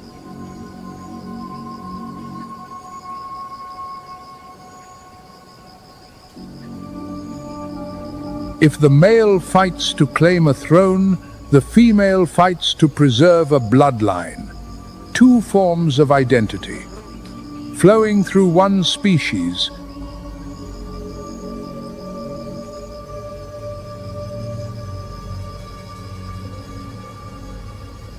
Yet both male and female share a boundary of power that neither crosses easily.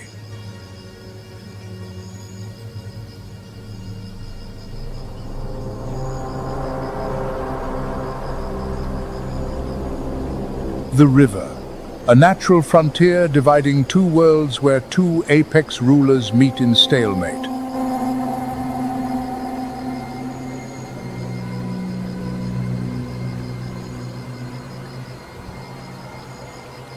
On the bank, the lion reigns. Beneath the water, the Nile crocodile holds absolute dominion.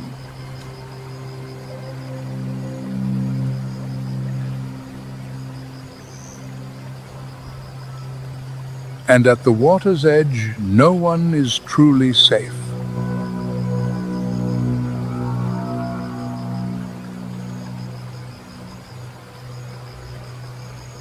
The Nile crocodile possesses hardened scales, scutes covering its back and flanks, forming a suit of biological armor.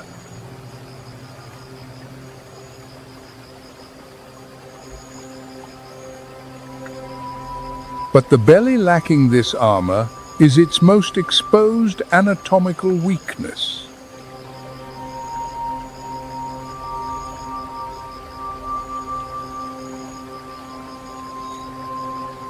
When lions must cross a river to follow migrating herds, to expand territory, or simply to reach water, they are forced to enter the crocodile's domain.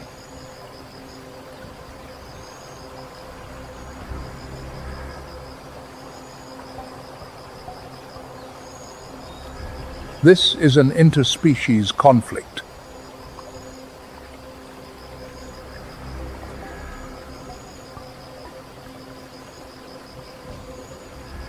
Not revenge, no complex emotions at play. Simply two apex predators atop the food chain, their territories overlapping at a narrow band of water.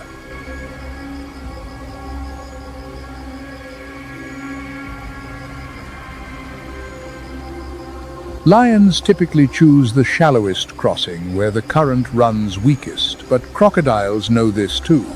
Both rulers read the terrain, and both wait at the same point.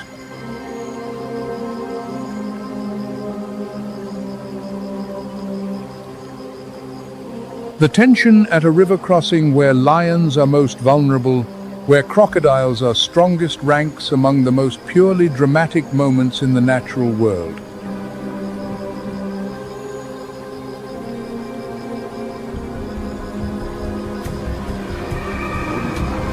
Neither side wins forever. The water boundary endures, and both sides respect it, each in their own way.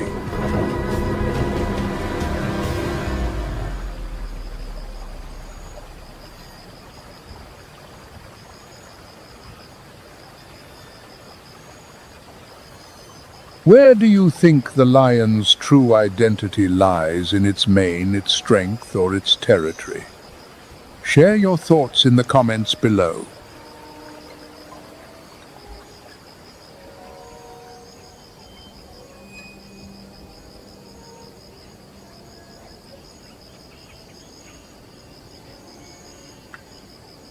But all these battles, the night hunts, power coalitions, maternal instinct, the water's edge, unfold across generous lands, where rain still falls, where prey remains plentiful.